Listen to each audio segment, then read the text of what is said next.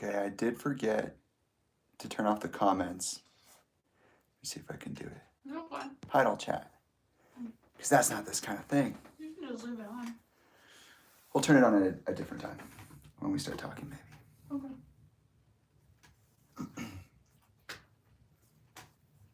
I'm so excited to be here. We did it. We're finally here. I'll be curious to see what you think of my idea. Of your what? My idea. My interview idea. Okay.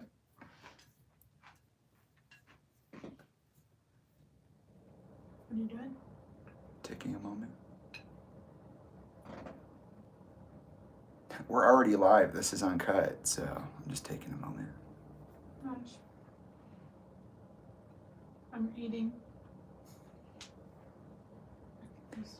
We've been waiting years to do this. Just non-stop moving. I was like, when can I eat? Yeah. It just never happened. Oh, can I see your phone, actually, to control the light? I already put them how I need them. So Oh, I you can need see. it? That's okay. Don't worry about I shouldn't be able to see. it. True. All right. Hello and welcome to the first ever live Interviews Underground. Today I have a very special guest with me. This is years in the making. Even more years in the making than my buddy Josh and I's interview. Really, I've been trying to talk to and about this person for a whole ass 5 years. I met Trilogy before I even met Josh. So, I'm kind of almost at a loss for words right now in the moment. To be honest, I'm just so excited to be here. Love that for you, though. I love that for you. Yeah. This is Interviews Underground, where I talk to people who mean a lot to me, who I'm inspired by, people who I feel are more than worth shining a spotlight on and showcasing because they're awesome people. Today I have my life partner Trilogy, who's eating right now on the ground. I was gonna say, you said Interviews Underground, Yeah. and I was like, you're talking to me from a ditch in the ground that you made me sit in while you Yeah. interview me, and you're the only one in the That's true. I did dig a ditch and I did make them sit in it, and they are waiting for permission to get out of the ditch and come show their face. Mm-hmm. I'm very excited for today for a number of reasons, but we'll talk about those soon enough because we'll be talking to the person themselves. Before we do that, before I allow them to emerge from the ditch that they've been sunken into, I want to give a brief run of show. This interview is different than the other interviews I have recorded, some of which I have not uploaded yet, some of which I have, because I'm in person, and I happen to also live with this person. So today, this is roughly how it's going to go. They don't know that I had this plan, and part of the plan is their plan as well. So it'll be fun to see how it all Zero unfolds. plan, but to do your henna and to talk to you. Right. That's So my plan. You're talking like mastermind plan. I'm like, I It literally is. am just here to chit chat. it's a big old masterminded thing. I'm a genius. I'm an evil genius, and I'm going to subject my life partner to things they can't even imagine because I didn't even tell them about it. Yeah. What is it? Subjective or objective? Like what Well, the word evil. I was just thinking. I was like, oh, what a diverse word in meaning, depending on where you're looking at it. to subject you to No, subjective or objective. I was saying what a subjective or what an objective word evil is. Oh, But wow. We haven't even. You're still in the ditch. Okay. We could talk about the subjective, objective nature Okay. of evil when you emerge from the ditch. We haven't even started yet. So this is what we're going to do. I'm going to sit here for a portion of the interview while they do henna to my head, while they tattoo my head.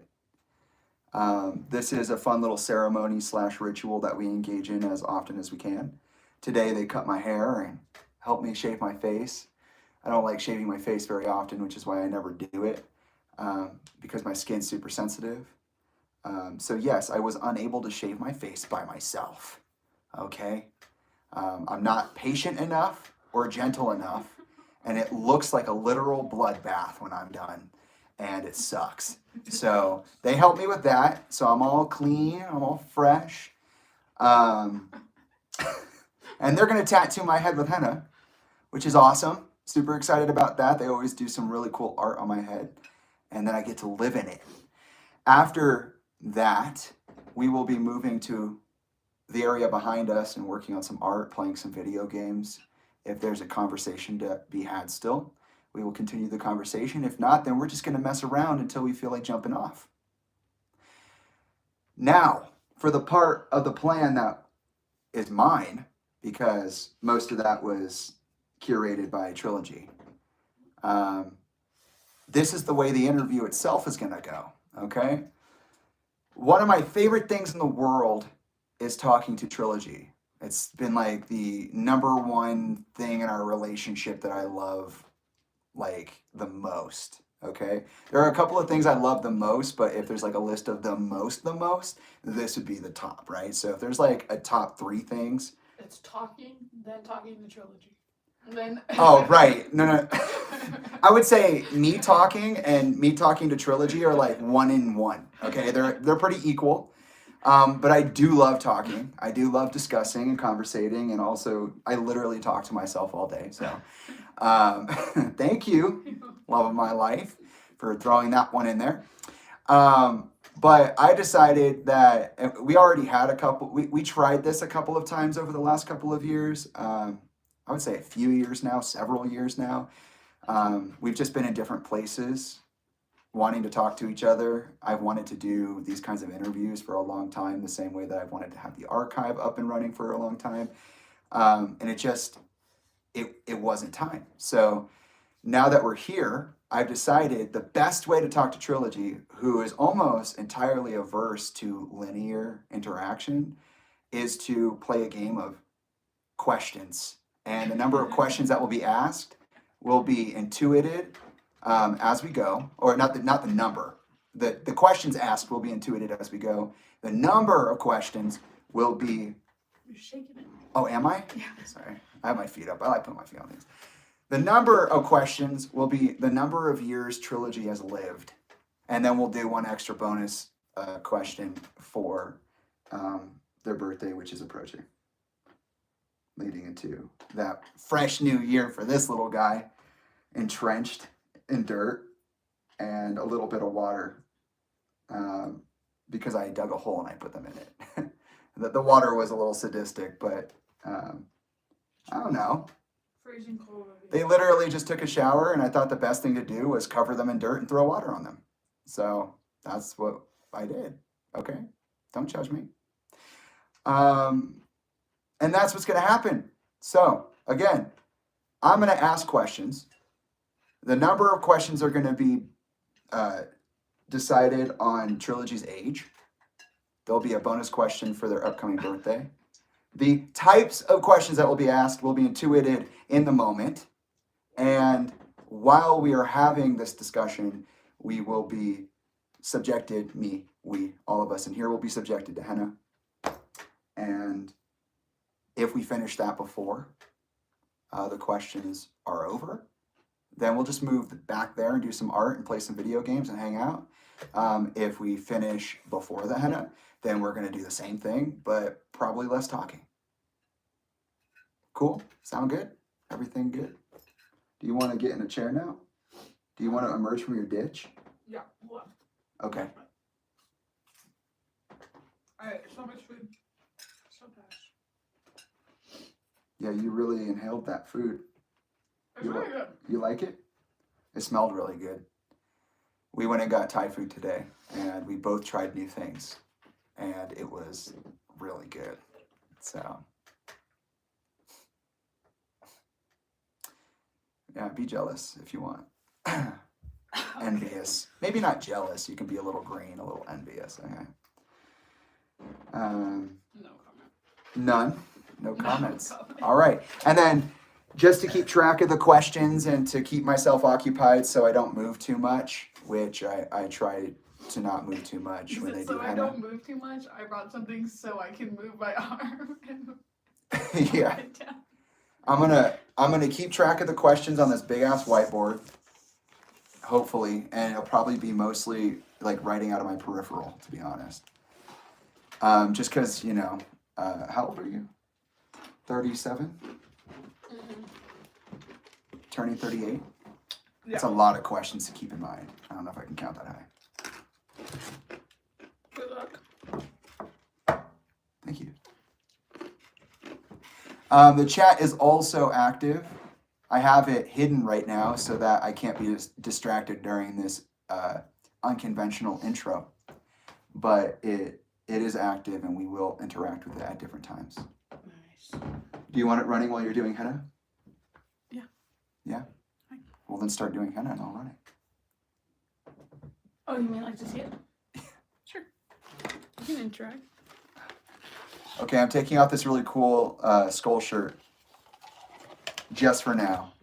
I have my Boo Boo Crew shirt on.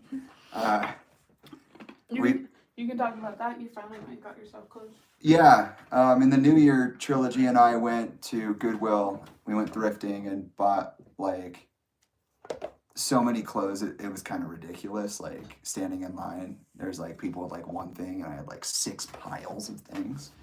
But we needed new clothes. We've had virtually the same clothes for like literally 5 years now. A mixture between my clothes, which were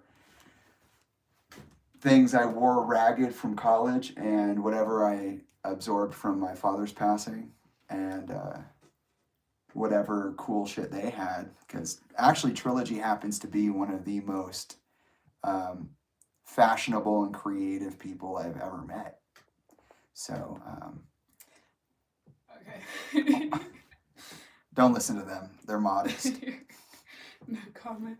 Do you wear your glasses on? No, I don't put these on. I can't read the chat, so that will just be up to you. But You can keep them on. I can let you know when I need you to take them off. okay, well, I'll do that.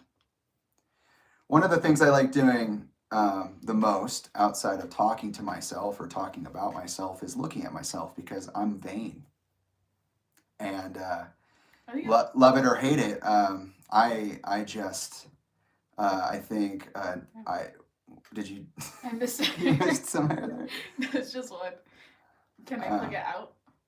You want to pluck my scalp? No. I want to pluck the hair. Yes, you do. That is my scalp. Yeah, go ahead. You guys can watch me have my hair plucked from my head. Oh yeah, I was saying I'm a narcissist. Yeah. Oh, this is gonna suck. I didn't like that. That was it? That's one, yeah. Oh, it was literally one hair. You know how rare it is for it to be literally just one hair? Okay. I'm just kidding. I'm not a narcissist. I just felt like it was fun to say. I'm actually extremely self-aware, and I get weirded out by talking too much about myself or even looking at myself. I was just gonna say, I think it's more of seeing yourself and acknowledging yourself in a way you hadn't felt comfortable to before. Yeah, that's true. I wasn't always allowed to be so accepting of myself. So, now that we've started the henna, nobody was buying that, you narc. Thank you. I appreciate that. It means a lot to me that you don't buy my bullshit. Okay. Question number 1. Are you ready? Yeah. So Trilogy, like I said, is one of the most fashionable people I've ever met. And that's a fact. And my dad was literally a fashionista. So imagine one of the most fashionable people I've ever met. Okay. So my first question for you, Trilogy, moving through this stream of consciousness, is what was it like meeting me, someone who literally wore their feet through their soles, the soles of their shoes they wore for years, smelling weird and having even like shirts and pants that were obviously well worn as well. Like meeting somebody as polarizing as me. What was that like for you?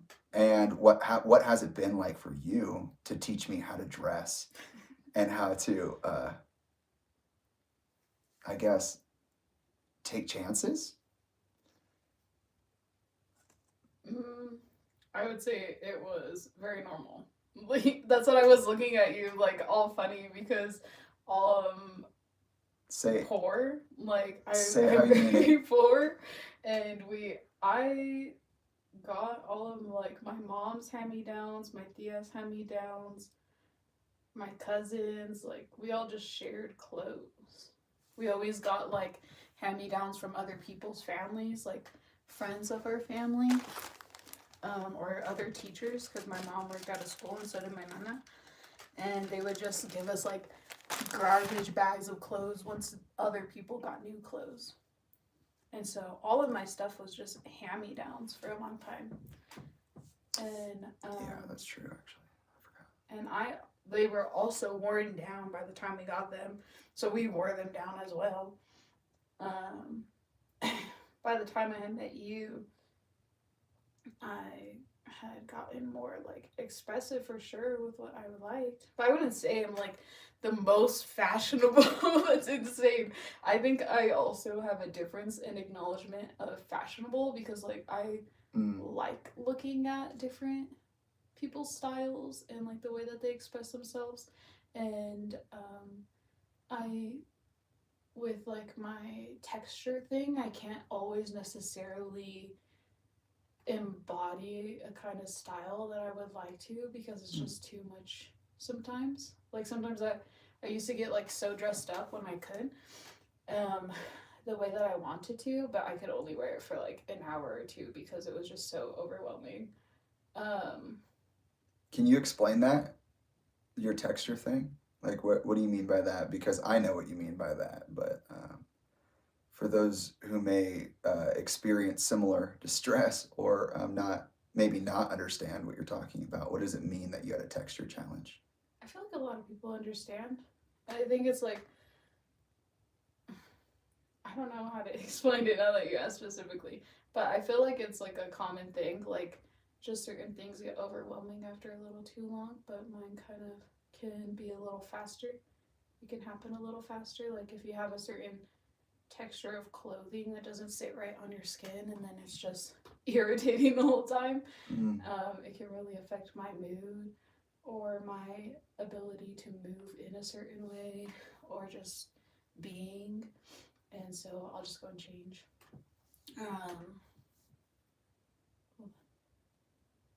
But I think it's also like has to do with like chronic illness, I guess I would call it, where like sometimes it just hurts literally to wear things for too long, and I have to change. Like the feeling of it on my skin just irritates my skin so much it starts to hurt, and so I have to go change. So I would do that before. I don't remember the rest of your question. That was it. I was just asking you to explain what it is because I think for you it can mean a lot of different things. Yeah, and it does. But currently that's what's in my head, so that's what you're gonna get. But back to the question of fashionable or fashionability. When I met you, I didn't even really have that fashionable of clothes. Liar. Hold. Oh, sorry, my bad. a little too much energy there. Those, I was still wearing hand-me-downs. I was still wearing like thrifted clothes. I had just the year previous, because I got a scholarship. I had put a couple of things and invested into myself for my own like mental being. I was like, oh my god, I don't want to wear hand-me-downs right now. TBH, I want to like be able to express myself in the way that I feel comfortable, in a way that haven't been able to. But like for sure, like we still did get like once we got to high school, I think is when they let me pick more clothes out for myself because our high school didn't have uniforms. My elementary school and my middle school had uniforms because people were poor and they didn't want you to tell who's poor or not. But you could definitely tell who's poor or not because some of our clothes were way more worn down than other people's clothes, and the people who had money knew it. Like I heard many conversations about whose uniforms meant they were poor, whose meant they had money. But yeah, once I got to high school, I thought my mom, she let me buy some clothes and pick them out. But honestly, I didn't know my style. I didn't know what I liked. And I had been wearing adult clothes for so long. And I wasn't so like comfortable with myself at the time as much as I am now. So like, even though I knew I had a certain style I liked, was I allowed to get it? Not necessarily. Was I allowed to shop at certain stores? Not necessarily. Like, so the stuff that I would get in the way that I would want to express, I was not allowed to. How I said that one time that we went to Claire's and I wanted these skull earrings, and my mom like took me to the side and had like a serious conversation with me about how she wanted me to get peace sign earrings rather than the skull ones because she didn't want me to go down that route. But like that was me. Down that route. That's rock and roll right there. Yeah, no, that is no.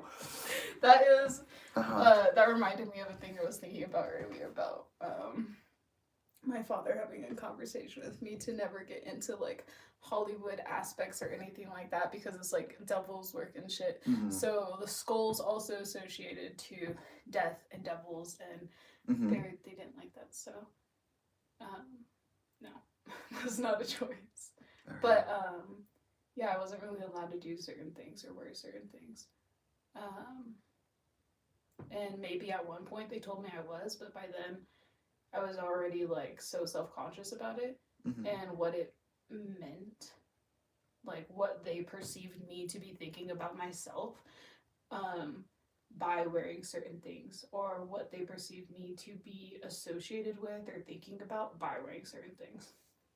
But I think it was like my sophomore year of college that I finally invested. I met them in their junior year. Yeah. So it was my sophomore year of college because I had made 2 friends at the time, and one of them had a car, and they were like, we're going to the mall, and I was like, oh my god, I'm taking advantage of this, and I just like spent a couple of bucks getting a couple of clothes. It wasn't even a lot. Like our dorm was super small. We weren't allowed to have a lot of clothes. I didn't have a lot of clothes, but I wore them differently. So I think you saw them. Didn't have, I think for me on the outside, I came into your world, you had like colors for one, but you also had like different types of things. Like I'm thinking of like the more see-through half shirt that's like a red, green, blue, long sleeves. That one I got with you, Ben.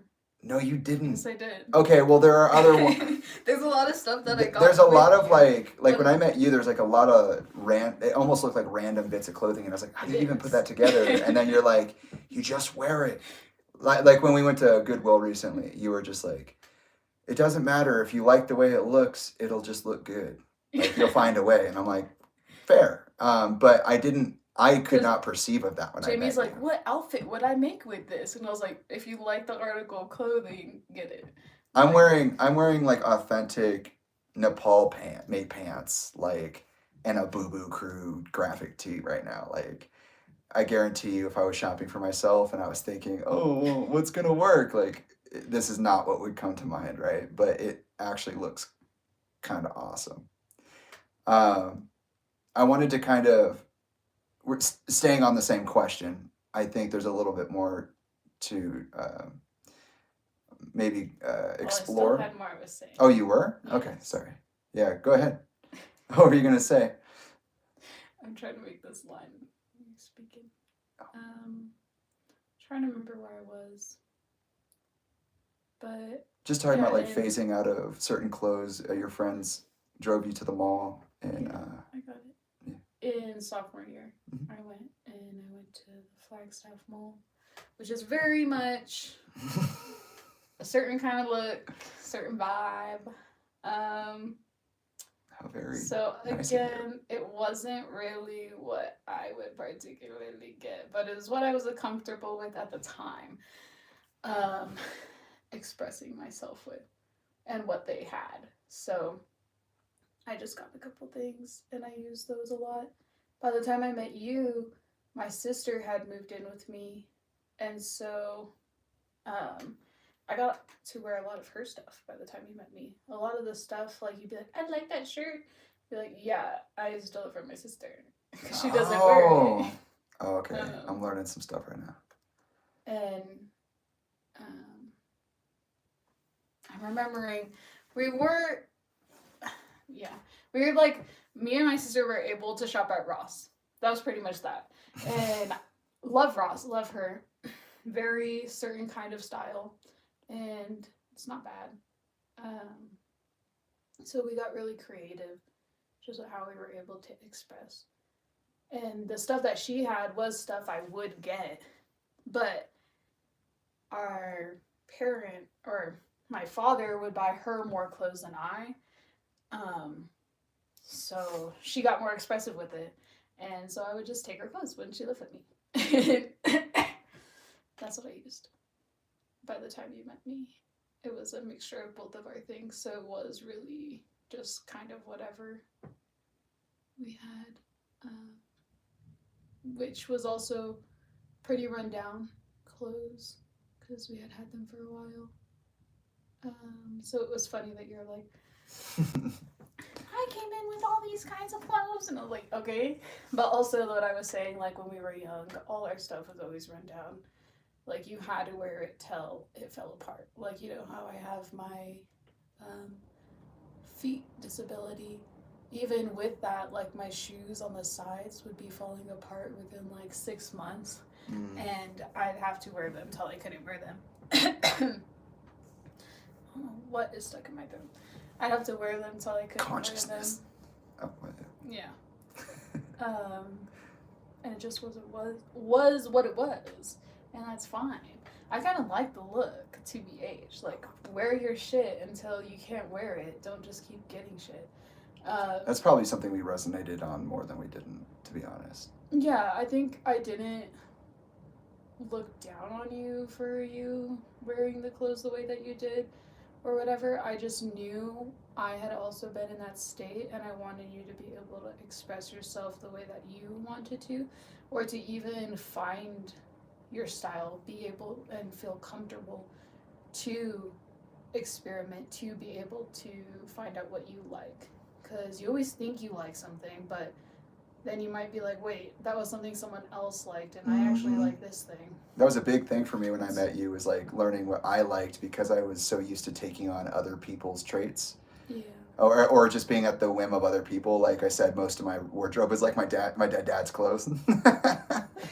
Yeah, and so you did wear a lot of my stuff after, but that was totally I would wear like the same hoodie every day for like months. Like, dude, you destroyed this hoodie. It's like, no, I lived in the hoodie.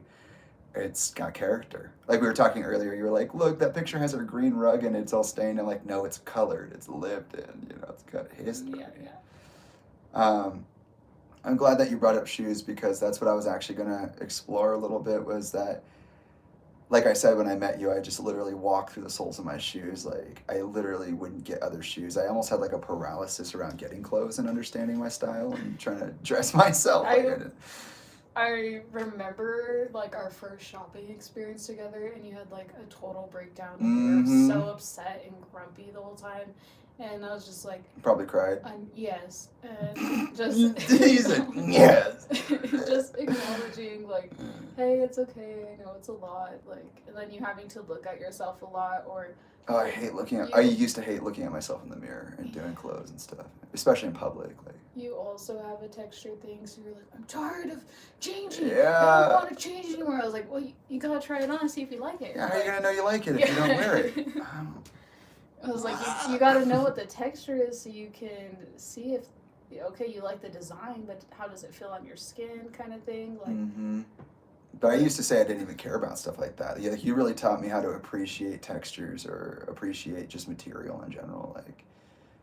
And I don't mean just clothes. I mean just the material, things around you. like Yeah. things. Yeah. If you want to turn a little bit. Okay. Nice.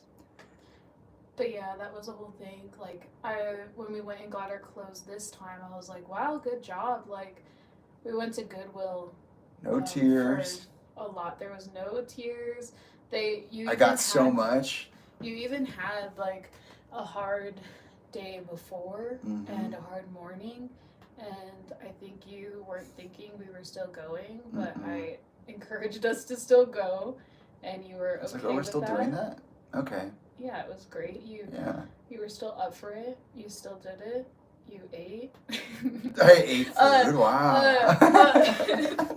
A thing that happened. I particularly was educated different than Jamie, and oh, here we go. I know what you're gonna say right funny. Jamie, we got food, and Jamie was just sitting on their phone forever, and I was like, dude, what are you doing? And it was forever. Oh, you heard that? They were on their phone. I was like, what are you doing? They're like, oh, I'm looking up places to buy clothes. And I was like, what? And, honestly, I think my approach is rather genius, but they thought it was because we had a previous conversation where we acknowledged that we weren't going to go to many spots and that we were just going to go to a couple. And I think I more had the conversation that in my head from the times before that we talked about when we were going to get you clothes, that we were already going to Goodwill. So you were looking up clothes places, and I was like, oh, maybe they want to try something new. That's fine. And I was like, literally almost done eating. And I was like, Jamie, how about I do that, you eat your food. And I picked up your phone, and you had Google Maps open, and you had Googled clothes. I looked at I was like, I love that for you, but I looked up all the clothes store in Flagstaff so I could look and see what kind of clothes options there were. And they fucking clowned on me for that shit. They're like, no, oh my god. It was just funny that rather, like, for me in my brain, I would open Google and be like, thrift shops near me, or clothes, like looking for a specific style that I like. You know, I would really pinpoint what question I was trying to get answers from, and you just Google Maps of all things, clothes, you know?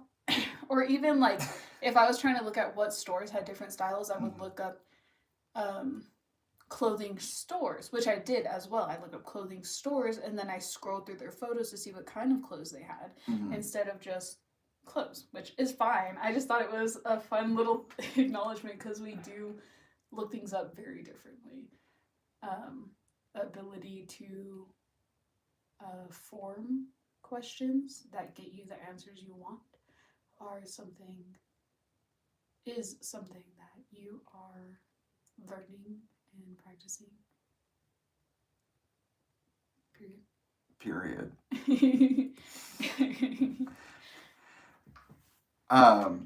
I think one of the things that I really appreciated about you, because people in my family would always clown on me for having like one pair of shoes. I was one of those people that always was like, you know, I only have access to so much material. Like, I have 3 outfits, 2 jackets, and one pair of shoes. Well, 2 pairs of shoes, one for like exercising, one for walking around. And when I met you, you also had a shoe thing. And that was surprising. I thought you were going to hate me. I thought you were going to be like, look at this dude's nasty ass shoes, fucking nasty ass feet. Just be like, but then I found out that you were, that you toe step. And you actually can't wear so many shoes. I was going to say, I only had 1 pair of shoes because that was the pair of shoes that bent. Yeah, they and I just wear them down until I get a new one. And that's part of the But chronic pain I was gonna explore with you, because I think that the texture thing is definitely one thing, but like when I met you, you also like part of the texture thing was like I could literally touch your shoulder, and because of the chronic pain from toe stepping and just doing all the things that you were doing, you were very like active when I met you too, and like self defense and aerobics and things like that. And I literally, you crumble, like just touch your shoulder. Ah, well, why does it hurt so bad? I had to learn a lot about. Not only did you teach me a lot about material, but I had to learn a lot about it because you had what can be definitely seen as like special needs, um, but unique to you specifically. I don't even think at that point we were talking about being on the spectrum or I definitely was. divergence or anything. I definitely was. But Well, you were being trained in that, but like you and me getting to know each other, like we were still developing language and communication between us. Oh yeah, getting you to understand what I was saying or like know what words are in my index Mm-hmm. is a whole thing. Mm-hmm. But that's just a thing of learning people. Yeah. I don't see it as a thing. It's just what it is. No, I definitely felt very, just speaking to your empathetic and kind nature, like I felt very supported in being new to things. Good. Yeah. I think I definitely was really frazzled by a lot, and I was very, my time was very taken up by school, so I was always very flustered and overwhelmed. Mm-hmm. And so Double major here. So I definitely Busy. would do things differently and be able to extend even more compassion, patience, and empathy. But I do acknowledge I was going through a lot at the time and giving what I could. Like I think back and I'm like, yeah, I did, and I was nice, but I know I could have been nicer. Mm. And sometimes, but I think that think so? I think that about everything. So I always, that's interesting that you think that. Yeah. Yeah. I'm gonna digest that. But what was I saying? I don't know. I didn't think anything of it. It wasn't a thing to teach you. It was really like teaching myself as well, because right when I met you, I had just started letting myself be more expressive in what I was wearing and how I was wearing it. At that time, like I said, I had really honed in on the fact that I was gonna run away and not talk to anyone I knew my God. again. So I was like, another thing we definitely. Well, I was like, I don't care what these people think of me and what I'm wearing or how I'm posing when I take photos or what I'm participating in. Like, I'm gonna do good things for myself and let myself express myself however I want. Mm-hmm. And if they don't like it, too fucking bad, because I'm not gonna really see them. So yeah. But also, I was gonna say on the shoes and the clothes thing, I also had Hosu who I shared shoes and clothes with a lot. And so, like, just the same thing as with people donating stuff to us, I was always sharing clothes. And I was always sharing clothes with friends. Or having your clothes taken by mostly friends. Hosu. Yeah. Like at one point you were like, you've had like 4 of my jackets for like 6 months. That's what I'm saying though. Is like that was normal. Yeah. Like, especially like with my cousins being in and out of my house all the time, I would always be giving them my things to make sure they felt comfortable, because I know as much as I didn't get new things, they got new things even less.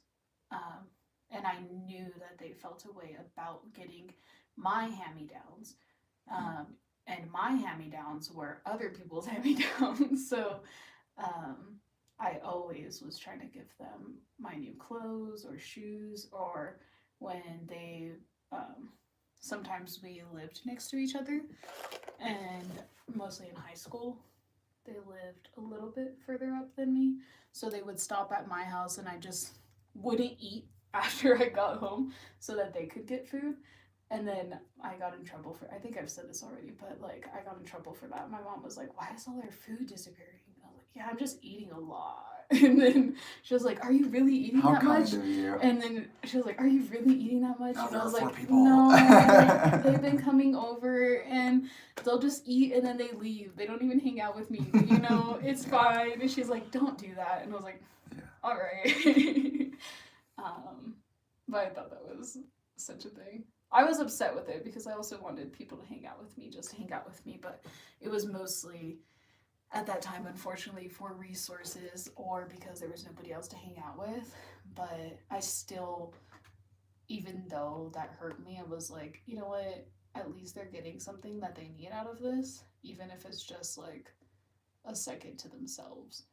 Or like getting to jump on the trampoline for a little bit, as much as they want to say they don't enjoy it and they rather be somewhere else. Like, I can tell you're having fun, just fucking have fun. Like, it's fine. It's funny that you say that, because then you'll literally turn around like right now and be like, you know, I look back and I was nice, but I could have been nicer. Yeah, but it's like, what are you talking about? That's what I'm saying though. Like, while I'm having the experience, it was very hurtful to me because I did want people to hang out with me. And I did feel a way about it. But I still did have, I think that goes back to a thought I was having earlier about my difficulty with, what's the word? Let me think. Contradicting thoughts. Like, I have a lot of contradicting thoughts where I'm like, oh, super happy to be here, super happy to be able to do this thing. And I'm like, oh, but I do wish that certain things could be done, or that it could be a little different, or people would participate with me in a certain way. Like, I could be really grateful for something, but still have, I don't know what the word is. Yeah, I don't know what the word is. I've been trying to think of a word for like months now, because that's just something that I have difficulty with in my own life. Being in such a, what did I just say? The word with the C? Contradicting.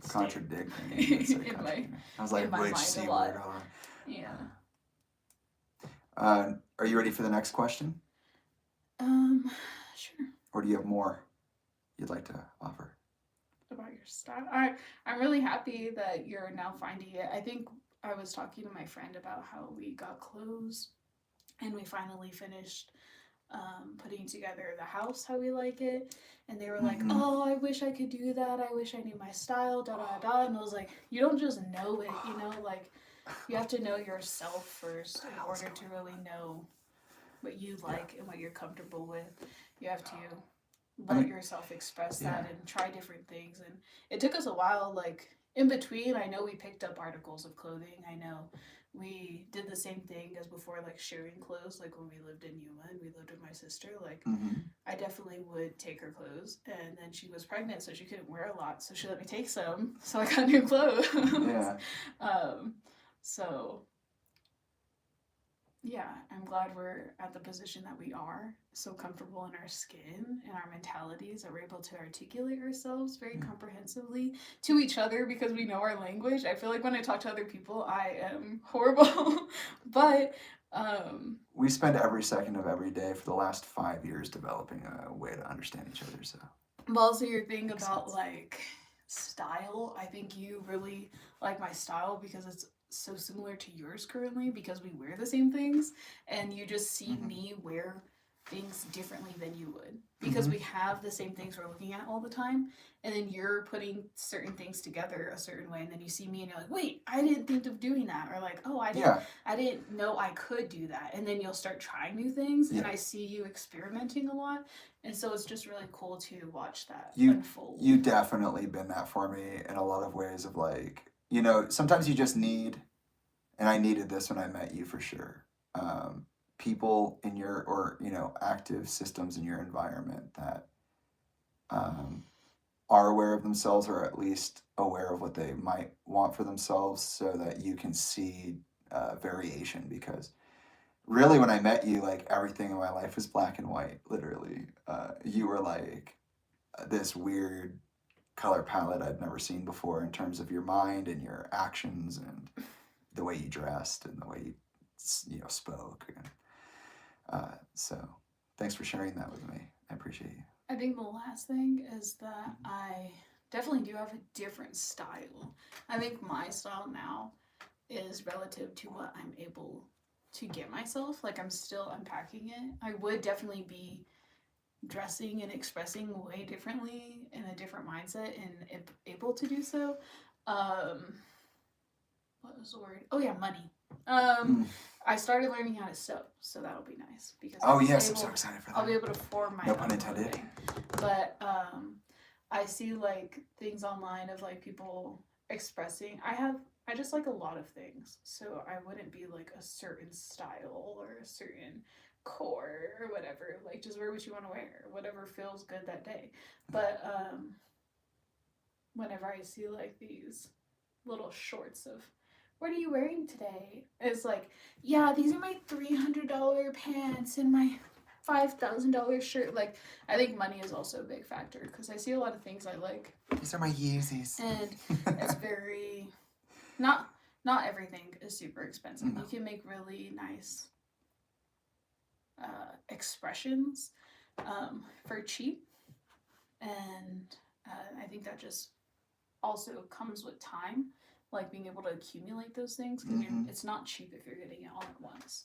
Life is a collage. That's what you taught me. Yeah, I think I'm more expressed through collages, like through clothing, through art, through our house. Like everything is kind of a collage of just everything I've been through or how I'm feeling or whatever.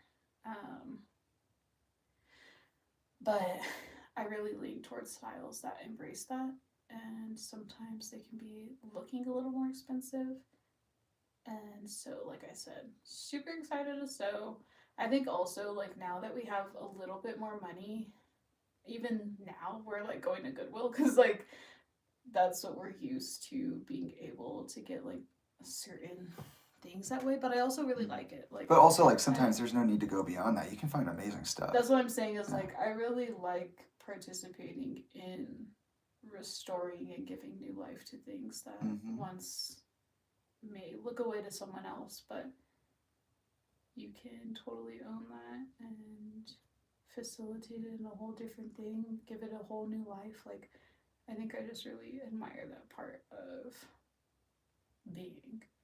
Like, I like that about people, I like that about food, art, clothes, so yeah, we just gravitate to Goodwill, even though I know it's not the best place because I work there and it's not best. But yeah, it's I also looked at thrift shops. I also tried to look at other thrift shops that we could go to here, and they were very like certain style that's just not ours. Also, more like antiquing. It's more like objects, not really cloth. Yeah, I knew I saw things at Goodwill that I would like, and so that's where we went. But I was just saying, like, I also acknowledge price is a certain thing, and deservance is a certain thing. Like, even when I was in sophomore year getting myself that set of clothes that was new, I was like, oh, but do I deserve this $30 shirt? That's a lot of money. Like, that's a lot of money to spend on a shirt because that's what I've been told. And I was always like, no, Bella, you're too. It was always like a no, Bella, you're too clumsy, or are you really gonna wear that? Because I do have this thing of like, oh, I really love this, and then I'll be like, you know what, I fucking hate that, and like shapeshifter right here. I was really grabbing that because I thought it would make someone else happy, or like it looked like someone else's style, and so, like I said, like figuring yourself out and giving yourself time and love to do that. I think that's also why I gravitate towards Goodwill, because I know I haven't really found exactly how I would like to express, or I like rotating through expression and giving myself the ability to change a lot. And so I don't want to spend a bunch of money on things that I know that I'm going to either destroy to make something else, or that, I don't know. I just, it's a thing to spend money on myself. Like, I really have to talk myself into that sometimes. But I think because everything at Goodwill is so not as expensive as other stores, I feel more comfortable about spending and letting myself look at more things than I would at other places. Yeah. Anyways, next. All right, next question. Here, can I take a moment to like take a deep breath and like walk around because I'm trying not to breathe too much or move my head, and my shoulder's hurting now. And It's okay. I can also not lean on your shoulder as well, I just if I breathe, then you're gonna be doing a line, and there it goes. Okay. I also am learning. Oh, the side of my hand is so colorful. I'm also learning to breathe a bit more. I didn't get to see. I was gonna ask in my you. conversation because Looks like blood. I know. I notice when I'm speaking or like trying to get my thoughts out because they move so fast. I'm always like speaking so fast and like trying to catch up with my breath. Yeah. And then I just sound really breathy while I'm talking. So I'm trying to. I really like this thing. Yeah. Trying to do that. Okay, well, question number 2 would look like this. Something that came up recently for you is like almost, for me, looking at you, you have not been able to touch this part of your life in a while because of a couple of things. One being how challenging the last 2 years of your college was, the pandemic that followed that, how we've literally haven't lived anywhere longer than like 6 months to a year since we met. Beyond college, of course, because it had to be stationary. You are not just like a normal person in my mind. You are a like highly qualified, highly intelligent educator who just never was allowed to fully embrace that in themselves because of the world around you. And recently you've been able to start thinking about like teaching people again, or going and creating what you might call like interactive centers or play centers. For you, reflecting back on your educational history, why would you tell us why you decided to study? Because you double majored in early education and special education. Why did you do that? And how do you think that you might want to apply that part of your experience moving forward? Because I know that's something you're circling back to. Yes, it is. Write that down. Yeah, I think How old? You're not 37. No, Why'd you I'm tell me not that? 37. That's crazy. You told yourself that.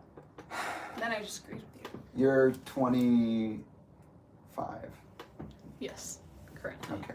So I guess. we're doing 26 questions. Okay. We're on number 2. Okay. So Awesome. you serve what you want to. You're coming up with the questions, babe. You already have a relative understanding of how I'm going to answer and how diverse the questions are in my brain and what interaction that we'll have. So you're setting this up. All right, whenever you're just ready. like this question. This is kind of like I 2 think questions. the first part to I was gonna say but you have like it's got multiple questions. I just asked good questions. Like I'm really asking right now, Good like job. about you. You know, Yeah, I'm not asking yeah. some. What's your favorite color? Done. What was your favorite movie? Done. What'd you do when you woke up this morning? When you woke up this morning, actually a I really laid good question there would be, for a can you while. count how many times you farted today? Never. Okay. Endless.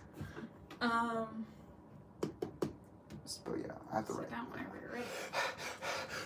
Okay, Right. I'm ready. No, I Is appreciate. there something to put my feet on? Because I don't want to touch this.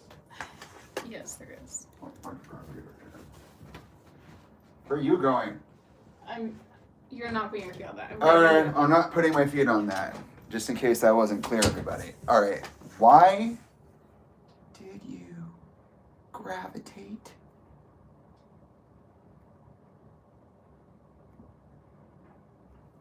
toward? I also, what I was gonna say, would like to acknowledge I'm very playful. I'm not trying to be like mean shady. I'm a playful kind of shady. Watch out. Lift your legs. Oh, perfect. And so that question where you're like, oh, I'm a good interviewer, I actually give questions. And I was like, yeah, not like, what'd you do when you woke up this morning? Not trying to be mean, just I have had an experience of irritation since I was a child about interviews and questions. Not even to me, just like I like watching people have conversations together, and I would hate when I went to watch like a celebrity or somebody I really like get interviewed and it wasn't even really about them. Like it was the what's your favorite color? Like I Oh my God, is don't that care. Gucci you're wearing? Who I mean, gives- I do, but like you're gonna ask that on the other 10 interviews as well that you get rather than like give us a little something, you know, like something. But I hear that. there's a lot of Give us more. Me want more now. Gimme. But I also see like this is the contradiction thing because I also understand that like these are people being interviewed and they all have a different willingness to um express themselves publicly or share like their true being and whatever. Like some weren't even able to at a time. Like these are very formed questions and what you're allowed to say versus what you think others want to hear, what your audience would engage well with. Like I get it's just safer to ask safe questions, but I hate I hate safe. Like Don't give be me safe. something real. Yeah, don't be Because fucking boring. Things aren't safe. My words, not theirs. But Would you? I do appreciate you coming up with questions that are relative to something you know that I am engaging with and yeah. So, or Of like things course. that you experience with me, like your clothing thing. Yeah. Even though this is just the second question. Would you like me to reiterate the second question? You can if you'd like. I think I know what you were You saying. think you got it? Okay. And then you let me know when you're done giving the answer, and I'll move to the next question. So that's on you. You shape your dissertation around that knowledge. I think you had said why It's also right here. I double majored. If you know how to read, it's right here. What'd you say? Oh, sorry. I'm also very playful, you know, irritatingly so. I think you said why I did special education and Double majored. So why I both. double majored. Yeah. I did education first, just early education, and at that time they had just changed the rules of the education learning classes system, whatever. And can you sit up Oh boy. in this way? These chairs like literally make you sit up. I'll higher. But Because I'm very able. I'm able to be hunchbacked. My father called it the Bennington slouch. It's hardwired into my I DNA. think people are just slouchy. Like I hear so many like, we're not supposed to do that. Oh, it just runs in the family. Like it runs in every family, girl. So can you just acknowledge it's just a thing, and that it really is just a You're so ableist. respectability thing to be like, You're so you must ableist. sit up when you're with me. Like, all right. But I also acknowledge that it is good for you. So, anyways, I did one special ed class because I had to. I also wanted to because I like talking about that, but we had to in education take a special ed class, and I loved it. I was like, wow, that is me. Like all these things they're talking about, that's me. The special education, the special needs. Yeah, they were like describing different individualistic needs and how it differs from a normal brain or like general education class, what you would do differently. And I was like, why don't you just do that? Like, you think all these kids in general education class just need exactly the same thing? No, you still specialize and individualize your lesson plans. You still acknowledge the kids' capacity to engage with certain things at what speed or interest they have. Like, there's a lot of things I learned in that one class, and I was like, I have to learn more. I need it. Like, personally, I needed to be seen, and that class made me feel very seen. But then it would not. So, love that. one of my favorite things about sitting outside your class or being in the library waiting for you to finish your class and meet me there was like, you'd always come back with like, these motherfuckers. Yeah. I can't believe the more. the Well, that's what. whiteness, the madness is insane. Like, how do people think this way? It's like so frustrating, and like the argue because you would also be in classes where they encourage you to have discussions about differences between what you might call like neurotypical or neurodivergent needs, Mhm. and you'd be like, they're like, who's teaching these? I think one of my favorite memories of yours is that you told me like it's one of your classmates who was a teacher up and coming with you was like, it's not my job. Like, I don't need to do this a certain way because it's not We my were job. in a diversity class learning about how your students may be diverse and will definitely be diverse because white teachers make up most of the fucking education system, and how you should be knowledgeable about their backgrounds and be willing and able to acknowledge when they have a hard time in class learning certain things, hearing certain things, participating with other students, and how they may differ in learning ability and different cultural like acknowledgments, like looking you in the eyes versus not looking you in the eyes, like just different things like that. And then yeah, there were that class specifically like killed me. Because there were a lot of people who did not have to think about certain things in their everyday life and didn't want to. They wanted to go into education because they thought it was easy. They wanted to do something quick, fun, and nice, but that's not education. And to be an educator is so much more than just what they were. Ugh, that specific person, you're just getting me so heated because that specific person made me so mad all the time. I know what I'm doing. But yeah, we were in a diversity. I think it was the day that the teacher had warned us, like, hey, this next reading is gonna be really hard for you guys, like most of you guys. It was white teachers with black students or something like that. No, the name was very similar to that. It certainly wasn't black teachers with white students. I'll tell you that. No, but anyways, it was something along those lines, and they literally gave us like a warning about how it would be triggering to some of the people here, and it might be hard to read, but I encourage you to read it. And tell me why so many people came to the class. They're like, I couldn't even read this. This is so mean to me. And like, I'm not that kind of person. Meanwhile, they're like, I don't give a fuck about these kids. Like, it's not my job to know how diverse they are. It's not my job to learn about these cultural aspects that don't affect me at all. Like, yes, it is. Like, you're literally going to be caring for these beings for an X amount of time in their life. Like, anyways. Shepherds. That was very annoying. That's what I was saying is like, I grew up around a lot of that. Or something that made me want to do it. One was I saw myself in the program. Like, in all these labels that we use to identify these students.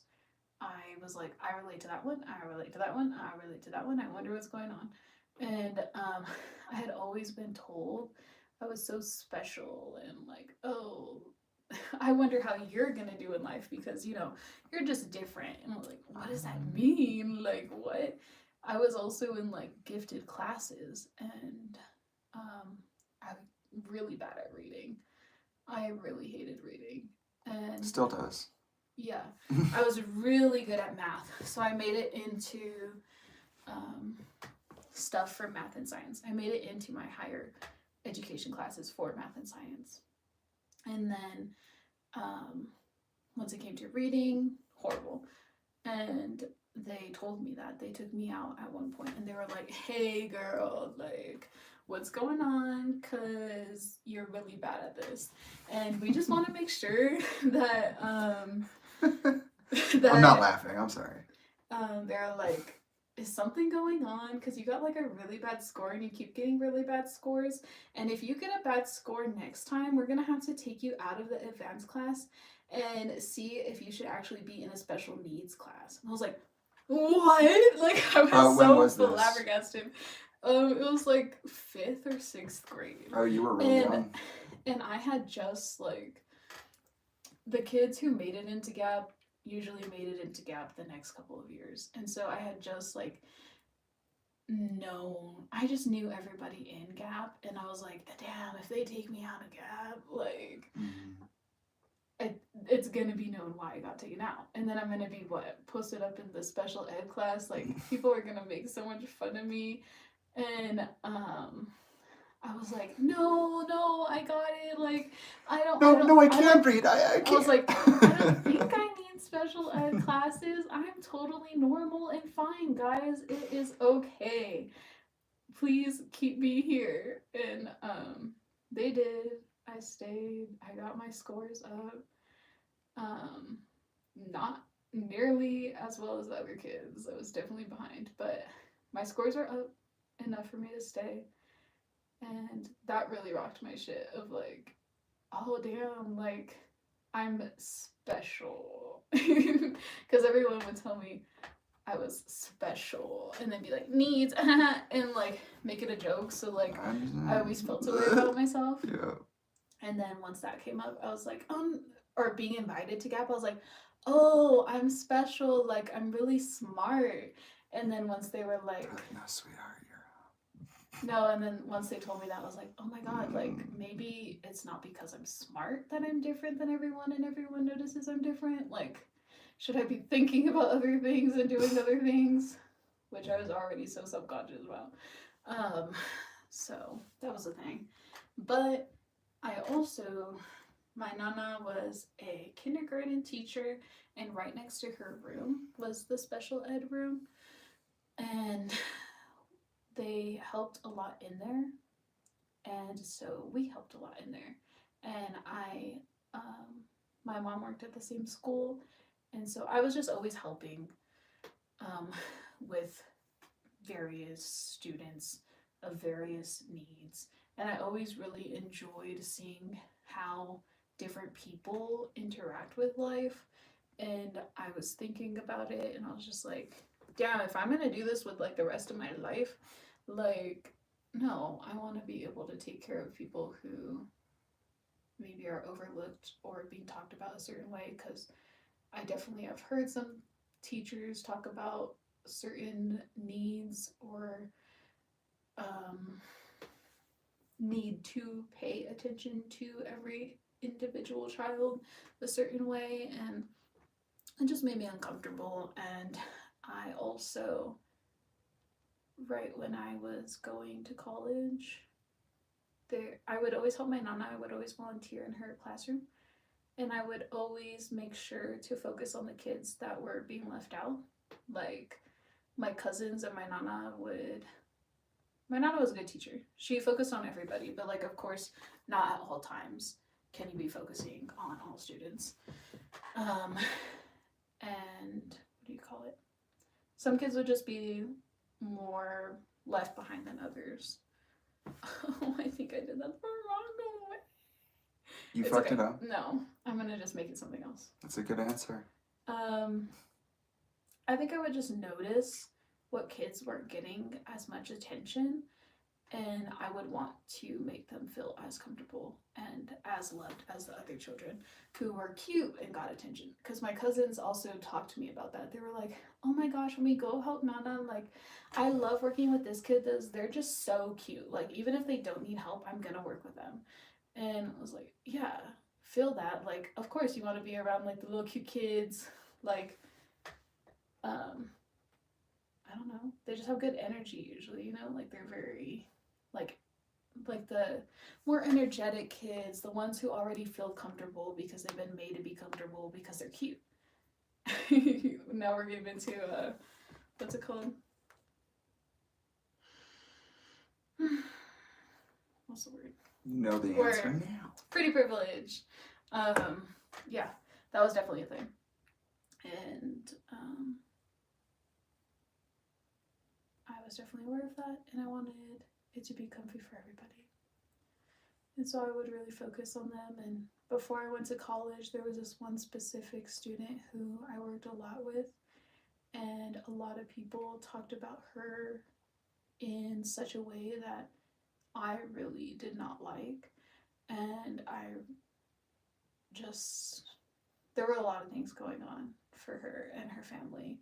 And I knew, like, I didn't appreciate the way that it was being handled or talked about behind closed doors with professionals or in the family. And I was just, like, really seeing myself at that time because I kind of understood that I was that way at that time. It was growing on me of, like, oh yeah, I'm, like, very different mentally than what people may think. Or they knew I was very different mentally and loved to point it out as well. But, like, tell me they weren't actually doing that and they were just joking. But I was like, Oh my God. you know how much fire I caught for that when I met you? You did not know where I was standing.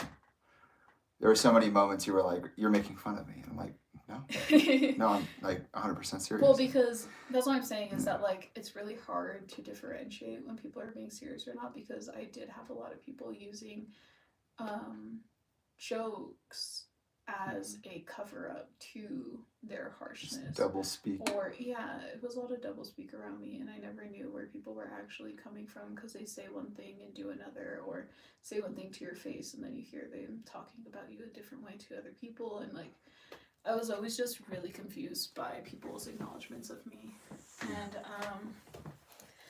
yeah, I think specifically that one little girl really pushed me to want to be a teacher in the first place, but also want to make sure I communicated about needs and perceptions of needs in a certain way, and made sure that other people understood what was going on, rather than, I saw it as, like,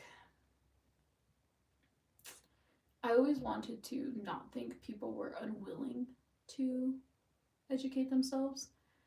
I always wanted to think that people were just uneducated, not willingly uneducated, or educated and didn't care, which unfortunately is not true.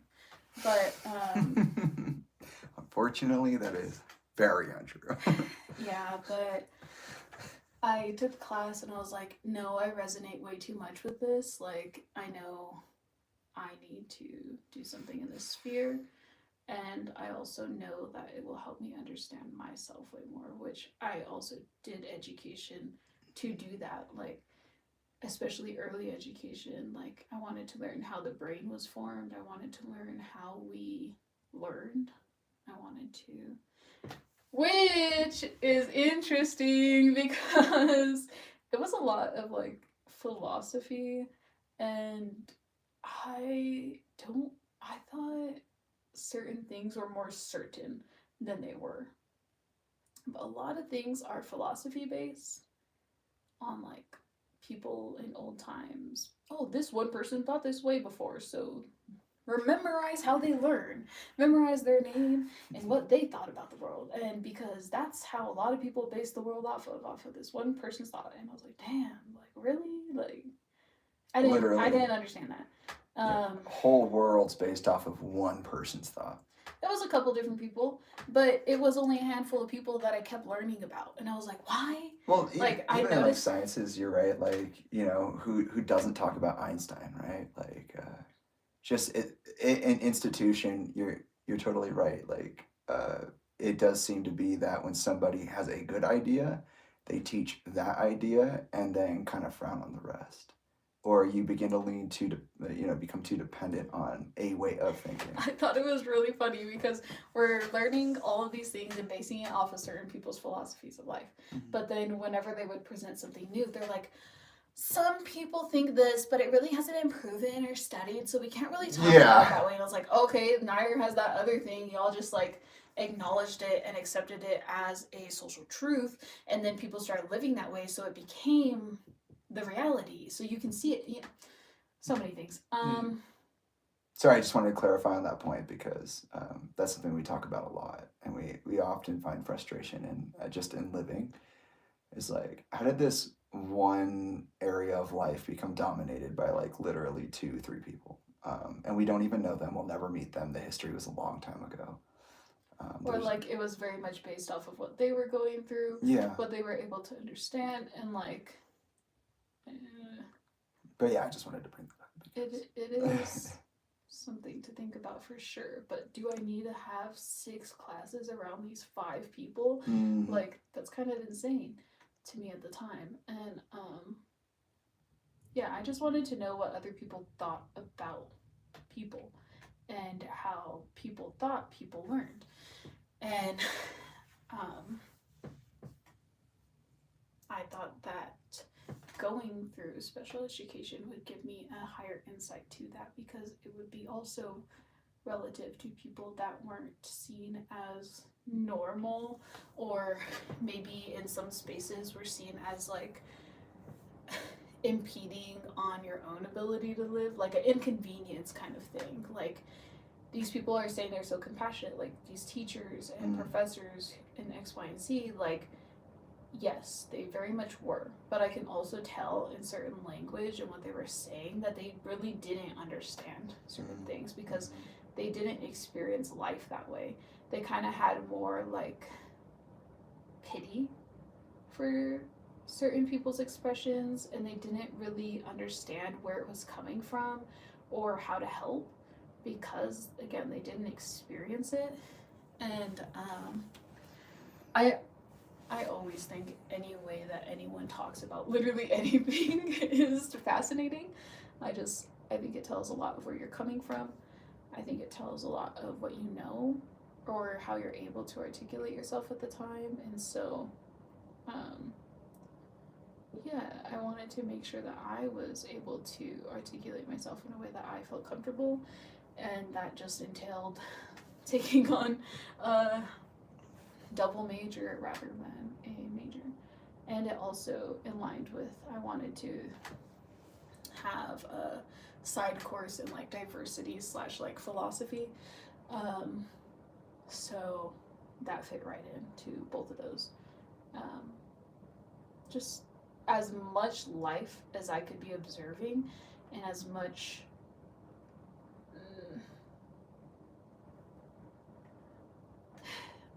life as I could observe, I wanted to, and that just opened a whole new door for me. So I was going to take it. Just to add to this context that you lived in when you realized that you wanted to add on to your education to elevate your perspective on specific dimensions of your existence. 2 things. One, when you were a sophomore in college, that was 2017? No. I was a freshman in 2017. So your last year... Yeah, I was a freshman. So your last year of high school was the Trump 2017. and Hillary election. Yeah. Oh, yeah. That's also Which why I is was huge... in education, was because I fucking hated Betsy DeVos so much with a passion. Like, I remember like sitting on a table talking to my government teacher in high school, and he was like, I was really on this hate train of Betsy DeVos, and they liked to debate me because I actually like would participate in conversation, and I wanted to hear their side out, and then I'd go research it and then come back and try and talk to them. So he really liked to talk to me, and I was just talking to him about this thing, and I was like, I fucking hate Betsy DeVos, da da da. He's like, what are you gonna do about it though? And I was like, you know what? I'm gonna be a teacher then. I don't care about talk to a kid like that. It's like, I don't care about Give me any some other thing. I'm gonna make sure that like I'm participating in this profession to make sure that certain voices are heard, because I don't like the way that it's being ran.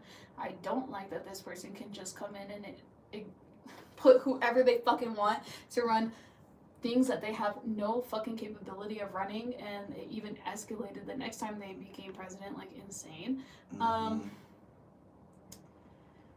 I was very upset, so I was like, I'm going in education.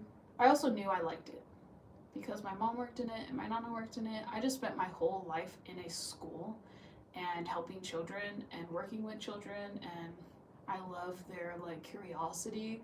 I love getting to, I don't know, I feel like adults want to prove to you who they are so much that they're not willing to learn or even show that they're curious about certain things. I'm sorry, I need something for my And body. This is children awful. just know they're here to learn. Like, I think of myself as like always trying to learn. So like if someone's trying to teach me something, I'm gonna go with it. I'm not gonna just fight them on things I already think I know.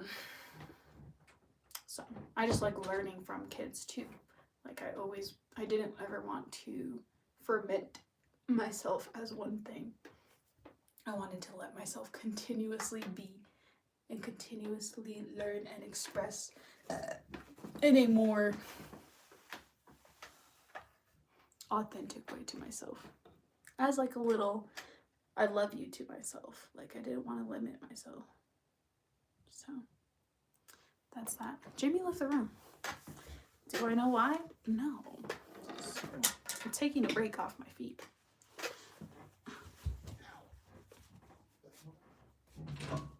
Oh, I think they asked about. You need clarification? I think you asked about the play center. I thought you were offering. Can you close that? Mm-hmm. The food's up. I was asking what led you to your desire to be an educator. We established that you saw a lot of yourself in it, that you are also a public servant as much as an educator, and that you had the intention of being involved in education for a long time. And the next part was, how do you, now that that's circling back around because you didn't get to interact with it for a while, how are you desiring to apply that moving forward? They're walking out of their room. Honestly, I didn't grasp what they said fully, but I'm just gonna talk about the play center. It was a assignment we had a lot in college. I had it a couple of different times in a couple of different classes to, if you had all the money in the world, what kind of classroom would you want? And I really loved and had fond memories of my preschool. And so I would always base it around that. At the preschool, we had an indoor treehouse-esque kind of, what do you call it? Like a little play thing that you can just play on. It had a slide, it had a swing, it had like outdoor elements indoor, and it looked like a treehouse. Love it. I have really fond memories of it, and so I'd always base my wish list classroom as something like that. I always wanted to bring outdoors indoors. And I always wanted to make it as inclusive as I could. And so over the course of doing the assignment a couple of times, I really fell in love with it, and I would just stare at it sometimes and be like, oh my god, I wish I could do this. I wish I could bring this to life. And then at one point, towards the end of teaching, when like COVID and everything happened, I was like, I'm so over this currently, and I have a lot of other things on my mind other than teaching, and I don't even think I would want to teach in the way that I'm being asked to currently. And I just shifted my gears towards making that. Oh my gosh, I hate when you pat me. I'm working on this thing, Jamie. Who loves to just pat. No. It's worse too because my hand is hot. I know, and sweaty it right is hot and sweaty. It's like That's why I was like, an no. inside out water No. balloon made of jacuzzi water and plastic. But anyway. Latex, there you go. I really liked the setup that I had created after years Oh wait, of I'm working sitting on on this. this What the thing. fuck? And I was like, you know what?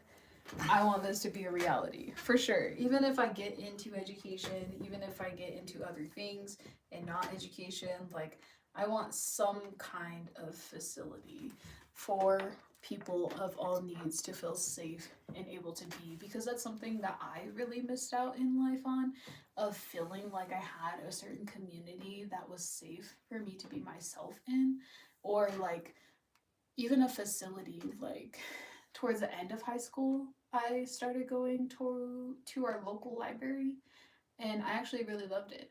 Did I feel the safest? No. Was it the most interactive? No. Was it creative? No. Did I feel expressive there? No. But like Was there that was the main library? The one that we would go to? yeah, there was like a 18 or younger than 18 but older than like 13 room, and I found it, and it was just like a bunch of kids who weren't able to go home yet, or kids who didn't feel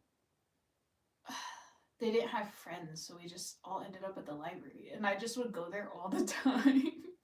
And I wouldn't even talk to anybody. I would just sit in the corner, do my homework, do my thing. I think at that point I didn't have Wi-Fi, and so I had to go to the library to do those things. But I finally let myself go sit in the 18 and under room, and I was like, oh my gosh, why have I not been here? Like, even just observing other people who feel outcasted being able to be themselves in this space makes me feel more wanting and willing and able to express myself or learn what I would want to do, because I didn't even have an idea of how I would behave on my own, because I wasn't on my own and able to behave in a certain way. And so being there really gave me that, and I was like, damn, I really want to make a space just where people can congregate and feel like a community, feel whole, feel able to express themselves. Like, just growing up, I didn't have certain art supplies, and I was like, what if people had the ability to just come do art, there's like a local sewing machine, just create like a local space. I forget what it's called. It's not called a safe space. There's a certain word in certain political circles. What is it called? I'm not in political circles. I'm unaware at this moment. You might say it, I might know it, but I don't know the word specifically. It is kind of just acknowledging a space. like a communal space. Is that you mean? Is that not specific? Kind of. There's a specific word that I'm just not thinking of right now, but like a place like that just has things where people can come and take care of each other and teach each other things and create with each other, for each other in helpful ways. Like, I just love it. So I wanted to be able to do that because I'm a very solutions-based person. Like, I really don't like just getting on the camera and complaining about things. Like, I do actively want to participate in the solutions as well. Currently, was I in the mental space to do that the last couple of years? Somewhat. I did do that. I did do that in my own ways, and I do acknowledge that for myself. But in the ways that I had perceived me being able to do, no. I have very big shoes to fill for myself in my own head, which I have in my own ways, but also have not. So excited to do so. The price of being an architect. Anyways, I think I answered your question. One of the, just to flesh, I forgot the second point I was going to make when I was fleshing out the first time, but the last thing I'll flesh out here, since you went on to this point and I don't remember what I said or what I was going to say after the election comment. The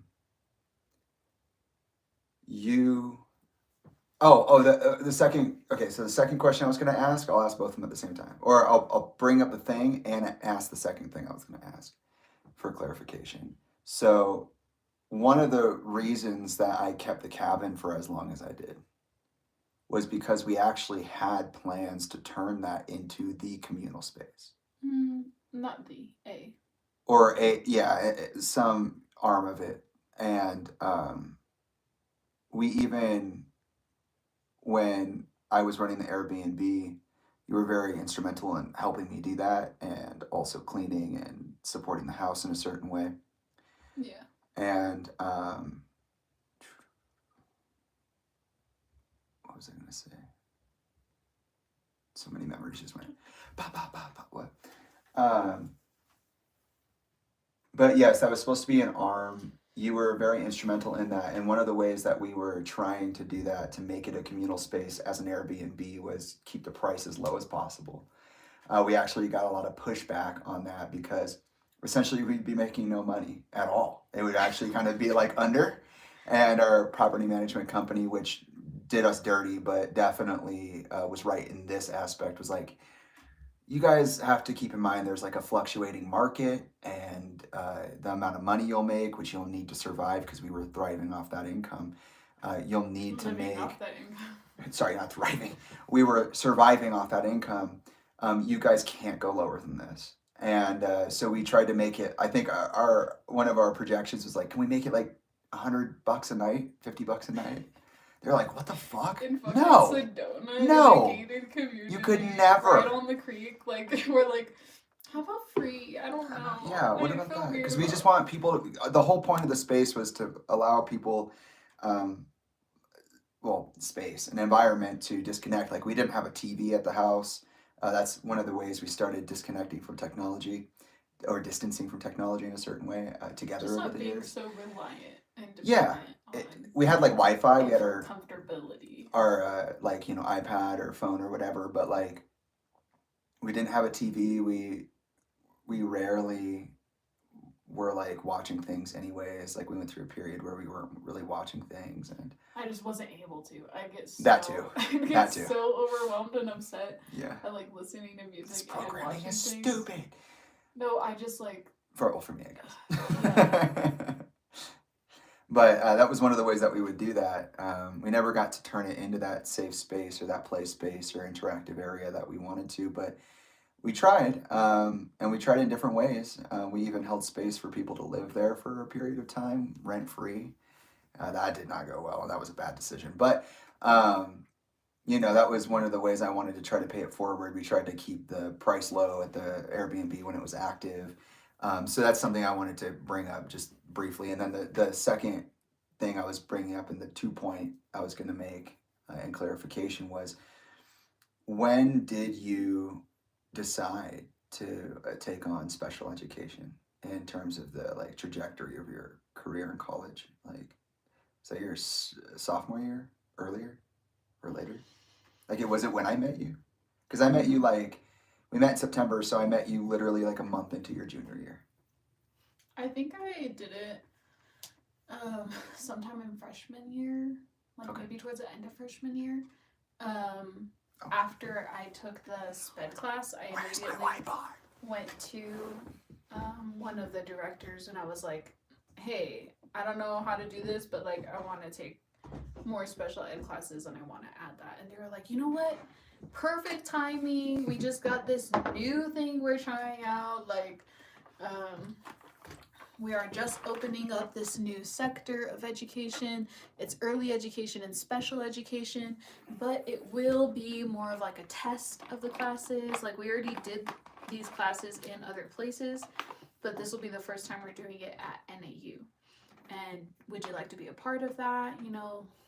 She's like, the classes aren't ready right now, but they will be. Next semester they're gonna start and you'll be able to graduate just on time with everybody else. And I was like, yeah, hell yeah, I want to do that. It was not ready by the next semester. Even by the end of my senior year, multiple of the classes that I needed to take for that specific degree, Really? they didn't have ready. I didn't even realize that. They ended up putting us in related but different courses. It wasn't the one that we needed. It wasn't what we were supposed to be learning. And it was actually really important information. And that's part of why I didn't go into teaching after I got my degree, because I felt so unprepared because of the degree that I got in the classes that I was able to receive because I was under that umbrella. But no, it was in sophomore year. And yeah. So you decided in freshman year, and then you were able to apply that decision into your sophomore year and forward. Yeah. Okay. Cool. That's all I had in terms of clarification and points to be made. Because I feel like sometimes when we talk about things, we do so much, and it really is a lot all the time. Little things slip through the cracks, like changing the price on the Airbnb or trying to give space to people who might need it. But other than that, the thing you're talking about with the Airbnb, I wasn't seeing it as being the facility. I was just like, oh, we have land here. This is out in nature. This actually really helped me. It was a space that, although wasn't the most comfortable or the most emotionally freeing thing, it was a space that I was able to be more surrounded by nature and on my own. Like meeting you, it did become a safe space because you were there and you were my safe space. And so we were able to have a lot of conversations there, a lot of experiences there. You did a lot of homework there. did a lot of homework there, a lot of just like personal growth. And I really appreciated the space. And anything that I profit emotionally or financially off of, I'm going to want to share it with other people. And I was like, no, this would be great for people I know in my personal life. Like I was really thinking more personal life things, but that if that worked out, that we could extend it to other people. Because I had a lot of people in my life at the time who were around my age or younger than me, having kids or going through their own like acknowledgement of themselves. And I was like, you know what, this space really helped me. And I think opening it up to let other people come, like that's one of our things that I was really upset with the Talinda thing about, because that was when I had decided that about the cabin. It was around the time that we had went to see Talinda, and literally on our way there on the July in 2020 4th. Or are you talking about 21? Whenever we went on July 4th, I don't fucking July 5th, 21. 5th. I have to know that, sorry. I know. Sorry, I'm not trying to be picky. I'm just, I have to know that. That time that we went, that trip was really important to us. We had just got done living in the car for a while, and we had just come back from Colorado, and we were both talking about what we wanted to do moving forward career-wise. And I was acknowledging myself in a certain way, like I said, being very grateful for the space and wanting to extend that to others and be there for people who I cared about. And just like, I know how much needing a different space and environment is to my personal growth. Like, environment is something really important to me. When I'm in a specific environment, I just can't think straight, or if I feel like too emotional in that environment, then I need to like exit for a bit and come back, or like I need to totally separate, or you know, there's just different things. Environment is a big thing for me. And so I was like, you know what, get people out of their environments, out of their own like little comfort blanket and safety net, like their routines that they feel safe in, like let them explore outside of that so that they can challenge themselves and think differently about their life, give them a new perspective. And I did have people around me who also wanted that. When I'd be telling them like, yeah, I'm at the cabin, they're like, oh my god, that's so nice, I wish I could like be in a place like that, I think it would be really helpful for me, blah blah blah. And so around that time that we were going in July 5th, me and you had talked about possibly making the cabin a thing where people could go just to take time to themselves. I wanted to create like some kind of system where even if it was just me working and then paying people to go take time to themselves, literally, because I do think sitting with yourself and being in a different environment that you're not used to, and really being able to do it with no strings attached. Yeah, and also knowing that you're financially being taken care of while you're there, not having to stress about like, oh, I missed work to do this, now I have to catch up on money or something. Or like, I can't buy food. It's like, okay, I didn't want that to be a thing, and I was like, even if I am the one who is providing the finances for these people to come and take time for themselves, and whatever, I will do that, but I want these people that I love to be able to experience that. And then like I said, hopefully extend that to other people that I meet, or make it a whole like program kind of thing. Um, that's something I really wanted to do.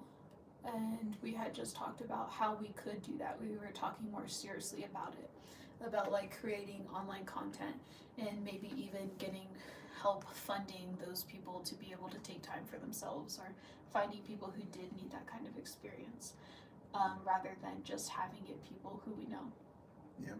And we were talking about what it actually took to get there and planning it out. And then once we got there on July 5th, I get very excited about things, and I just tell people what I'm doing, even though that usually doesn't help. But I told T about it, that we were gonna be making content, because you also already wanted to do that. Mm-hmm. You like making videos, just like creatively. I mean, I literally made a movie in the house. That's what I'm saying. Like, you like expressing yourself creatively through video, and you also wanted to show your life currently and what you were doing itself, like the system I was building. just like the yeah, practices you yeah. were having. And then I was like, yeah, that'd be cool if we integrated some kind of form of being able to utilize that money to you're making my brain work less. Oh, here, let me be completely non-existent. To finance that project. And I was just telling her about our plans of doing more online content to be able to finance something like that, so people could take time for themselves. Because even before the thing that happened on your birthday with Talinda, we had invited the kids over, and we had already planned the dates and what we were going to do with the kids when they came, like just letting them be in their own space. I say plan, but it's more like a loose thing of like, okay, they're experiencing this in a whole different way, and we just want to let them be in the space and have their own experience with it, but be there for them emotionally if they need support, or in any way that is supportive. To add to that too, part of what my plan was with Tyler, and Tyler knew this to a certain extent, but some of it was still being decided, on our side, what we were going to do with the space, and also I was still deciding how to talk about it.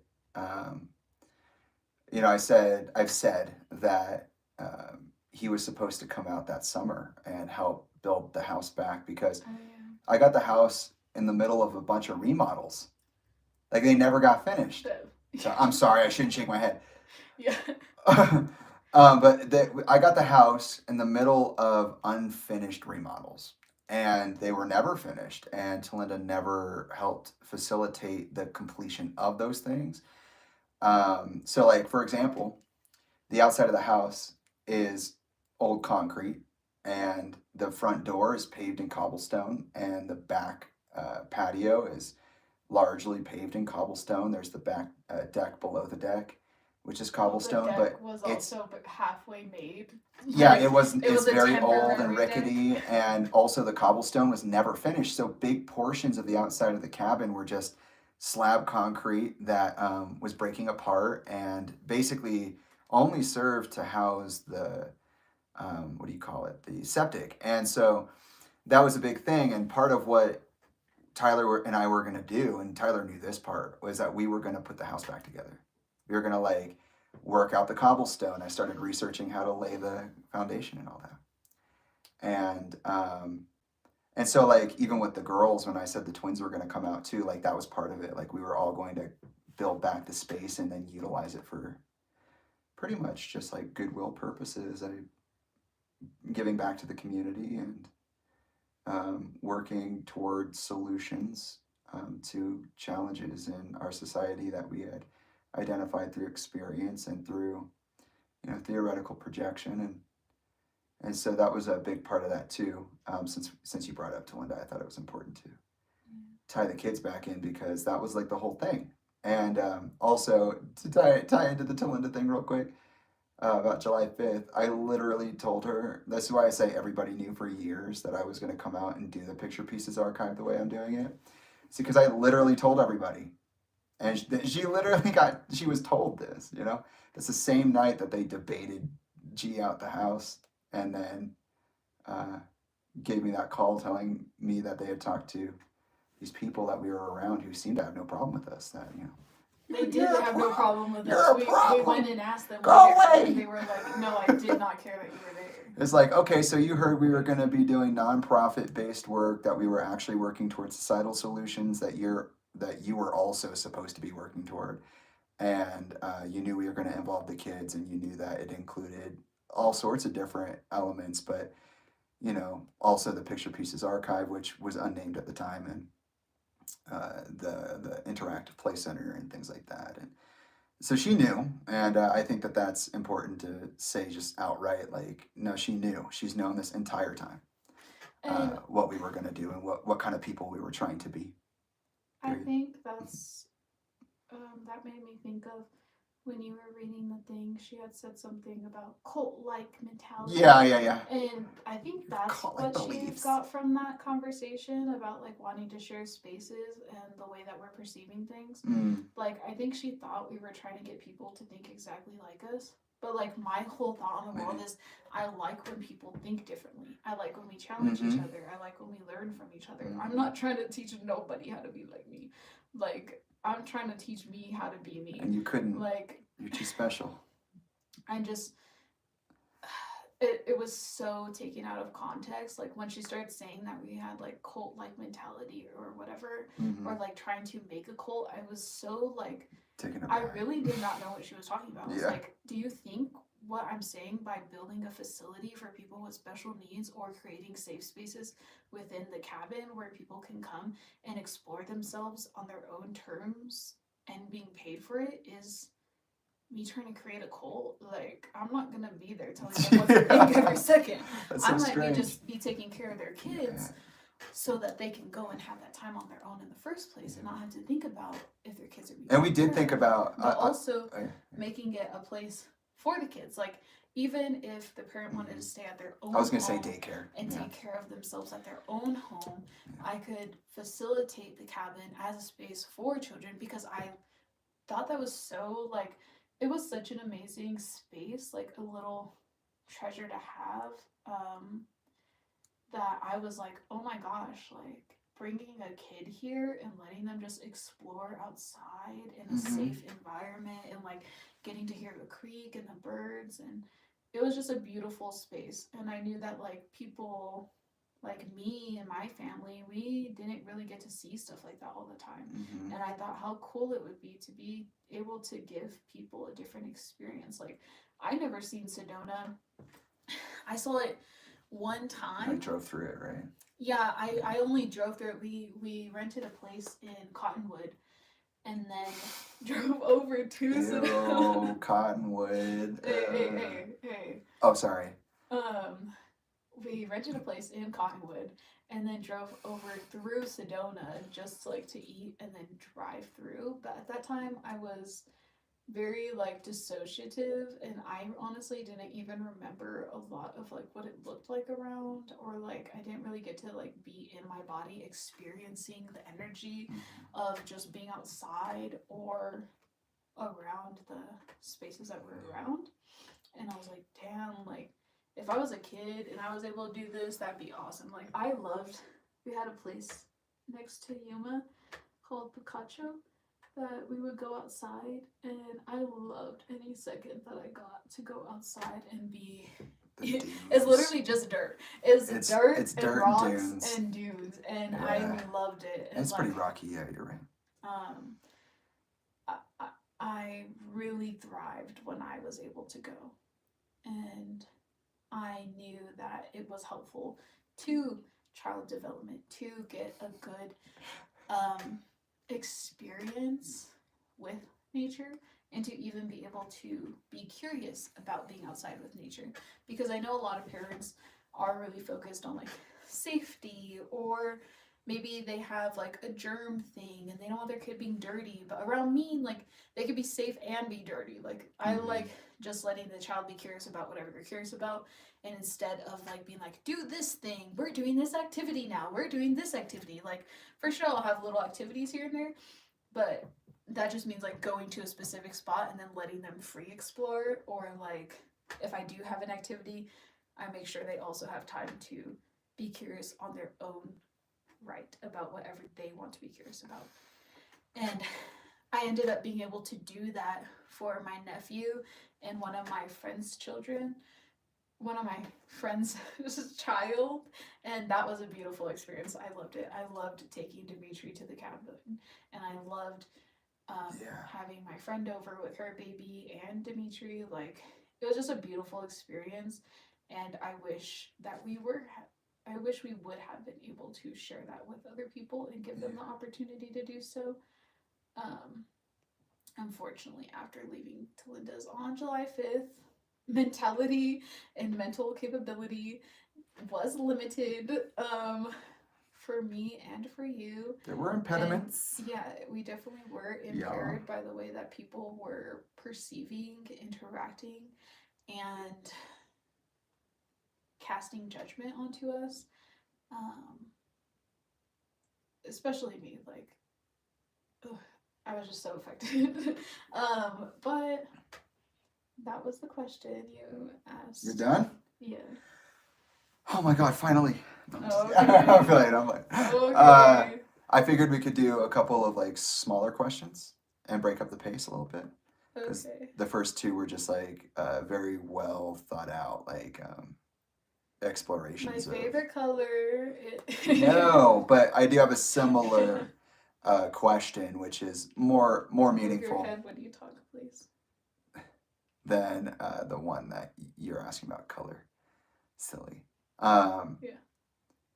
So we often are we intuit many of the things in our environment.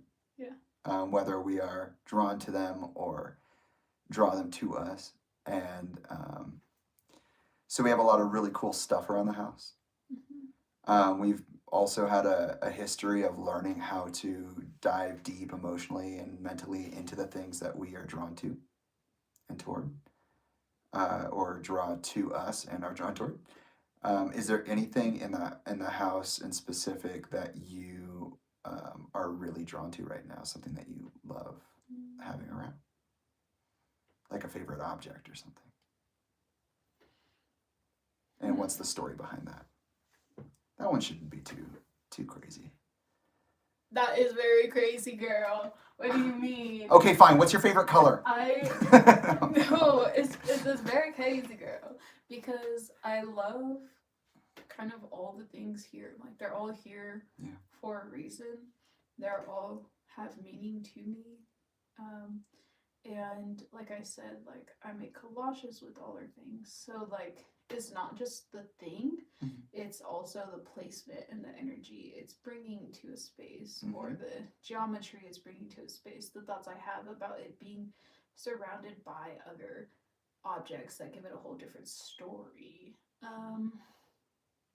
But hold on, I'm gonna finish this little thing. I'm gonna take a look around the room because I specifically set up this room for it to be a creative space. I know there's so many things in this room that I can see.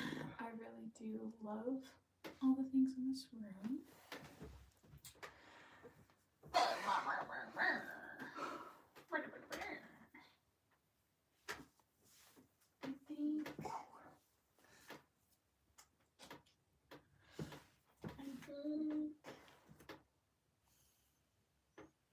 Yeah, like picking one feels like asking like which is your favorite child, but like I actually don't have the answer. Then maybe randomly select one. Yeah, I was gonna say, but we did just get this thing. Put that in there. I'm gonna go get it. You want me to put the tip on the? Put the pin in. Oh, the pin. Oh, yeah, I'm blind. Hi. How long have we been here? Almost 2 hours? Nice.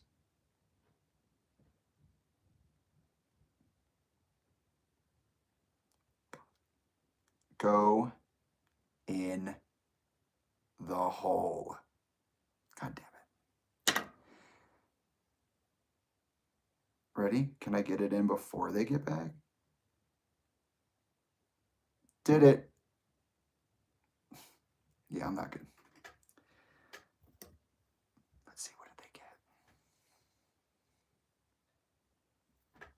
get? You tripped over the bag, didn't you? Yeah, I did too. Trip over the bag. Okay. Okay. Tell me when to look. I'm gonna be surprised. There you go. Oh my god! Wow! That one, oh my god. No, that was actually really cool. Really cool. I just got this photo from Goodwill. And actually, it was in a frame previously. So, funny story. It's when we got all of our clothes. I found this in a frame. Mm-hmm. And when we were putting the clothes in the car, Jamie dropped the frame, shattered it all on the floor. And so I have the frame downstairs. I'm going to use it for something else. But I took this out because it reminded me of this one. Yeah. That I have. That is special right there. And this do you remember one. Where I got it? Yes, that's what's. Okay. I'm just it's curious. Right on the back. It's Historic Yuma Series. It was a photo that came out of a book about the Yuma Territorial Prison. The one I read to you all. Yeah. Yeah. Well, parts of it. So we had that photo of the Yuma Territorial Prison, and it kind of, the new photo, from our perspective, mirrored. I mean, no, like literally it does. They both mirrored each other. Women. Yeah, it's 3 women. One's in black and white, one's in color. And it also, I really love it because community is something that I've always really. What are you doing tonight? Craved. Who's watching me right now? Sorry. Friendship and community is something I always really craved and knew I would thrive with. And I've always been aspiring to create a safe community for myself. Still working on that. And specifically trios. Like right now I go by Trilogy, which I really love. But trios have been a really big thing in my life, and I usually travel in groups of 3s. Like when I have a group of friends, there's usually 2 and then me. And unfortunately, the 2 are usually closer than they are with me. And then they separate from me, and then I find another trio. But I'm just a traveler, it's fine. But I love trios. I love women. I love women being there for each other, and those photos just seem so like loving and compassionate with each other, and so I love it. I love looking at that. We have one like right before our door, so every time we leave we see the Yuma Territorial Prison one, and it's just beautiful. I love, just look at them. I showed it, but like couple of baddies right there, I bet. Musically inclined, supportive, not forcing a smile, doing their thing, surviving, beautiful, together. Which, by the way, if you're unaware, the Yuma Territorial Prison, according to the historical record I was reading from, it was utilized as both a prison and a public art space, like the one that they were just talking about, which I thought was just mind-boggling when I read the book, because I was like, why the fuck would you want your entire population to go to the prison that you used to enslave them? I thought it was to do art. I thought it was crazy because when I learned about the Yuma Territorial Prison, or like the kind of thought process I had around it when I was younger, was that Yuma was so hot that they brought all of the people over to kind of like live in hell, and like if you escape, then oh well, you're gonna die out trying to escape. But then we learned a little bit more about it, and it actually had some cool aspirations. I'm not sure if they necessarily got to live it out, but the aspirations were more of like a rehabilitation center where they got people to be more intuitive with themselves, more musically inclined, artistically inclined, more physical, like participating in sports and shit. And so, yeah, it is fun that I ended up wanting to create a similar facility for people. And we also learned a lot about the prison, but that was a fun little tidbit that you reminded me of. The human in you. Because they call people from Yuma humans. Yeah. Yeah. So you're a human. Fun fact. Okay, let me think. There was that's question number 3. Awesome. So number 4, again, we're doing a couple of quicker questions just because. Awesome. Why not? Let's change up the pace. I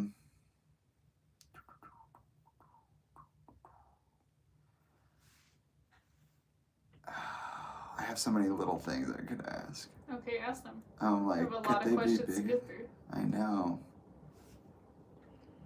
Going off of main timeline stuff and just going through like random adventures or random things like objects and stuff.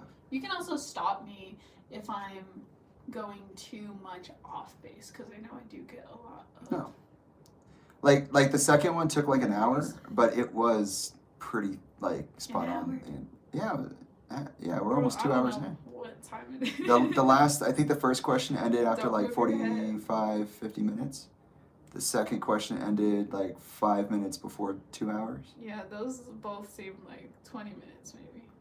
That's because you're in the flow, and that's exactly what it's supposed to be, so don't worry about it. I was watching this short of someone who was like, they did like art at a school, and they're like, when you've been working for 8 hours instead of 8 minutes like you thought, and like they were painting a mural on the wall, and I was like, that's me doing anything. I always think way less time has passed than it actually has. Well, let's go along that route then, because one of your favorite tools is YouTube. It's something that you are cursed to use, and something that is also constructive and amplifying of your own energy.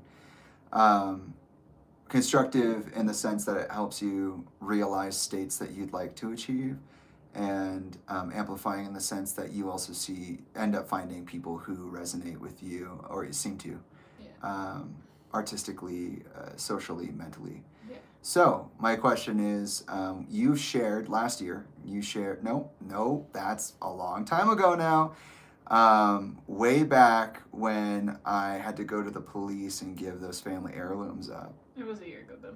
Nope. I've been online for, well, I guess a year ago now, but the energy's been around for so long. Okay, so anyways, depending how you splice it up, it did happen a year ago. Or a little over it now, because it was probably in December. But you ended up sharing a long list of your favorite YouTubers, or people that you at least wanted to thank for their time. And so my question now is, do you have, off the top of your head, like maybe 3 to 5 of your most frequented YouTube channels that you'd like to share? And what they are?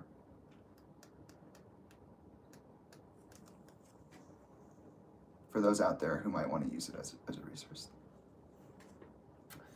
You know, that's a great question, man.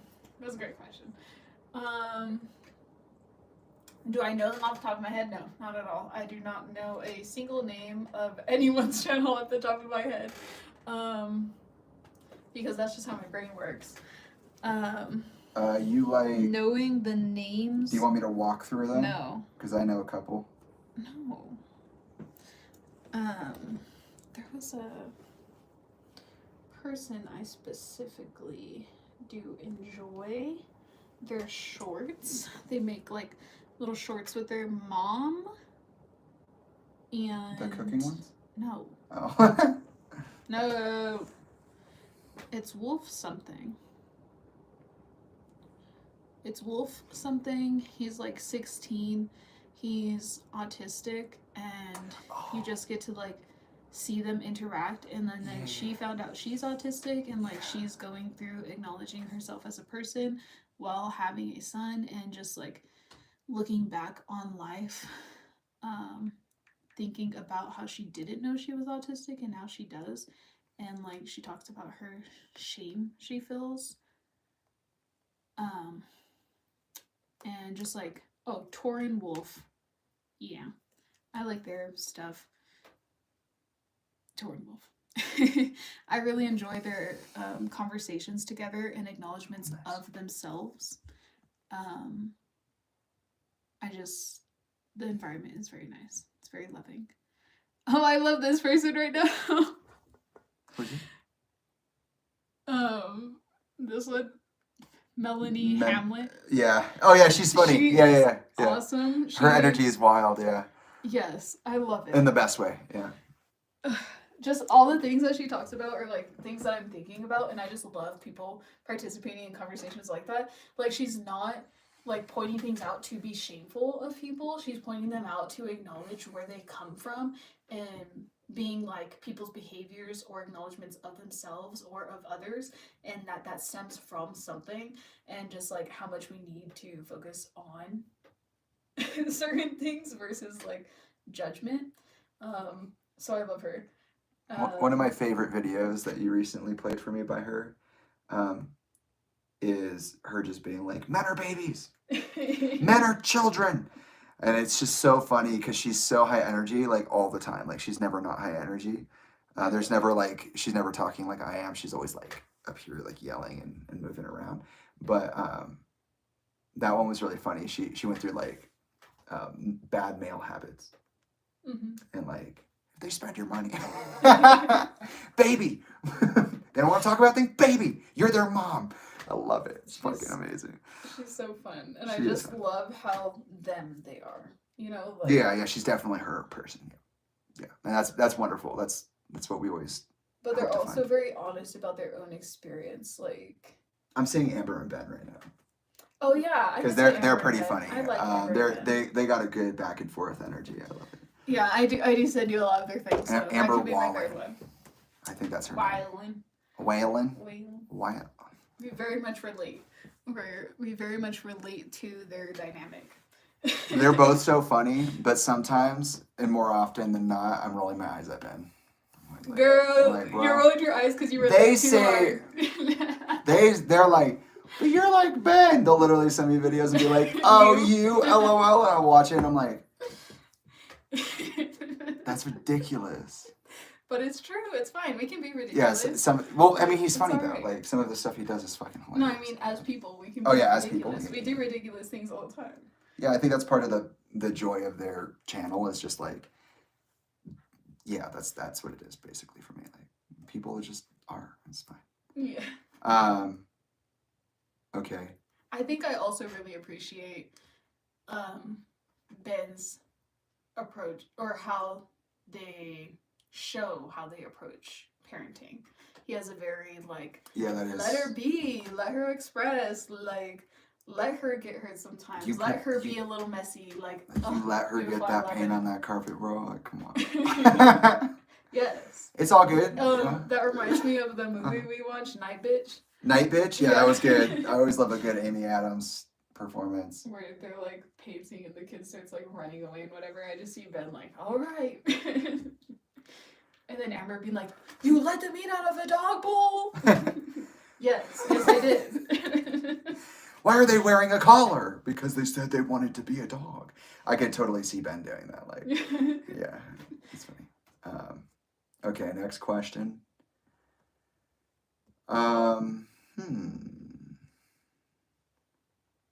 Okay, you said you're getting into sewing. Yeah.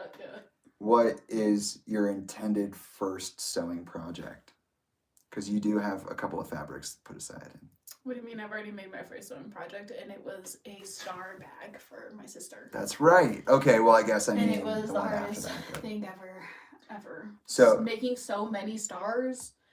Oh, handing so many stars, and it was the first thing I've ever sewn was stars. Trilogy likes to do this thing where they start something like, say it's crochet, and they pick literally the hardest fucking thing, and then they'll be like, okay, I did a small little thing, now I'm gonna just do a random pattern, now I'm gonna make it up. And then they'll sit there. I watched them literally crochet a bag for 7 months. Yeah. On and off. Just like sitting there like, oh my god, this strap is taking literally years. And I'm like, babe, it's only been like 2 months. Oh my god. I need to multitask. Like, that's why I'm doing Yeah. your henna while we're doing this interview, Right. because like it's just better for me. I feel more efficient. I feel like I'm using my time wisely. Also, like, education really changed me. Like, you're always multitasking. That's another thing. Like, I'm starting to get back into being more in education spaces. And part of that is because I acknowledged how much I was shaped by it. I have a lot of drive and a lot of what's the word? I don't know. I was molded to be a certain way that takes a lot of energy, takes a lot of creativity, takes a lot of wanting to work, wanting to be good at what I'm doing, wanting to take on challenges, and that's part of it. Like, I definitely see that in the things I do creatively, like making my first sewing project a star project. I just do enjoy challenging things. And that's one of the reasons we resonate. I like doing something that I want to do. Like, if I find a pattern, but it's not exactly what I want to do, yeah, I'd rather put more effort into making it my own thing and changing it up, even if it takes more time, because I'll actually like the thing that I make. Not be like, oh, I wish it was this way. Also, like, I learn a lot from doing those things, and it makes other things that seem hard seem easier. So yeah, that's how I've actually like built up this thing where I'm like, oh, I could do that. Like, okay, I can try that at least. I can make something similar. Like, it might not be that, and I know that because I'm not perfect or a professional at doing these things, but I'm definitely going to try my hardest. And usually when you try your hardest, you get good results. That's true. Personally. Yep. So. One of the things that we resonated the most on when we met was that we were both people with goals that we defined for ourselves. We were often self-taught in the things that we wanted to do. They were often very hard, time-consuming, long trend behaviors and activities. I mean, I'm still doing the things that I said I set out to do when I met them 5 years ago, and they're just now coming to fruition. Yeah. And we faced a lot of setbacks in certain things, but also like things are hard. Like, they've been wanting to go online and do their own thing for how long, and yet still it's just not time. You're almost there. I have like a whole like the same like contradiction thing in my head, which I've explained before. Yeah. So like yes but no.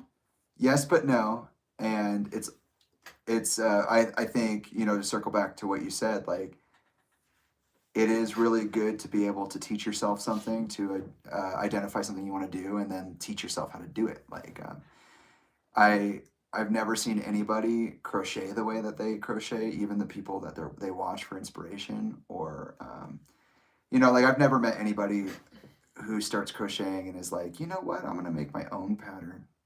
I know a lot of people who would like. I've seen some people. I've been to Bookman's. I know that my interactions are limited, but I'll tell you what, the kind of drive and the kind of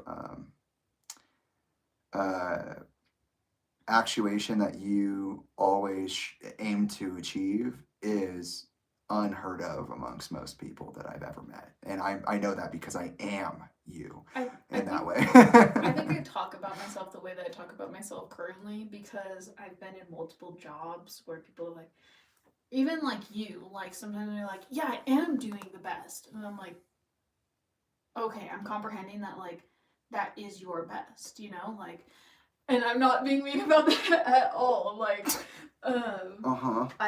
it's not a judgmental statement. Yeah. Right. Like, I'm working with people and they're like, yeah, well, I'm a good worker. And then I see the kind of work that they do and I'm like, oh man, but there's still this thing that they don't do, and there's still this thing that they don't do, and they really half-ass that clean job. Like, yes, you're a good worker, but like, the job's not getting done and then having to do it, or we're getting in trouble because you're not doing it right. And I think like You are often in perfectionists that. or like Yeah. OCD tendencies or whatever, like attention to detail. I have very much attention to detail because I worked in education based settings or child based settings. Like you have to pay attention to children, so much attention, and to your environment, to everything, to your cleanliness, to organization, or things get crazy. Like again, I think it's also like a thing that we put on women in society, like to know everything, be so observant, and be so able. Yeah. And I've definitely I can see that. been ingrained with that, which I'm not so upset with as I might have been before, because I do really appreciate that in myself, that I do have a certain drive to make sure I'm doing the best that I can in any space that I am, whether it's working at a gas station job, whether it's working at like a chain corporation, Like Goodwill or something. or for myself, or for children. Like I'm gonna come into that environment, I'm gonna give good energy, I'm gonna make sure I'm performing the best that I can. Yeah. I'm gonna make sure it's cleanly. I'm gonna make sure, like even if it's not on the list of things to do before you leave for the day, They'll do the and work I'm of like seeing- 6 people and and I'm still get yelled at if for I'm it. seeing a little gunk build up because it's not on a list to clean the gunk build up in this specific corner, I'm just gonna clean it. Like Yeah. it's just a thing of taking care of the space around you, showing that you care for the world that you're in, showing that you are observant of the things going on around you. Like I really appreciate that in other people, so why would I not do that myself?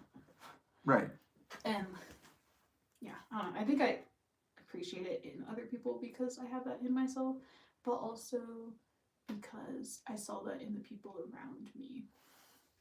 I was thinking about that when I left Sam's, that somebody asked me, that I was talking to, about leaving and getting a new job. And I was thinking about how my family really set me up with that kind of like work mentality, but also just like life mentality of doing your best. Because my mom always had to do the job of multiple people, and she had to be good at doing it. She had to look at things other people didn't. She was always taking care of other people's stuff. So did my nana, and so did my grandpa, so did my dad. Like they always talked about being in work environments where other people didn't want to do their best, didn't want to actually do the job, so they would have to pick up the slack. And I think that just embedded me with that kind of like, oh, I don't want to be that other person and put somebody else through that much torment, like having to think about taking care of me and doing my job for me. So I'm going to make sure I do it and I do it well. And if I'm not doing it well, I can learn. We can communicate together and we can figure it out, because I don't want to make anyone else's life harder than it already is on its own. Well said. This one might seem like a real basic bitch question, but I swear to God, it means a lot. You and I, we play certain video games together. We always have. Mm-hmm. But they're only certain video games, right? Mm-hmm. You know what I'm talking about. Mario Kart. Yeah. And Mario Party. Okay? Yeah. What are your favorite playable characters for each one? Birdo. I love Birdo. Which game? You gotta tell people where Birdo's from. Mario Party. Mario Party. Okay, great. But not just any Mario Party. We're talking about Super Mario Party on the Switch. Not Superstars. Like literally any other Switch port or Switch Mario Party is dumb. We've played them. They're not fun. Excuse me. You did not like them. What are you talking about? You're going to act like in front of all these people that you like it now? True colors. Okay. I'm just kidding. They're just not challenging. You can sometimes get wrecked in Super Mario Party. But what about Mario Kart 8, which is the one on the Switch as well. Who would you race as the most? Mario Kart. I do love being Daisy or Toad. Okay.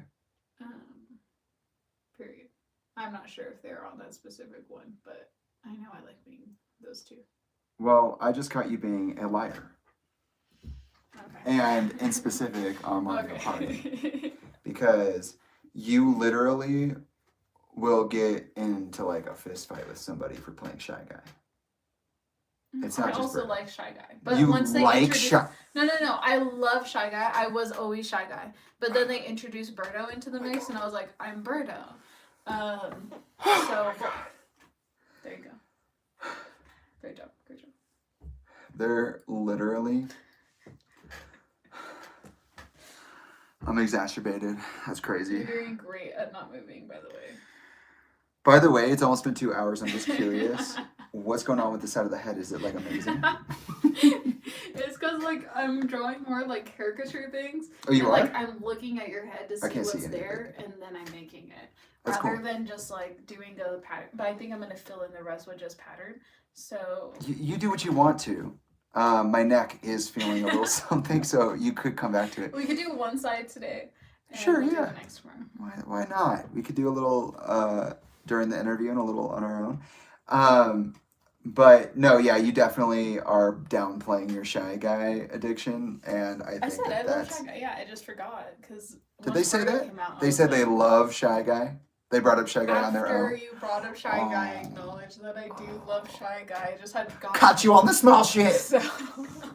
Caught ya. All right, I'm gonna write that question down. I think it'll be next one. Okay. We're on number 6. That was 6. Awesome. Actually, I know what the 7th one is, and I'll stop moving my head after I say it. Okay. Then What? I'm gonna get a drink when I say it then. What kind of drink? Water. Oh. So, Yeah. society's pretty lame as a whole right now, like in terms of politics and shit. Okay. Because like, let's not pretend that society is anything other than politics, really. Okay. It's kind of, we're all kind of stuck in the politics matrix. So what's the question? I'm getting there. I'm getting there.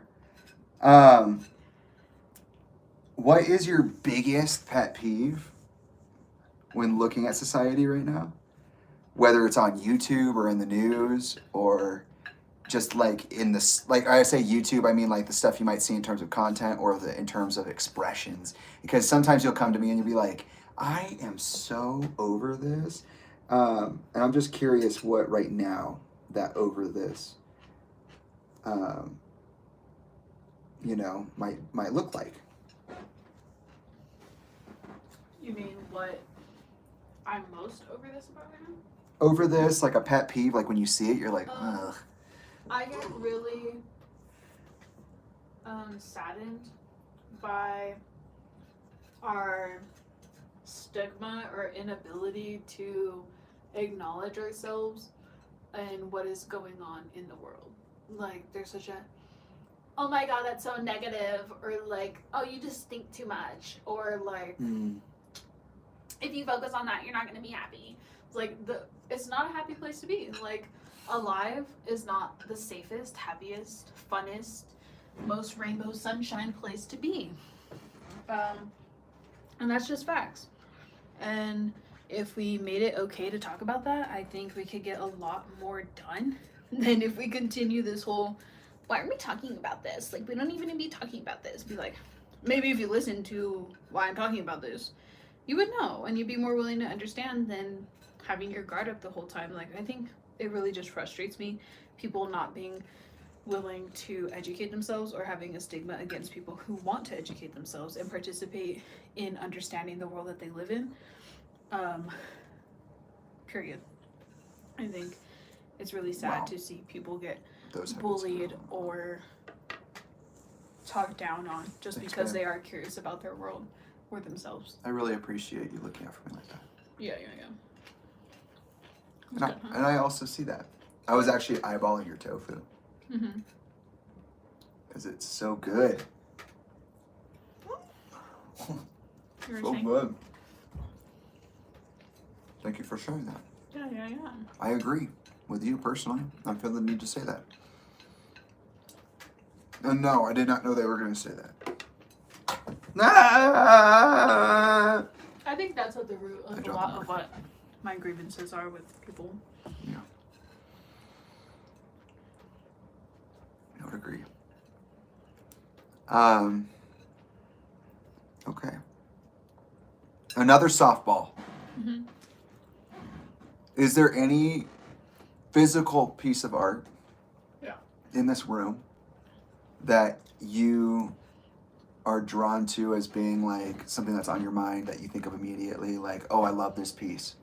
Just like the articles you brought up, the two mirroring photos. Mm-hmm. I'm honored. Last tofu. You're giving me last tofu. Last piece of But I was saying, do you know what art? Is there any that you would like to share? Show and tell time again.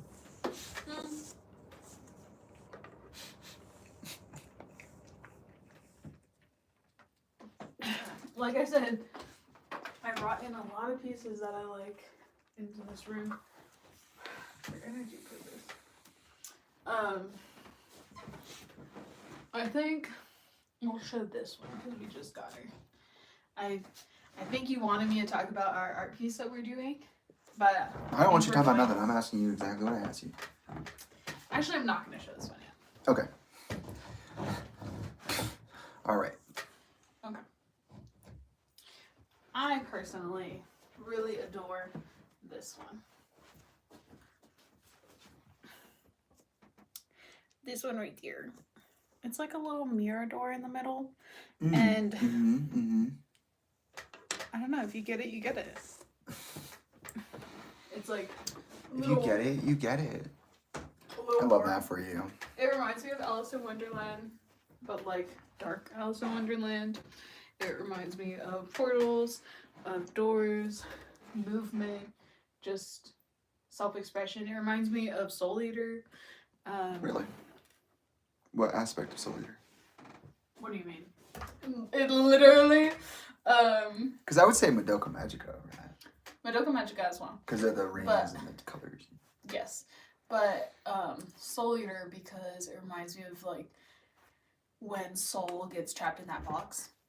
And they're showing the inside, and like just like his inside when they're showing him interacting with the demon of sorts, whatever you want to call it. Yeah, it's a demon. Gives me that vibe. I love it. Okay. But like it's a mirror for the door, so like reflect. Just I love anything that makes me think of reflecting on myself and acknowledgement of the space I'm in and how crazy just being alive can feel at times, just because it can. Nice. Not even for any particular political or emotional reason, just being alive. Since you're going to be focusing more on that side, after you clean that up, I'm going to turn to face you more directly. Or like sit more like this, you know? Why? Just a little bit. Just because it's oh my butt. Dude, this chair kills my ass, like for real. If we still had our yoga chair, then I would let you sit on it. But today I found out my yoga ball had But the ball's really flat. inflated, What the hell? and I no longer have a yoga chair. It didn't look faded. It looked dead. I don't know who did that. Talkie. It was probably Talkie. Probably Talkie. Probably jumped up there to get the bell or something and clawed it on accident. Yeah. Okay, so enough easy questions. The real hard hitters. We're on question number 9 now. Yeah. Glasses. And I saw, who was it? Let me see if I can go back here. Somebody had asked something similar. And I was like, oh yeah, that's a good question. You look funny. Who said it? Who said it? I can't read, I'm blind. What am I trying to do now? So I want to talk about how we met. Yeah. Because I think the way I met you was possible because of your desire to know people, Yeah. understand needs, how to communicate needs, and also it was born out of your own isolation as somebody who was so special. Okay. Um, we met on Tinder, Can't move your head. which is a dating app if you're unfamiliar with that. I have a history that I'll go into briefly because I think that I'm a good example of the kind of interaction that you were looking for. Um, Obviously, we're here this far along the path, so I must be. But also, like, I think generally when because you were talking about like traveling in threes and being around people and having to often go off on your own, and Yeah. also all of that too. And I know that you used Tinder as a social networking mechanism. It took me a while to figure out exactly what you were talking about because um, I did not have a vibrant social life, and I certainly didn't have a vibrant social life on Tinder, even though I was on it for multiple years. Um, it took me. It was a learning curve, but you used it as like a way to meet people, and that's literally it. Like just to make friends. And I was so insecure when I met you. I had a hard time wrapping my at that point tiny apparatus around it, Yeah. and just digesting it. But basically, I, after coming out of high school, after what, 3 or 4 failed like miserably, like horribly, nightmarishly failed relationships, including that with my father, I basically committed myself to social isolation. So even the friends I made in that isolation, they were products of that isolation, right? Mirrors of that experience that I was having. And that was in, Matt and Iteon and people like that. So when I met you, it was really weird because I was on Tinder for like literally a couple of minutes in like a day. Like, I basically decided I wasn't going to commit to these outlandish, almost dreams I've built for myself in LA, realizing what it is that LA does, what lives there, and realizing I wanted to do it on my own. I literally came back to my family home. Mm-hmm. And right after I decided to shoot my movie there, you you and I matched. And You hadn't yet decided to do that? no, I was already making my Yeah. props and everything. Because I was like, I swear you did. No, I had. And I had, just before I met you, I think it was right before I met you, I had gone up to set the set with my set designer who couldn't do it the day of. We did it like a week or two in advance. And so the house just looked insane in the dark on its own for a while. Like if you just stumbled into it for whatever reason, you'd be like, what was going on here? We set the set at its most chaotic state first and then worked it back to basically, virtually a clean environment. Um, but that's when I met you. And a couple of things happened right away. One, you we met on September 1st. We went on our first date on the 5th. And I think that the very first thing that I said to you when I met you in person was like, you're way too trusting. Like, why are you out here with this random white dude in the middle of the forest? I took you to a cave. We went hiking in a cave. We literally spent the night out there. And that wasn't intentional, but we did do it. And we were talking about music. I was listening to Igor by Tyler the Creator at the time. That was a big thing for me. I was branching out of like film and television scores into actual like pop music, and um, part of what you gave to me in that moment was an artist called Kali Uchis. Yeah. After the storm, I literally like maybe it's a neurodivergent thing, but I listened to that song literally every second of every day since the day I met you, Oh. for like literally months, and I'm sure it drove everybody crazy, but nobody really understood what was going on. And I think you're the only person who could have understood what was going on No, I because hyperfixate with songs too. You know, I you do. had such a good taste in music, but you also had like such an emotional connection to me, for me. Like you were so opening and not open. Well, yeah, opening for me. Like you opened me, but like up to things. But like you were so open to me. Yeah. What was it like? Because somebody had asked you, did you know who I was when you met me? And I thought that was a funny question because for everything that I was like, oh, you're Chester Bennington's son. We had so many interesting conversations around that, Yeah. and we met so quick, and we were literally together like just after that. Like by the 20th of that month, we were dating officially, and then we like never really separated ever again. There's like a few moments where I was like, I had to be other places, but like I decided to like be a homeless person in your neighborhood. Not a homeless person. You decided to now live at my home. Yeah, I decided to move in Yeah. as a weird hermit artist individual. So I'm just curious, you know, I think a lot of people, now that I know more about the world in terms of social interactions, I realized that maybe more people were doing what you were doing than I thought. Yeah. And so Like I'm just most curious. things. Yeah, You're yeah, always really. like, Yeah, yeah. I felt very isolated, so I often found myself saying like, I've done this and I'm the only one. And then you kind of help me realize like, oh no, there are other people. You're just lonely.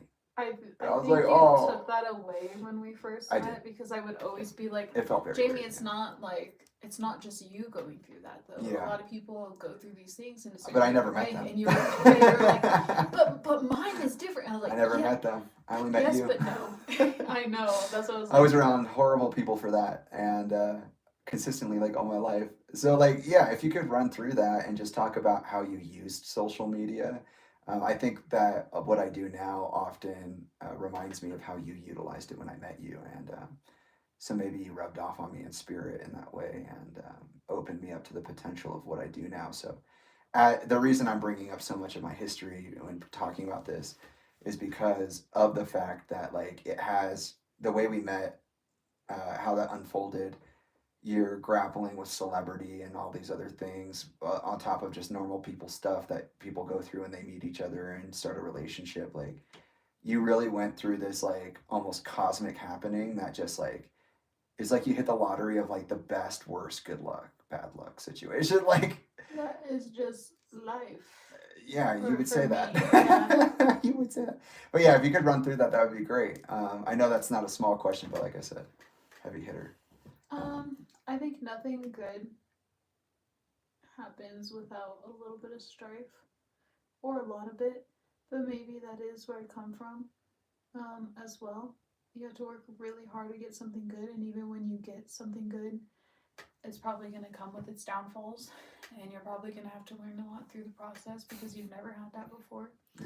Um, and you're asking specifically about social media. Yeah. I really, how you said, I just wanted to meet people, and unfortunately,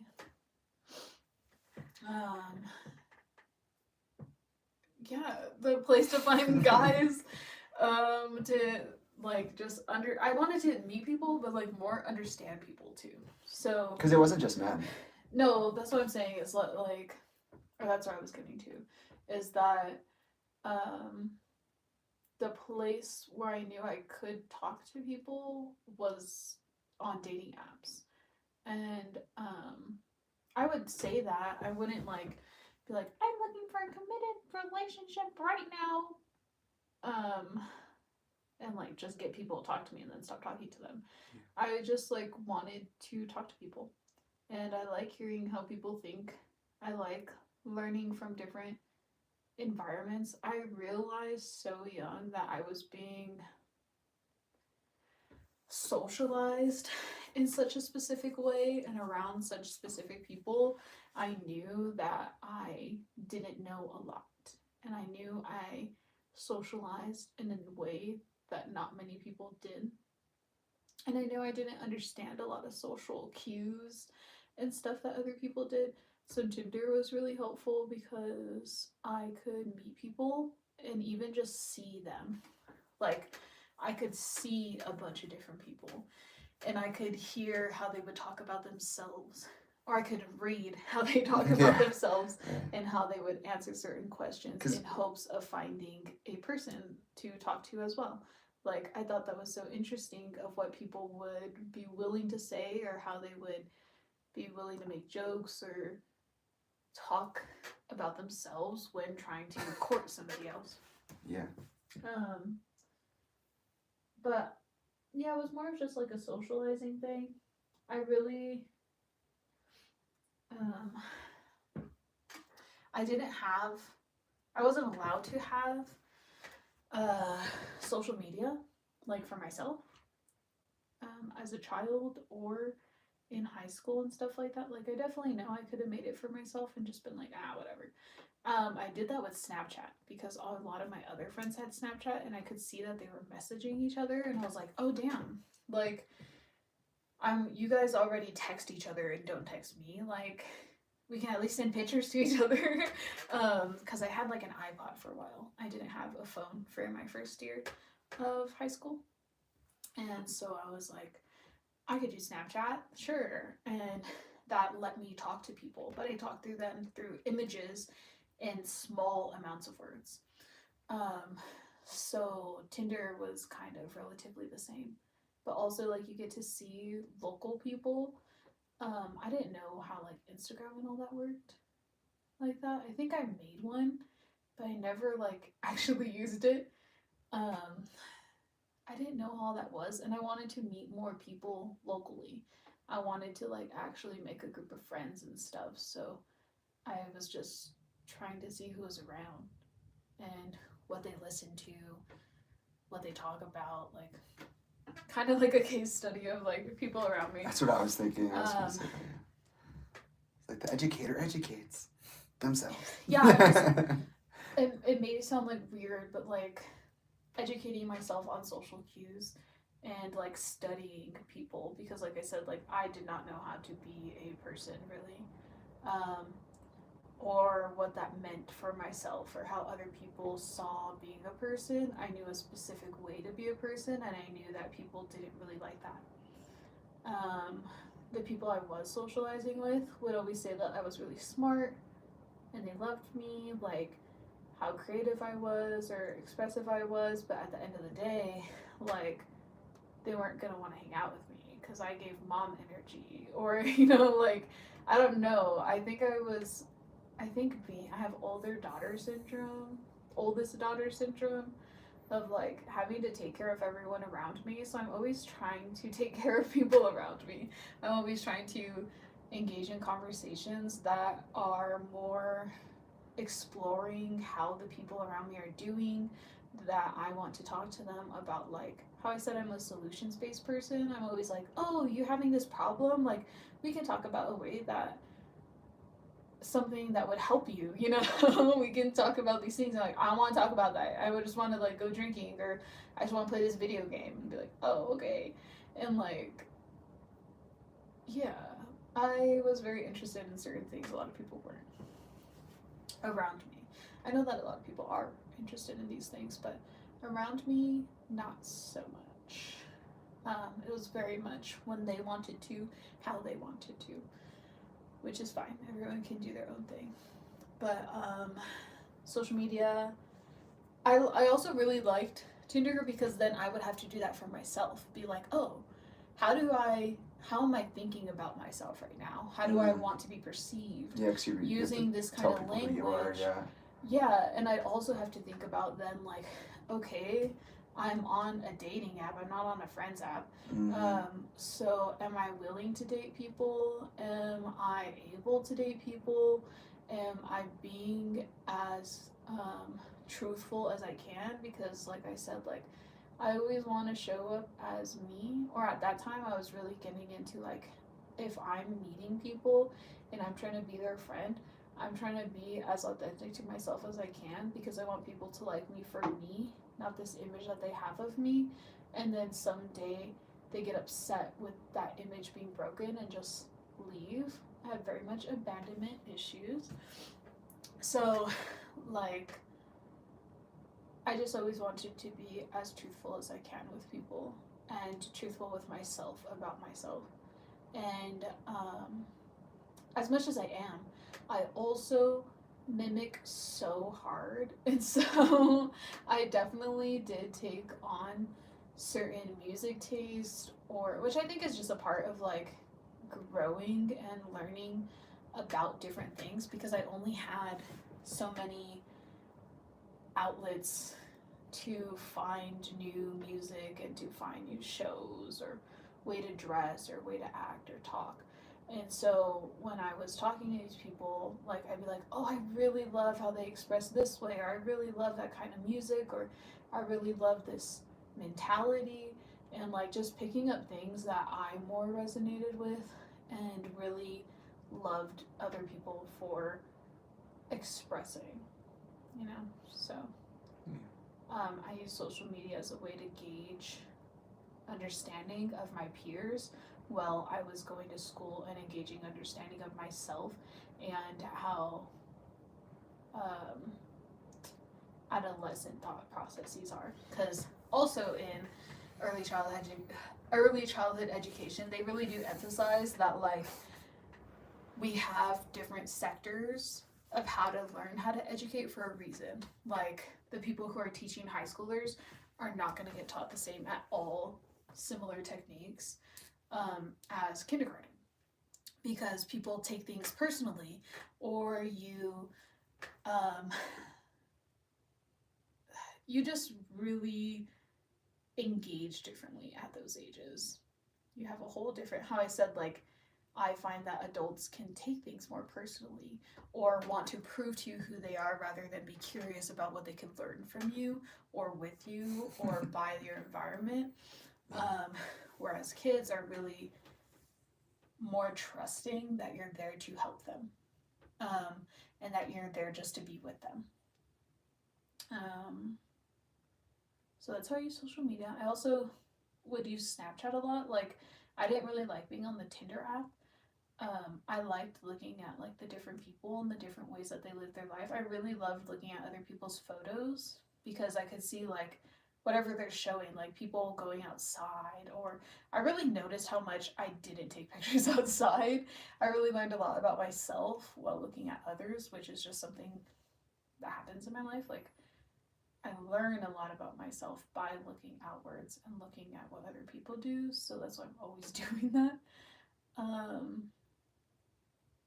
And just by participating by myself, but that was a big way I learned how to learn about myself, was by viewing others.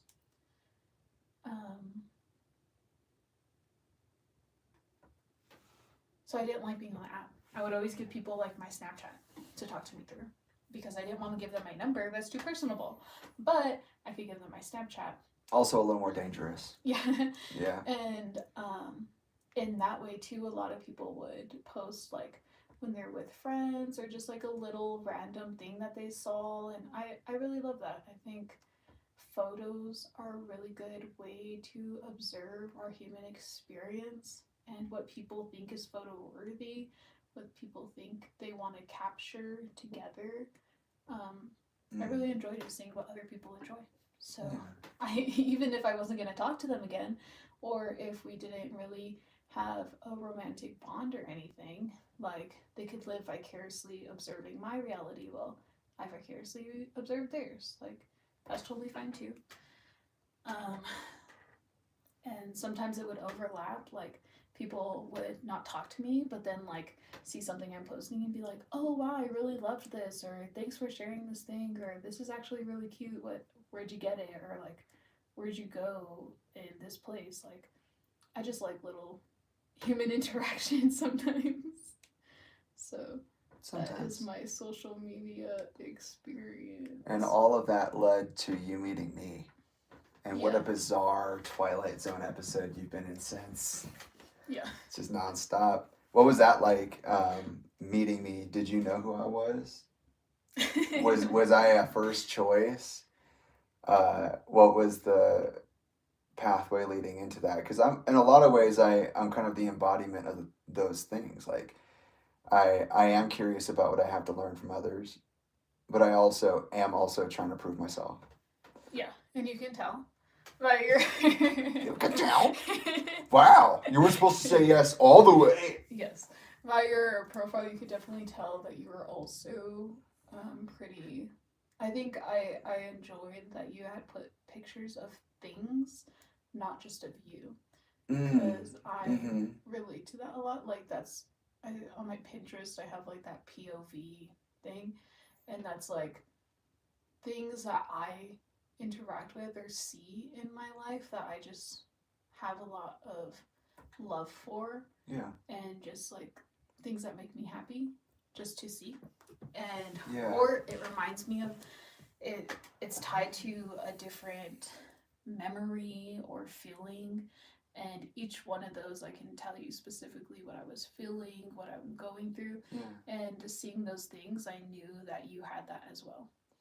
Yeah, because I did work with photography and I did like to picture things a certain way. Like when you said items, I was like, wow, what did I have on my profile? I was like, oh yeah, I had like, my firefighting gear, or like I wasn't in the picture. It was just Yeah. firefighting gear and it looked cool.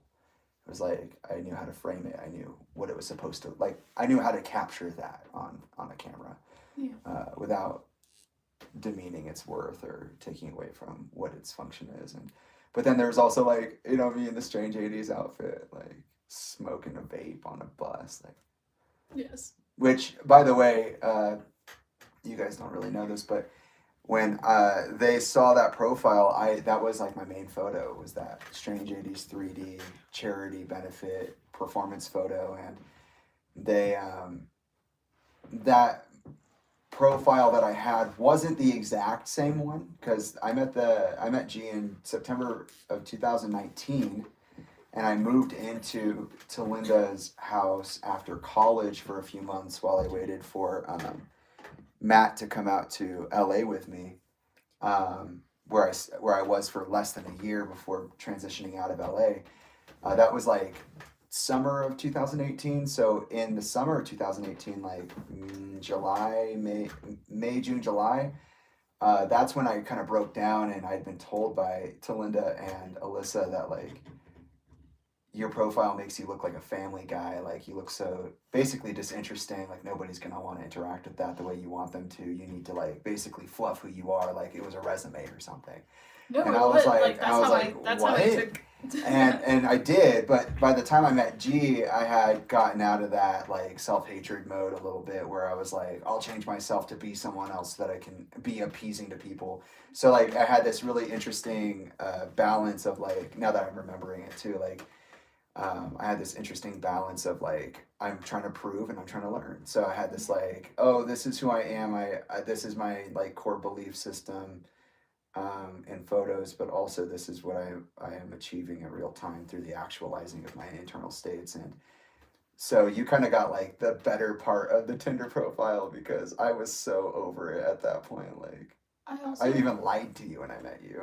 I also did find it interesting what got I hate engagement it, and what yeah. didn't. Like posting more like certain kind of photos of myself versus others got me different kind of interaction and a different level of interaction. Yeah, Posting I'm sure. certain photos, but also like it would show like what's your Spotify or what's your favorite song. Like posting a certain kind of energy of a song definitely got me more interaction than another. So I really like seeing that too, just like experimenting with what brings in engagement and what people are resonating with versus other things. So I get you on feeling like it's a resume, because it really is. Like you're having to sum up your life in just a couple sentences and really like, please engage with me. Like, if you like these things, if you like what you're seeing, that kind of thing. But what was your question there? Were you just saying? No, I was asking what it was like to meet me. Oh, yeah, I did add some a little bit there, but yeah, like if you knew who I was and what it was like to adjust to celebrity alongside like normal relationship stuff that you go into when you're starting a relationship. Well, you were my first relationship, so I have no clue what another relationship would look like. Yeah, that's kind of strange to me because I feel like in my mind that's not exactly true, but I do see what you would feel. But like it that is. Yeah, you're it the is first though. one who asked me out. Yeah, that is true. But Oh yeah, huh? I didn't remember. I didn't know who you were when I found your profile. I just saw, like I said, the POV photos and that photo of you on the bus. Yeah, I did not lead with it at all. We just chit chatted for a second, and Yeah. then when we decided that we would meet in person, you like sent me the thing of like, I have something to tell you, but I'll tell you tomorrow because it's just a lot. And it was like It is a lot. nighttime, and I was like, all right. And then Little did I know we're both night owls, so yeah. Anyways, you told me the next day, like, you're like, oh, well, what I had to tell you is my dad is this person. And I was like, okay, I don't know who that is. Yes. You said, my dad is, and then you said their name, and I was like, I don't know who that is. And you're like, oh, they were like the lead singer of this band. And I was like, I didn't message you that I didn't know who they were. I think you said it like one after another. But I remember reading your name, and I was like, am I supposed to know this? And then you are. And then I remember reading the band name, and I was like, am I supposed to know this? Like, I looked it up. You don't know the Linkin Park God? I didn't want to tell you I didn't know it because I didn't want to, like, upset you. No, that was like the best thing you could have ever said. I was like, what's it called? Like, I didn't want to be mean and be like, who? Yeah. But I went and I Googled it, and then I was like, oh, okay. I know a couple of their things. At the time, you weren't very good with names. You're still not, but I'm not good with names at all. But you knew some of the greatest hits for sure. Yeah, just in passing. I mean, my brother's father is a wounded warrior. A veteran. Oh, but like literally, that term kills me. But oh God. They are like resetting. They are very much like a military family on that side, and my brothers lived with me for a while, and then suddenly they didn't. And when they would come visit every once in a while, they lived with me like when they were really young, and then they suddenly didn't. And I remember the first time they came back to visit, I was always the one who was playing music all the time. I was always playing music and singing in my room. And one time I remember being in my room doing homework, and then I heard my brother turn on a song and just start singing, and I was like, what? Like, I don't really know. Like, they're like forming their own personality. Who is and this? Like, yeah, they're forming their own personality, feeling comfortable and able to do that. Like, I really loved that for them, but it was like patriotic music along with some Linkin Park. And so I always associated Linkin Park to music that was patriotic. I always associated them to military acknowledgement and mindset. So that's what came to my mind when you messaged me. And I was like, ooh, they're like Marine type white. Like, look, you're killing me. So I got 3 yawns in 10 minutes. Thanks, babe. You're bringing me back to life. But anyways, yeah. I didn't know who you were. I didn't really know who your dad was. And I didn't really know how to talk to you. But at the same time, like, I could understand you more knowing that you were a celebrity's child, and that he had just, in that case, recently, I think it had almost been 2 years at that point, passed. Just a little more. Because September he died in July. Yeah. Yes. And I didn't know that meant. Like I keep saying, like I don't have a certain kind of acknowledgement of death around me. Like I've had family members die, but like I don't view death in such a way that it's so traumatic and I don't know. I just don't have a certain view of death. So I was like, oh my gosh, what if like I say the wrong thing or do the wrong thing because I could come off as insensitive, you know, like I don't know what to do. But at the same time, I also was very empathetic towards what you may be going through. Not even because your dad died, just being a child in that situation. And we had already talked about a little bit of things, not too much, but I knew that you were sad. And so sad is such like a reduction. Now, it's not that I'm saying there should be more to be said either, because sad is such a good word, but like, yeah. I knew that you were sad by your photos. I knew that you were sad by the way that you talked and lonely. And I think being a military child for a bit, I understood, but also just being in the situation that I was in, I was also very lonely. Sad and lonely? Yes, because of the amount of work that my mom had to do, the amount of work that my dad had to do, like always working, didn't really have time for me. And I remember being a child and I have a core memory of being a child and thinking about, I've always been thinking about different people's perceptions of life depending on their environment or their genes and how they must be perceiving their life. And something that I found myself thinking about a lot was being a celebrity's child, like what it would be like to be a celebrity's child. And what a time too! Like the time that you're thinking this is so strange to think about. Like, what a environment! So many different things going on.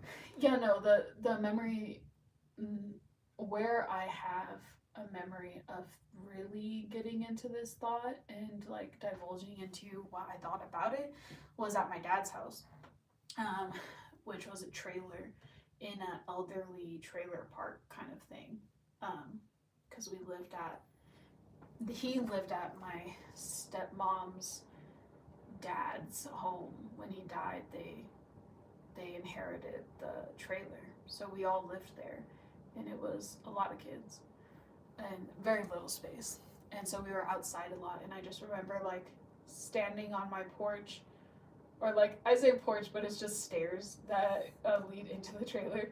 I was just like standing out there, and like I just remember thinking about, I always used to think like I was being surveillanced, watched, or like some kind of big thing was going on. I had a good imagination, and that was just part of it. I was like, people are watching me. And I was thinking about like CIA and stuff like that, because my mom wanted to be a part of the CIA. And so I always had that thought in my head about their work and what they do and how they do it. And I researched a lot into it, so I was always thinking about it. And I knew some stuff about Hollywood, and then it led me to thinking about being a child, and then being a child in that situation, not really having your parents around and how that would feel, or how it feels to socialize after being socialized a certain way. I don't know. I always would like to put myself in other people's shoes, so I just spent so long thinking about a bunch of different questions and how I would perceive being a child in that situation. And then I met you and I was like, oh my god, like, is it the same as what I thought when I was 9, when I was standing outside on my trailer stairs? The answer? Is it? It's exactly what I thought. It's exactly the same as what I was going through. Are you being serious? Yeah. Yeah, okay. Because like I said, you did have your own unique experience for sure, but a lot of it does relate just to what a lot of children are being put through nowadays with their parents not being able to be home so they can afford literally putting a roof over their head, putting food on the table. Like a lot of us are being neglected and socialized and trained so particularly, and that really does a lot to a child. And learning more about your history where you weren't just a celebrity's child, you were part of a separated family, and when you went home you had your mom's lifestyle as a child that you were around with her people that she chose to be around and bring around you guys. And like I said, like my mom was a single mom, and so she did her own thing a lot. She went and she did her own thing a lot. She was a good mom, um, and a mom to our cousins. My cousin's mom was not there a lot. She was very involved in drugs and gangs and just not great things. And we would always have to like go pick them up in the middle of the night, take care of them, give them food. Like they were just always around. And I really saw you, or I think I could really empathize with you, because I had that experience of having to take care of my cousins and having to see them go in and out of a household that was really bad, but then come into my household where my mom had a lot of structure. And um, for as much as we were on our own and as much as I took care of my brothers and myself, she very much took care of us in a chance where like we didn't have to worry about like random people in the house doing weird things all the time, you know, like, or her bringing drugs in the house to a certain extent. Like all these things, of course you're gonna have thoughts of like random people coming in anyways. Personally, I always had thoughts of just like people coming into my house, but I did also. I really saw, Me personally. I really felt like I understood what you were going through because I had that experience with my cousins where they were put into certain kind of households that had a very different demeanor, expectation, and acknowledgement of how to treat and talk to and engage around children. So no, I didn't know you, but I kind of just saw you as a person who experienced that, not as celebrity child. What was it like for you in addition to all that? What was it like learning through experience with me how traumatizing it was to not have actually been a celebrity child, born a celebrity child, but rather absorbed into it at a later age? You said, what was it like? Yeah, because I feel like part of what you said, I part of what you said about being in like a separated home is different. Like, sorry, hold on. What you said about being in a separated home is understandable, and I see where you're coming from with that. But also, like, you learned in pieces that because I even forgot by the time I met you that I was the one who asked for Chester. So like, you had to learn as I learned through my reconstruction of self that I was just like a super traumatized little kid who didn't even. Well, I wasn't born into celebrity. I was absorbed into it. My dad was actively becoming a celebrity as I was like 7 or 8 years old.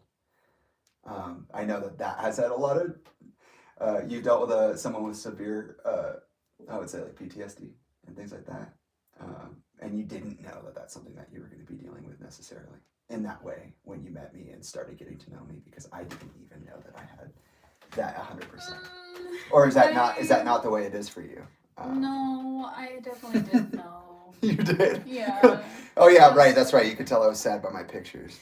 Yeah, but also like how That's I funny. said, like people that gravitate around me, maybe because I was also this way, were pretty depressive and pretty sad and like discovering themselves at the same time. That they were meeting me. And so I was pretty used to it, and you can kind of tell the signs. Right. I guess you were much more grounded than I was in a lot of ways. I was grounded in other things. You were grounded in like everyday life, everyday people. But also I was in education, and so Right. Yeah. That too. I was learning about the brain a lot and how it forms and how memories are stored and how certain things can be warped by trauma or just like your environment of how people treat you and what you're allowed to think, how you're allowed to perceive your environment. And so in talking to you, just the first couple, literally our first date, we went into the cave. Yeah. And you literally just gave me your whole life story, Ben. And I had rehearsed it a lot at that point. Yeah. Because that's just like literally like. It definitely did leave out things because you didn't know the things at the time. Yeah. You definitely did say things a certain way because that's how you were experiencing them at the time. Right. But I could hear in you a lot of confusion, personally, because I relate, and so I know how you speak about things when you're not really sure, or when you think you're sure of something, but you can tell that there's something behind it. Like when someone says a broad statement for something very specific, you're like, wait, have you been able to have you sat down and thought about that with yourself? Like, because you answered it in a very broad statement when the answer was very. I resonate my entire life. Definitely. And so I knew, and also the way that you thought, like how I said, like you Google Mapsing clothes versus Googling something, like it just shows your brain was working differently. For me, it shows it's different than mine. Yeah. And so I knew that you were processing things. I knew that your brain worked different than mine. And I knew that you didn't even understand that your brain worked different. But I also, from our conversation that we had in the cave, you did acknowledge certain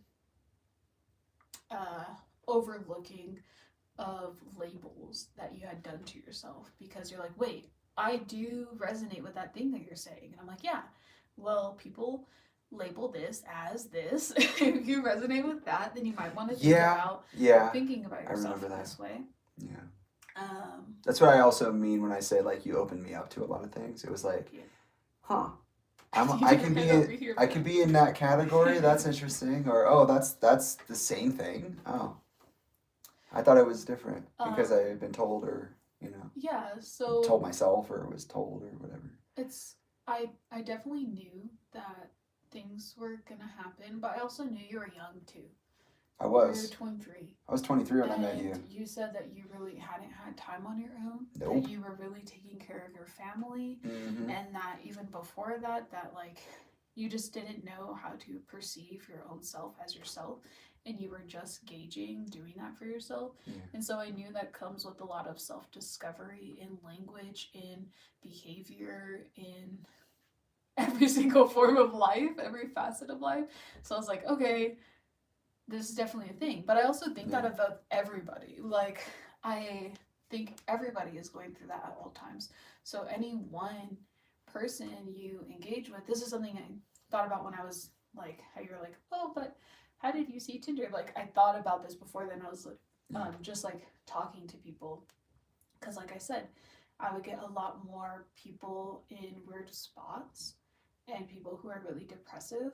And so I've had a lot of conversation around certain things, and I've had to hold space a lot for people to be able to, I enjoy it, holding space for people to really think about themselves, dig deep within themselves, and explore different things, which usually comes with a lot of emotion. And all the emotions aren't going to be good. It's not sunshines and rainbows all the time, especially when you're going through traumas, when you're going through depersonalization, when you're going through depression, when you're going through, what's the word people say? Decompression? No. I don't know. What do people say? There's a term for like coming conscious. Quinn uses it sometimes. Awakened? No, where she's like, I had a... Enlightened? No, they talk about it negatively. Like, self-awareness too much to a bad thing. Psychosis? Yeah. I went through psychosis, but it was like they took time to resonate and really sit with themselves, think about themselves, and that was a lot for them at that time. And I experience a lot of that with people. Like I said, like people would be like, oh, I really love talking to you. You let me talk about these things and think about myself Yeah, I in said a that to certain you. way. But then other people would come around to, but I don't want to do that. But that's really hard for me. But I'm getting sad because I'm acknowledging that, oh yeah, these people did treat me bad, or oh, I am in a bad situation. And like, it would just be hard for some people, and I get that it is really hard. But you know, I do appreciate people who take time to do that and want to do it, and don't mind the challenge no matter how challenging it is. Like even you, like, just because sometimes thinking about your life too much can get overwhelming and may cause an episode or you to have certain feelings for a certain amount of time. Like, just because that happens sometimes doesn't mean you just give up on it fully. Right. I've met a lot of people who will be like, oh, I hate everything you're talking about, and you shouldn't ever think like that about yourself. You shouldn't think about yourself too much because then you get sad and it's so bad for you. It's like, I understand where you're coming from, but yes, like, overthinking I think there is a way sometimes. that we can talk about it without it being so sad. Like what we were talking about yesterday, you were talking about some things that you were having troubles with.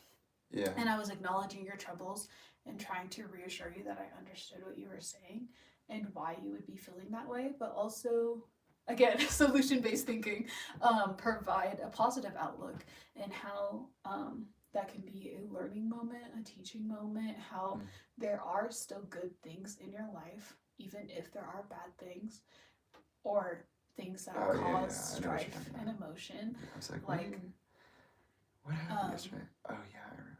Yeah. And then you're like, no, yeah, I should acknowledge it that way. And I just feel this right now. Like, I think that's really important to let people talk through their things so that they can understand, like, how I said, I have like a very contradiction mind because I also came from that space. I also get really, really sad and upsetted by certain things. And then like, I'll sit there, I'll acknowledge it, and I'll talk to myself about it, and I'll be like, okay, I definitely feel that. I definitely am valid in feeling that, but I also do feel this thing about that exact same situation, and it is very contradictory, and both can exist, and it's okay. And the fact that they both exist makes me a little happier. It can also really frustrate me. It just depends on the day. And if I can acknowledge that all those things can happen, then it's all right. That's just a part of life. It is what it is. Like, it's really soothing for me. And same thing with children. Like I say, I like to be a safe space for them. I also wanted to be able to do that for my peers. And I also wanted to find people who wanted that, because I know a lot of people don't like talking about those things, but that is something I needed.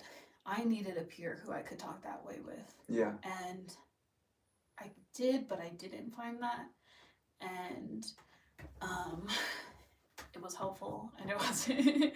So even the little bits that I got were very helpful. So very grateful for those things. And I always want to be able, like I said, when I find a good thing and something that helps me, I want to give it. So I always was like, let me do that for these people, even if it's something that's hard for me to go through. Like, let's say, like, when you have episodes or something, like, those can definitely, like, I'm thinking of, like, family members or friends being like, yes, I love Jamie and da-da-da, but I just wish you didn't have to go through those times. And I'm like, yeah, but that's just a part of it, you know? Like, what am I going to do? Say, okay, Jamie, love It's you not for conditional. Yeah, like, love you for everything you are, but fuck off because you have trauma and you experience. It's been going on for 3 months. It's Yeah, like, they're like, well. or like some people are like, they're 28 and they still behave this way. It's like they're 28 and they're still being currently traumatized by certain things that were already traumatizing as a child, and just life in general, and just like that's how they were taught to express. So like.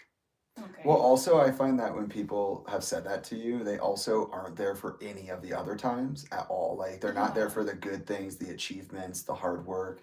Like, they literally just see the moments where I'm like, literally losing my mind. That's what I'm saying. Is like, and it's interesting because I try to think of you in those environments by yourself before, like looking for that peer, looking for that support system for yourself. Yeah, it definitely was a struggle, and that's why I was like, when I met you and I saw all those things happening, it wasn't just like, oh, okay, this person's crazy, bye. I was like, oh, this person is going through things and they need somebody to help them. Like, also they're trying. Yeah. Like, that was my whole thing. I used 320 to like read. I don't think Talinda realized this, and I think this probably is the thing that, ultimately is like this snake biting you in the grass or whatever. It's like, you didn't know it was there. It's like, I literally used 320 as a springboard to revitalize my entire language system, my entire thought process on emotions and mental health, because I wasn't taught any of the things that came with 320 changes direction. I was suggested to get a therapist, but like by the time I met you, I had just learned how to use emotional language. And then it was like, okay, from then on, I want to be emotional.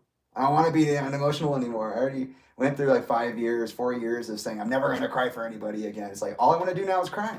And all I want to do now is understand why I wanted to cry, because I kind of forgot. And all I want to do is like cuddle and like be held, like spiritually, emotionally.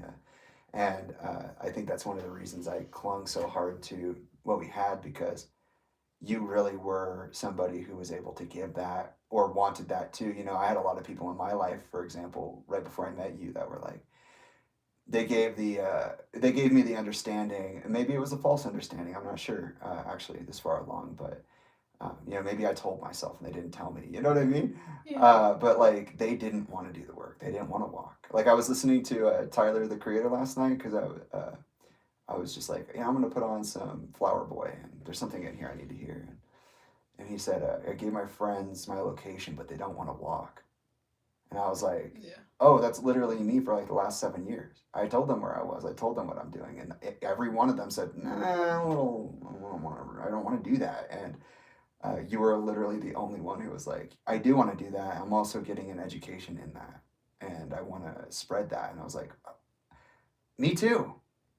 And if it weren't for you, I probably wouldn't have realized that a chant is actually about me. It's like some massive 3-year long premonition about what I was becoming and what I would face in terms of adversity and trying to become myself again, because it can be tricky, and I think you were one of the only people to actually see how tricky it could be. So yeah, I'm remembering a lot of things as you're talking. I have something in my head now, just like I had it right until you started talking. Oh no. It's okay. Go to shit. For the guardian. That's what I've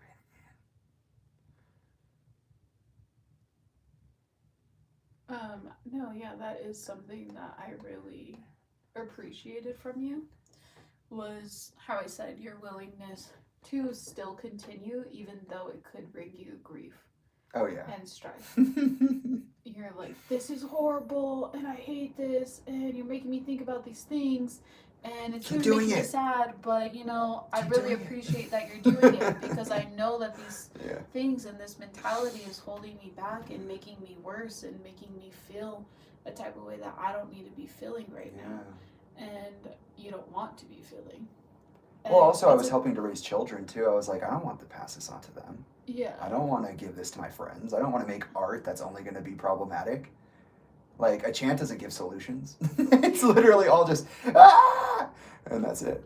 Guys, I'm falling apart. And I think I had been so solutions-based for so long, like, being around you, it was like, wait, this person believes in solutions too?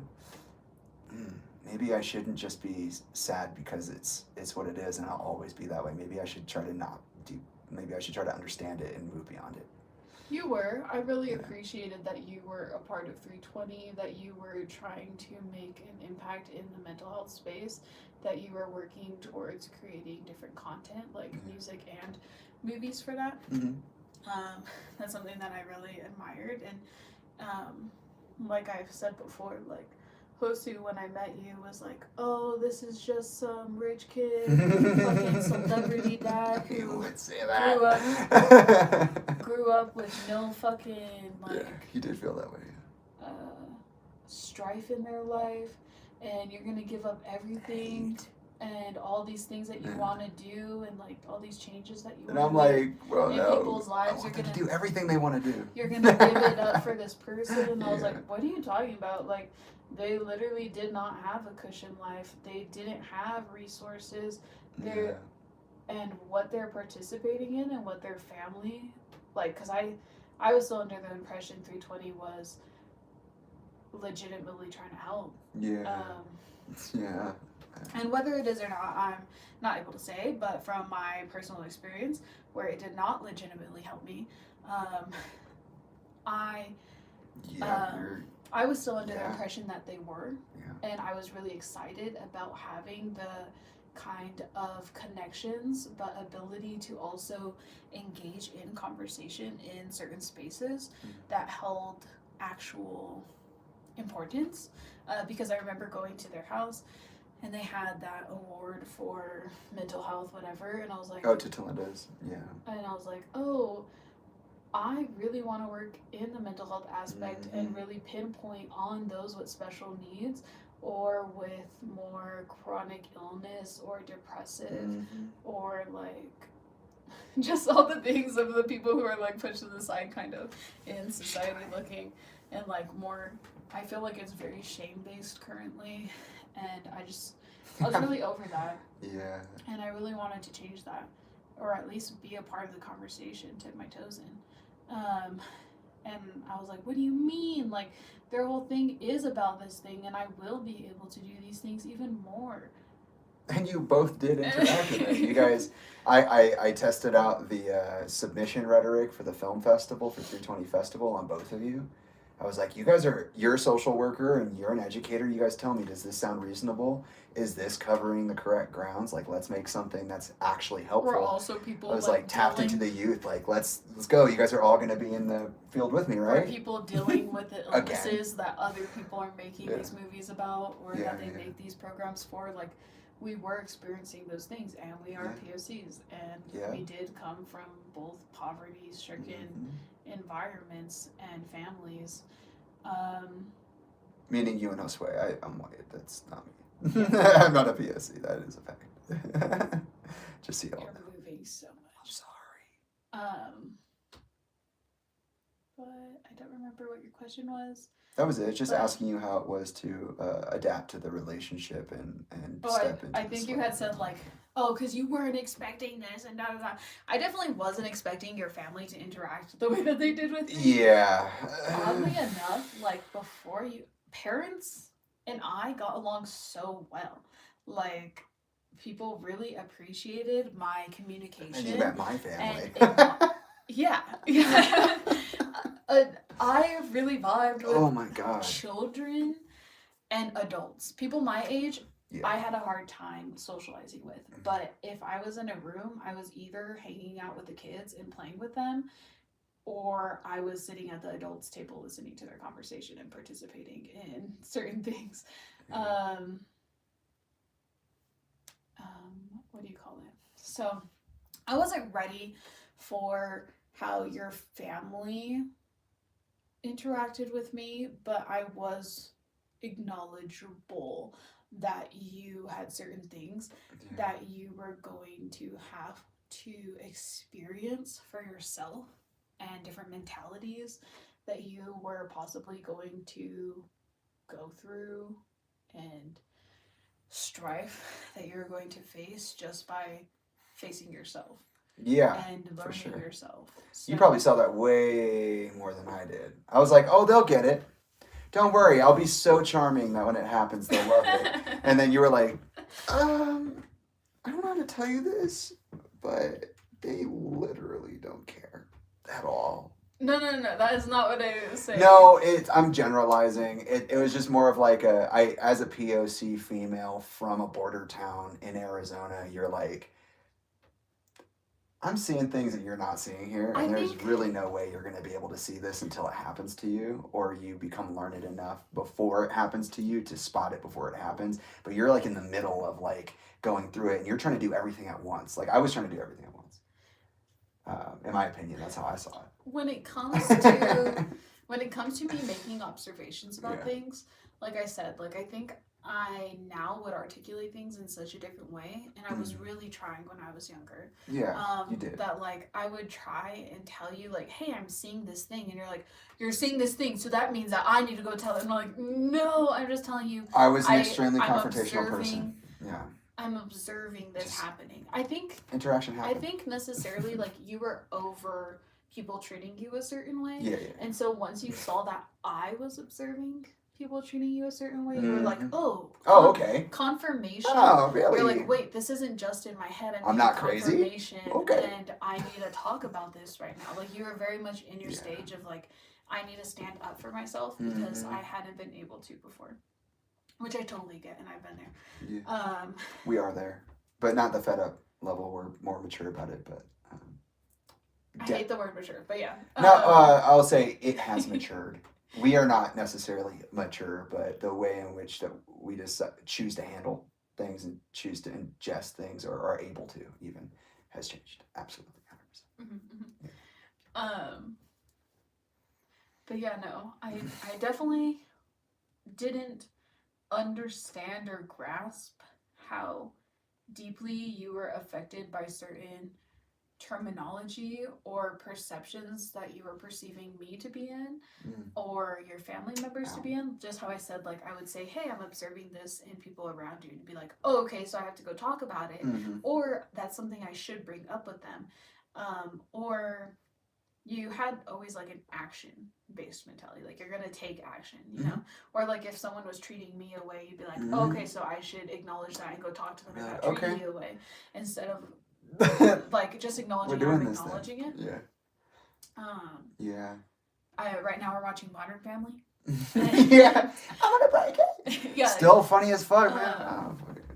What's his name? Cam and Mitch. Where Cam sometimes is like, Mitch, your family is this way, and then he's like, oh my god, yeah, that's right, and then like he'll go and do something, but like they all participate together to make the environment still safe enough for things to be brought up, talked about, fixed, but still be themselves, you know? But your family took it more personal, which I think was very reflected in how you take things more personal. Of course, yeah, because it's the conditioning. Yeah, and what do you call it? I wish it could have been that way. I wish I could have just been Cam being like, hey bro, your family's a little crazy, and the family being like, we are crazy, but we also know we can rein it in and be a little nicer. That could have been different. And that's what I'm saying is like, I wasn't trying to say it in a, oh my god, your family's plotting against you. And that was really hard to. I was like, hey, unlearn the language and see what you're saying. Like I said about the Tinder thing too. Like, I just was so conditioned. And an episode, maybe it's the same one that came to mind, was Claire and Mitch arguing with each other, and Cam was like, yeah, they're sitting on the couch, and they were like, how are you feeling about this situation, Mitch? Like you're pretty upset, right? And he's like, no, I'm not upset at all. He's like, oh, great. So it's going to bubble up later in hurtful ways. And he's like, no, I'm totally fine. And then they said something back and forth. And then all of a sudden Cam was like, yep, this is what I thought. Hurtful, bubbling up, gets up and leaves. He's like, oh my God. So he's like, he said something like, this may be the way your family handles it, but it's not the way I handle it. Like walked away. And I just thought that shit was so funny. I was sitting there like. And then later. Literally. That's exactly Mitch, Cam, and the sister get out of their cars. And then Cam and Mitch and his sister say hi to each other, and Cam's like, or before Mitch was like, don't say anything, my sister. And then Cam gets out, he's like, Mitch is upset with you about this thing, and you guys need to talk about it. Okay, bye. Yeah, literally. Good. I love So that. funny. I love Yeah. being able to express how you're feeling, talk about it, and be met with compassion, empathy, and love, and willingness I think- to even just hear you out on Yeah. what it was, because they went and sat down. She didn't think it was a big deal, but it did affect him. Yeah. So she acknowledged that, and she was like, you know what? Then let's just dance. Yeah, Let's do it right here. Well, Like- they were ice skaters, so they were dry ice skating, and that was actually a really cool little thing that they did. Yeah, I really loved that one. Yeah, I wish my family was like that. That'd be awesome. I agree. But yeah, that was a lot of memories for me right now. It's crazy. Yeah, what's crazy too is that we literally were just like, I think we're like Mitch and Cam, like for real. I'm like, we're just this old gay couple, like, not that the characters are particularly old, but we're old spirited, you know. And it's just funny. I was like, when I met you, I would have been like, I don't think I resonate with that. Like, I don't think I could see myself in that old gay couple, but like, totally 100%, like the way they present it, at least I'm like, no, for sure, like I'm definitely more of a Mitch. Jamie very much thinks of me as Lily. Oh yeah, I keep saying that too. I'm like, bro, how's Lily? You're literally Lily. Like, that's so crazy. She has such sick one-liners like, go get your own apartment, or I don't like you. Just straight kid things where they just don't have this. And they remind me, I was like, that Lily in Modern Family is literally you if you were still a kid. Like, I could see you just being this way. And yeah, it's really cool to get into media like that and resonate again for different reasons. Then I resonated with other media that I have in the past. Do you think that is everything that you have to say about the biggest asked question I've ever asked on this interview so far? Do you have any more comments to make on processing the relationship and learning to deal and adapt with it? I think that Because I'm hardcore. Like, I'm pretty hardcore. Like, I'm either in it or I'm not. Like, I'm 100% every time. Like, yeah, I definitely I'll jump myself, like literally. So I didn't have experience with someone as expressive as you. and then you gave me permission. I wasn't even that expressive, and you're like, "Go ahead, do it." And I was like, Well, "Really? Okay." I could see it bubbling up, and I knew, like, the same thing as people, like, not letting people have a safe space to express their sadness or anger, and it bubbles up, and then that's why people kill people, or Yeah, that's why absolutely. people hurt themselves, or self-destruct, or create harsh environments for others. Like, that is part of it, and I could see that you had certain things that you're really holding back on, or that you were like really sad but also really angry, and that you needed to express that. Yeah. And I wasn't gonna hold you back from expressing your anger, or like, what, just be like everyone else and have you have no safe space to do so. Like, Yeah. express all your things. I think expressing your sadness and your anger helps you express your happiness even more, Yeah. and understand your happiness and where it comes from even more, because you do get to get through that sadness rather than just having it in the back of your head and sitting in it. Yeah. I definitely can relate to some things that you do, but coming from a culture Yeah. of being, first of all, Hispanic and a woman, we're not allowed to express certain things in the way that you were able to express. That was a hard thing for me to wrap my mind around. I was like, I just felt so guilty all the time. Like, you'd tell me and I'd be like, what do you... And then I have to, like, Yeah, you would take one of the it biggest personally. things that I recognized living and breathing the same air and space that you did was that white privilege is a real thing and there's nothing I can do about it. in reality, like, yes, I can ward against it, but the system is fundamentally built to privilege white. Or just that what over you can anybody do else. about it is being supportive Yeah. and acknowledging certain things and holding space Yeah. for me to do and express as well, rather than yeah. continuing to hold me to those socialized restrictions. To unknowingly perpetuate this Yeah. restriction or limitation that I was unaware of. I mean, look, my stepmother is technically Hispanic. Do I consider Talinda to be whitewashed? Yes. When we became one as a family, did I meet her Hispanic family and be told that I was a part of that culture now and able to not see myself so much as being separate? Yes. So, like, but that was such a weird thing, meeting somebody so young in the culture, so to speak, and being like, wait a second. I think she just traded it all out. I think all my family is just pretty cool with being not so chill about certain things. Maybe I wouldn't say appropriation in that sense, but like I think a lot of our society is colonized and more shameful about certain aspects of their own being or culture. Like that's a whole different conversation. I know. I could feel it kind of. Yeah, it was. But so many thoughts came to my head that yeah. I don't want to touch on currently for this question, Mm-hmm. but I definitely did see a lot of myself in you, or like even not being able to express, because I'm not comfortable expressing certain things in a certain way because I don't like holding that kind of energy in my body or even putting that out, Mm-hmm. It just makes me uncomfy.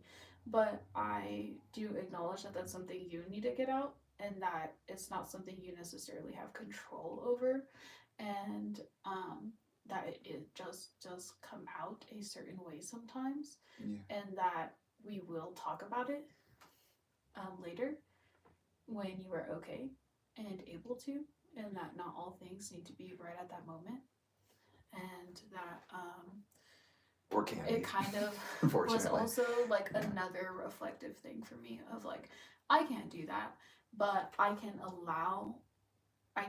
hold space for somebody else to do so, and then I'm holding space for myself. Like I'm doing a little nod to my inner self that would like to express that way and feel safe to do that. Yeah. And even though I'm now formed into this person who doesn't want to do that or doesn't like to do that, me holding space for you to express that way is like a little nod to myself of like, hey, it's okay to do these things, or feel this way. Okay. Are you in my ear? No. What the hell are you doing? It'll be cool. I thought you're not in my ear. I'm not. I'm on the outside. You said no. It'll be great. Hold on. Stop moving your reins. Okay. I'm gonna count that as 2 questions because technically at the end there I asked for elaboration on knowing realizing that through time that I wasn't born into celebrity, and what comes with that. So we're gonna count that as 2. I'm gonna go with a softer question now. So I have to look at the board real quick. Whenever you're done not being in my ear. It looks really cool, I think. Fucking nail. Why did I do it that way? What the fuck? Okay. So we're on question 11. And this one's pretty small in comparison. I knew that was going to be a big one. That's why I did a bunch of little questions before that. So you talked about it already, just saying that, 3s surround you and all that. But in terms of talking about numbers, I know that there are more numbers that you find interesting as like a math head and like intuitive. And I was just curious if you would mind sharing any other numbers of importance and maybe giving a little bit of a reason why. And like maybe along with that, like just like what numbers are to you, because I think every time I hear somebody talk about, well, this number is important to me, they always have like a very interesting personal reason for like why they even acknowledge numbers at all in the first place. It's not the same. Like numerology is not the same for everybody. But if if you have like one or two little instances to share, that'd be nice. Numbers. Since you brought up numbers earlier. Numbers that I particularly enjoy, yes, are 3 and 7. That's why we have the 37 on our thing. That started really young. I had like a religious history, of course. I talk about it all the time. You were raised Catholic? My mom's family was Catholic and my dad's was Christian Protestant. But Oh yeah, that's right. Yeah. Yeah. Processing. 3 and 7. Yes, religious history. 7 was always a holy number to the people around me, and the churches that we went to talked about 7 a lot because they associated it to the completion of our creation. And they talked about how God was so mighty and did so much just within 7 days, and how they rested, and that's why we have the weeks, and that's why there was a lot of things that they associated to 7. A lot of success, a lot of beliefs, a lot of societal recognition of the number 7. And so I always thought very highly of 7. That's interesting. I don't think I knew all of that as directly as you're saying it. What do you mean? Like with that specific Like my number. association? Yeah, obviously. Oh. Yeah, your I thought you were saying like you just didn't know the information in general, not necessarily that I associated. I was raised a Baptist evangelist Christian. Yes, I know what 7 means. I know what a week is. What are you doing? Moving around. Okay. Circulating blood. Love that for you. But yeah, 7 was a big thing, always, of course. And Can't wait to see this, by the way. 3 also, like the Holy Trinity, is a big thing as well. Yeah. So, 3 and 7. And I'd always like hyperfixate on those numbers. Awesome. No. You No. want to see this? Okay. A lot as a child. Like, oh, I love patterns as well, so I take like 3 steps, 3 steps, 3 steps, or 7 steps, 7 steps, 7 steps, and like recount, or like count my breaths. So many comments on what's this. I'd count my steps, I'd count my breaths, I count like rocks, or like if I'm walking on the sidewalk, like how many sidewalks I've passed, or like groupings of cars, or like I love patterns in playing games in my head with patterns. And it's funny that 3 and 7 are like my core childhood favorite numbers, because I then would like hate odd numbers. I really loved even numbers later in life, and I could only listen to the radio on an even number.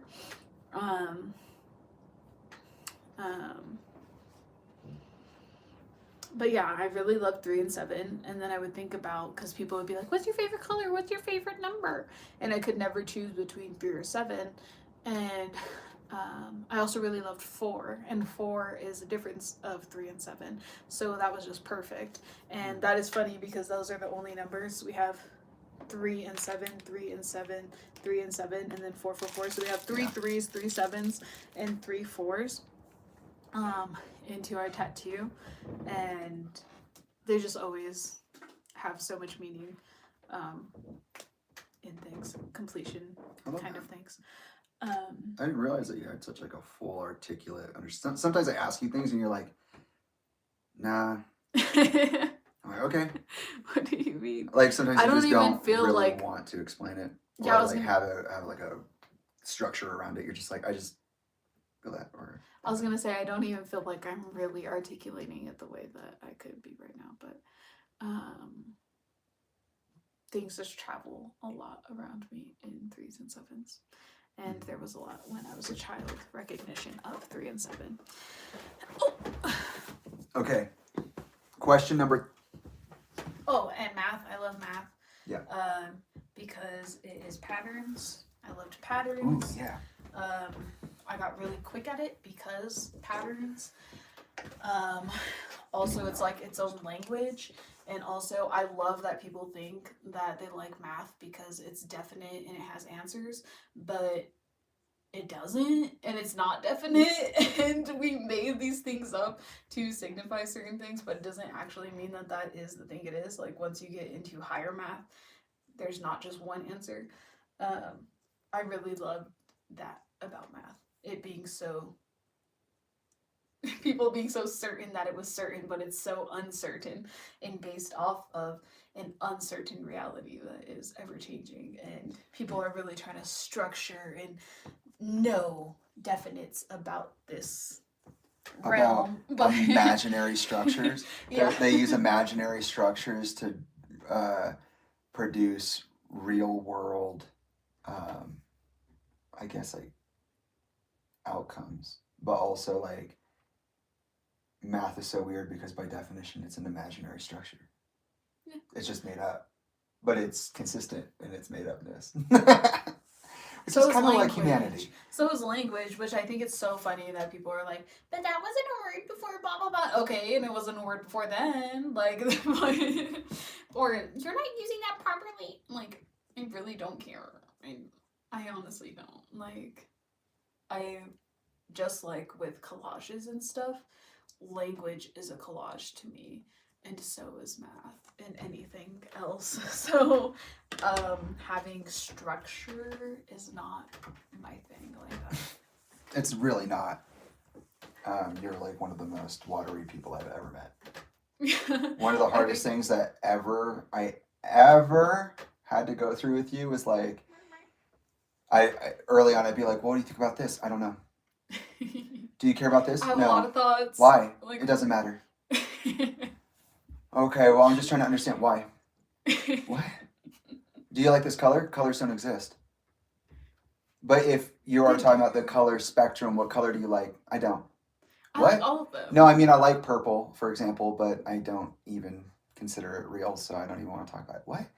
Can you just tell me? Did you like the movie? Yes and no. Okay, this is going to be great. That's what I'm saying. Is like I hate contradictions, And then it but just I goes love into this like super contradictions, and I am contradictory. You granted me the capacity to embrace my contradictions because after being molded in such a way as a child, I lost my ability to become unpredictable. I think a big thing. You made me a quantum menace. You reminded me, like, a big thing that you struggle with is like, but you're saying this. And I'm like, yes, Jamie, I am saying that. And I'm acknowledging that you participate in this way. But I also know that you participate this way and you think this way. Yeah. I'm not saying that you are always this way. I'm just acknowledging that you are doing this currently. And you're like, well, if you're saying that, then you think I'm this. I was like, no, those two are unrelated. Look, fully. I take unrelated. my spell work seriously, and all language is spell work. So when you used to say words, my understanding of it was so strong that it was very hard for me to like. I think it's just. And that's it. Yeah, it's that simple. Yeah. I think it's a thing of like people being willing to understand you and take the time to understand that you are a different person than them and may have a different understanding of this thing we call language and how we express ourselves and what words we are able to do so with. Like, what is in your index? What is in your life? How do you perceive this word that you're using? You know, like if you're willing to communicate that you don't understand and you're willing to hear somebody out about it, that does wonders for everything. But I feel like, yeah, like if you're more in your space where you were of like, oh, well, to me that word means this, so you're saying this thing, I then would be like, hey, I'm thinking you mean this. Do you mean this? Yeah, we would have that conversation all the time.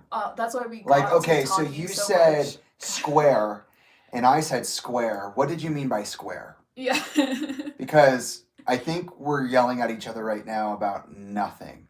I think we just aren't talking about the same thing. Yelling, No, it's just getting excited. We're getting excited about the thing we're talking about. Having a full-fledged conversation about what we mean by. It's not always loud said either. In a different conversation, but now this way of expressing is the conversation. Yeah, that's why I said early on in this process of interviewing you that I was like, we spent a lot of time learning how to communicate, because I think we realized too really early on that we might be using the same vocabulary with totally different definitions for every single word that we were using. And it was like, oh, that's interesting. Where do those non-compatibilities occur? If we all give each other the grace to sit down and understand that we don't use the same words, and we may not even mean the same thing by Right. the same words.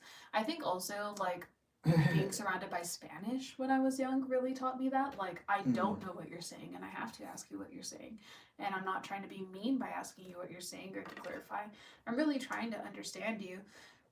Because like today when I put up that Pinterest thing and I put some of it in Spanish, and I was like, yeah, this one word means all these other words in English. So like it really is just based off of what you're thinking about, or how the context clues, what it makes it mean. Like, again, I love language for that reason.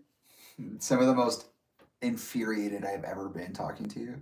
Which, by the way, I can get really upset about things, but I'm always like I said, like, they were like, yeah, you acknowledge that you're going through this, but you keep going. It's like, because I want it. Like, that's being upset is not a reason to be disinterested in something. Like, not in my mind. Like, if it hurts, fine, then it hurts. But like, I want to know. And one of the most infuriating things you've ever said to me is, well, what is language then? Like, what is language? Who cares? And I'm like, oh my God, because I'm a writer. I learned to code speak so that I could protect the people in my lives. It ultimately made things more complicated for me in the long run, but I've undone it now. And also, like, you have to learn language to be in the industry, for example. So you have to learn film language. You have to learn the language of a camera. You have to learn the language of a set. You have to learn the language of a business transaction, and all those things. After a while, it's like you can become stuck in them. And one of the things that I loved about meeting you is that I'll explain what I just said in a different way. You going back to the square and square example, like I said square, you said square. What is your definition? When it comes down to it, one of the most infuriating things you've ever said to me is they aren't the same words because their definitions are different. And I'm like, what the fuck are you talking about? This square is a square. And you're like, no. If I define a square differently than you define a square, then by definition, your square is not my square. No, we're just talking about something else. Oh my, yeah, exactly. It's not the same. It's different, and it's not the same thing. And I'm like, but you're saying square. But you're saying square. But it's also like just for reference for me, before we move on to the next question, I literally had the hardest time in foreign language classes all my life. I took 2 semesters in college, and I took 2 semesters in high school of Spanish, maybe 3 in college, and I still can't speak the language. I have like a weird dyslexia type thing. I just can't do it. And my Spanish teacher in college would actually spend extra time helping me, which is what teachers do. But they were really kind about it and understanding that I had a problem, because I would literally like faint trying to speak a different language because it's just so taxing on the body for me to do it. But you helped me understand a little bit why. And part of it was that square and square example. Question number 12 is, you were born in 99.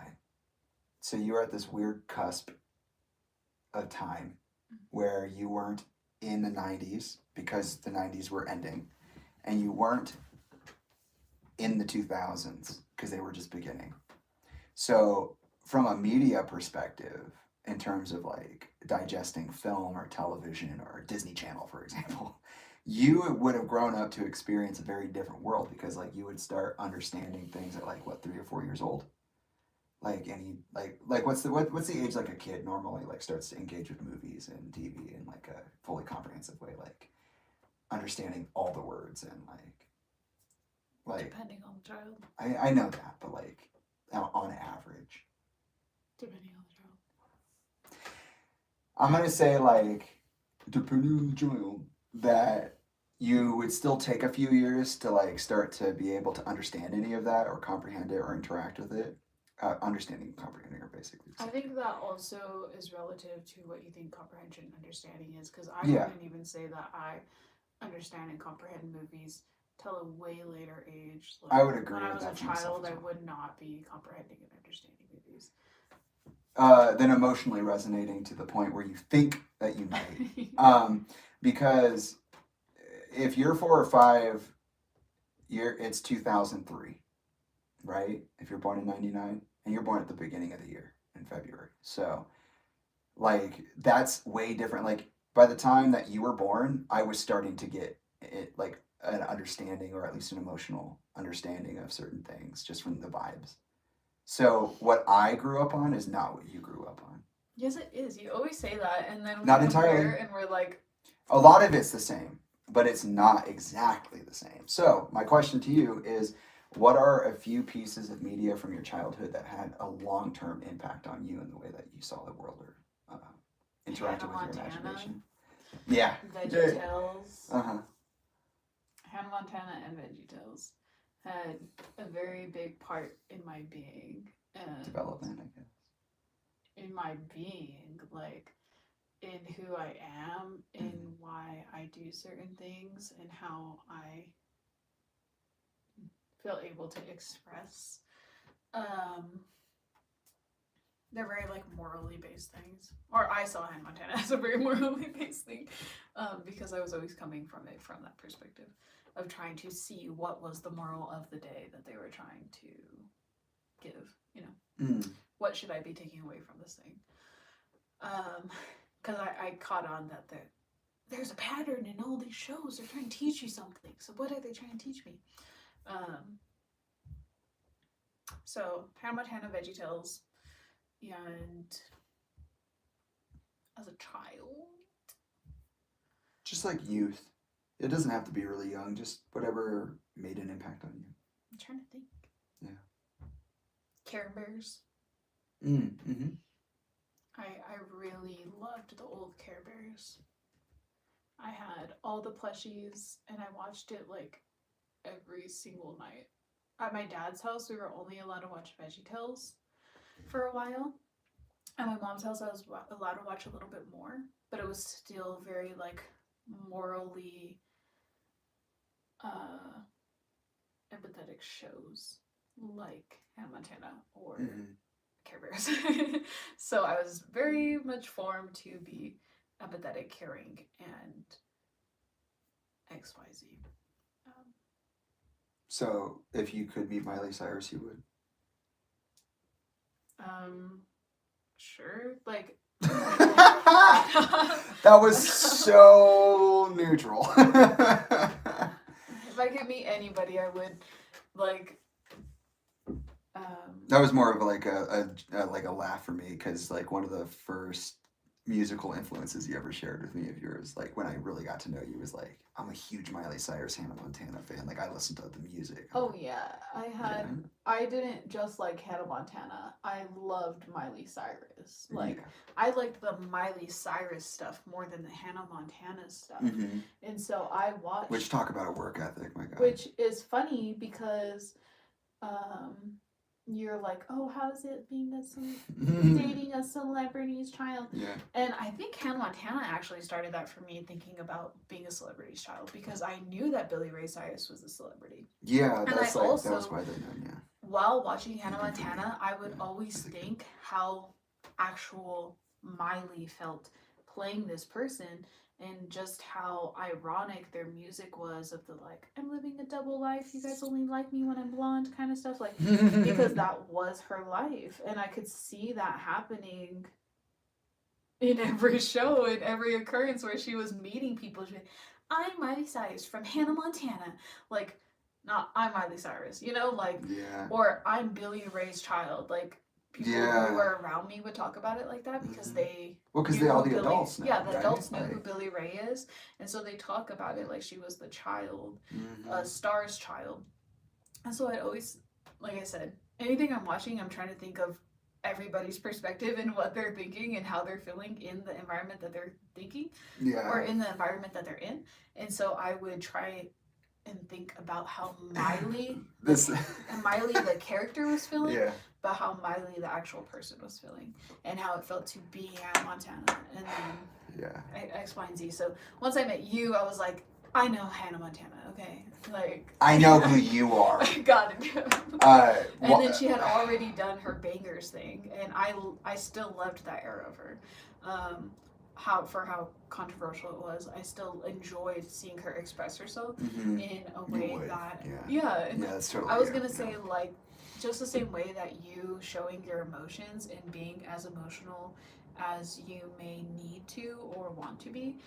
When we met, how you were like, yeah, but just cry or be whatever, you know, like, yeah, but that was your form of rebellion. Like, you guys don't want me to cry, and you don't want me to be this thing. You don't want me to get cuddles. Well, guess what? Cuddles when I'm sad. I'm gonna do that all the time. I'm gonna do it all the time. And guess what? I'm gonna like it. Yeah, exactly. Like, even if it kills me. I just really loved that they turned that leaf for themselves, and I think that's more like also helped me do that for myself, because I was living in such a space where I wanted to make other people happy and the adults around me happy with how I was expressing myself, so they didn't feel that they had messed up as a parent or as an adult in my life. I wanted to make sure I was being the best I could and performing the best that I could. And once I got to dance, Derek, like around when I met you, I was really like, I don't care about any of this, and I just want to express myself however I want to express myself.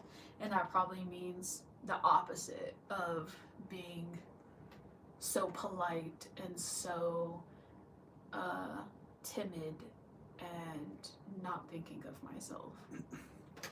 So yeah, I feel like you've often related that directly to being like, or to the experience of being perceived as a woman or female, often as well. I feel like even now we have conversations. I think we do a pretty good job together of making sure that it's pretty equal across the playing field. Like, I will literally go check people who treat you like you're not a person. I've gotten in trouble for it before. Because it's just like, bro, why? You didn't have to engage with them. They're just being ridiculous, you know? And it's like, yeah, but no, because the humanity is really important. But we'll still have conversations about how, like, you don't feel like you're allowed to be certain places or be a certain way around certain, or in certain environments. And I'll still have questions like, well, why do you feel that? Like, well, even in environments where, like, I'm doing something and it's being viewed so weirdly and people are giving me weird looks or like telling me to stop or just not engaging with me, and then you'll do the exact same thing and suddenly it's the best thing ever. And suddenly everyone wants to engage in conversation, and suddenly I didn't understand that for so long because I couldn't see it. People always treated me that way. And then when I realized it was happening to you, I was like, no, we're not doing that. Like, I'll literally cut you off right now. Yeah, but it kind of does, like, make me feel awkward when we're in a situation and you notice that's happening and you're like, oh, hey guys, like, G was literally just trying to talk about this thing and you didn't participate, but, like, they were trying to talk about it, and then they're like, oh, so what'd you have to say? And I'm like, nothing, like, or like, yeah, this was the thought I had, and they're like, all right. That's thanks for sharing. I mean, that makes sense. It just feels more awkward. I've gotten better at being more civil about it, but I think it's the same thing that we were talking about yesterday of like, I acknowledge, if you're still in my life, I acknowledge that you are just who you are and the way that you're going to interact. I already know how you're going to interact with certain things, so if you're interacting with it or if you're not interacting with it, then that's just what it is. Like, I'm not going to try and get you to interact with what I'm talking about because you didn't interact with what I'm talking about, which shows me that you don't want to engage in that or you don't care about that thing. And I don't want to push you to do something. I just want you to care. Like, if you don't care on your own, I don't want to make you care or try and, like, skew that, you know? Like, present as you. Like, if you really don't give a fuck about what I'm talking about, then don't give a fuck about it. And I love that. Like, that's so you. Love that for you, and we'll talk about something that we both give a fuck about. So yeah. But also, like, if that happens enough and it's kind of like only what they want, then yeah, I get to decide if I want that in my life still or not. But the people that I do have in my life, I acknowledge that they are willing or unwilling to participate in certain acknowledgments or conversations that I am passionate about. And that I just have to be okay with that. And how they do or do not acknowledge my existence or speaking. Yeah. Yeah, I would say that historically I've been an aggressive defender of honor, and even if that's not earned or deserved by the people I'm defending, but also like not realizing just how bullheaded that can be. And so I think in a lot of ways where I found myself becoming more bullheaded, so to speak, about who I am, I've also become a lot more gentle because of you and being around you in this way. Yeah. Having these conversations. It's a flexible self-rigidity. That's what I call it. Moving on to the next question. In terms of intuiting spiritual connections to animal symbols, this is two questions. What animal do you resonate with? And what animal do you resonate or, I guess, connect with me? That's question number 13 and 14. Okay. Me. What animal are you? What animal are you? What are you, animal? Let me think about that. Hold on. Let's see. Turn. I have a lot of animal acknowledgements surrounding me currently. I wonder if you can see where these two questions are going. And they do vary day to day. Sometimes it's more one than the other. Particularly right now, something I am resonating with. I would say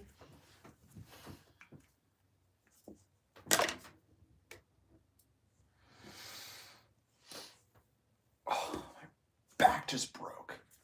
I'm kidding, it's not broken.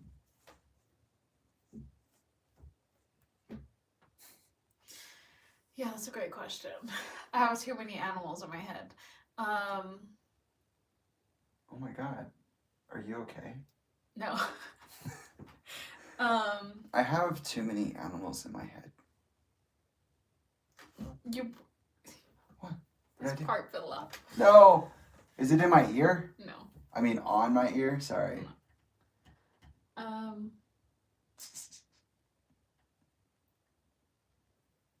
I'd say something relating to our conversation we had recently. I'll go with rabbit. For Okay. you. What? Let's see if you know where. That was a good flip. We'll see if you know what question 15, where these 13 and 14 are leading into 15. Because this is leading toward a point, and I'm curious to see if you get it. But what the fuck? I'm a rabbit? Why? I'm cool with it. I'm totally cool with it. I'm curious. For a couple reasons. Uh-huh. But we particularly had a conversation about rabbits yesterday. And That was yesterday. I was really thinking about bee stars. Mm. And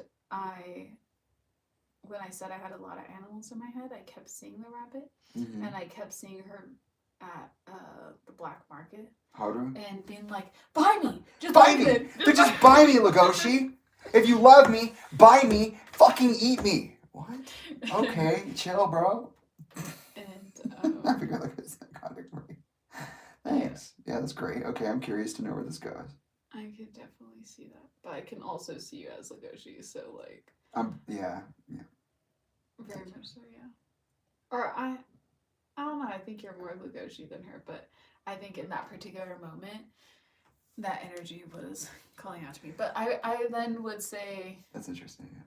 non-animal. I'm gonna give you a particular animal. It's gonna Hi, be Taki.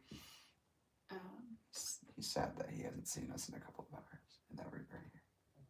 I'm almost done. We can let him in after. Okay. But yeah, that for you. And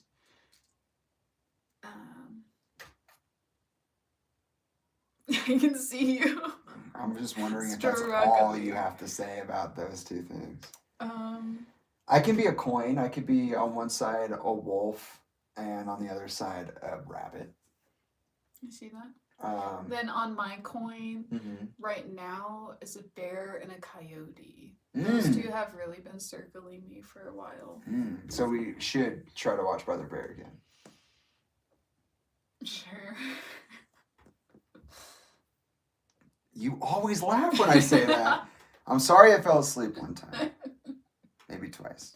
No, one time they fell asleep, and then another time they're like, okay, I'm gonna watch it this time. And we got like a couple minutes in, they're like, I really don't want to watch this. Like, I'm so bored. I used to watch it at my uncle and aunt's house, and so it's a little traumatic, but there are memories in there.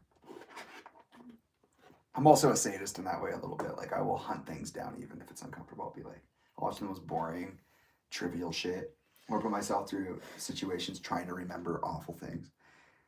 Not bad situations, just like try to set it up, you know, Inception style, try to trigger the memory. Like, oh, this is reminding me of something, but I don't know what it's reminding me of, so I guess I have to watch this until I remember. Yeah. It's something you do. I MK Ultra myself sometimes, yeah. So a bear and a coyote, that's interesting.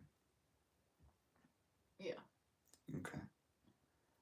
Is that all you have to say about that? Yeah. Okay. So question 15, what do you think it's about? That's my question 15. I think it's about question 14. No. Because you said they're related. I'll say question 16 is the question I just asked. And then question 15 is still the same. Because I'm the trip leader right now. I need you to like keep your head still so I can finish this. Um, I'm so close.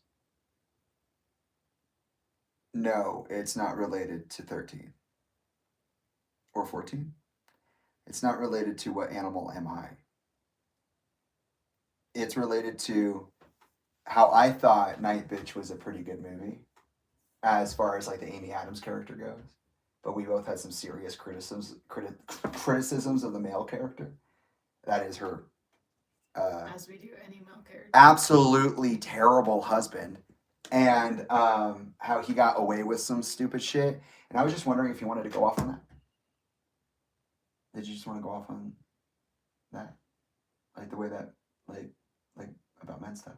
Just the experience of being a woman and like having... Because you were so right about all of that. Like at the very end, you were like, that's it. Like that's all he has to do. I'm like, yeah, he's literally the husband. That's like, all he ever has to do. Let me apologize for exactly what she said that she had I fucked up. That was all you had to say? No. And I'm sorry.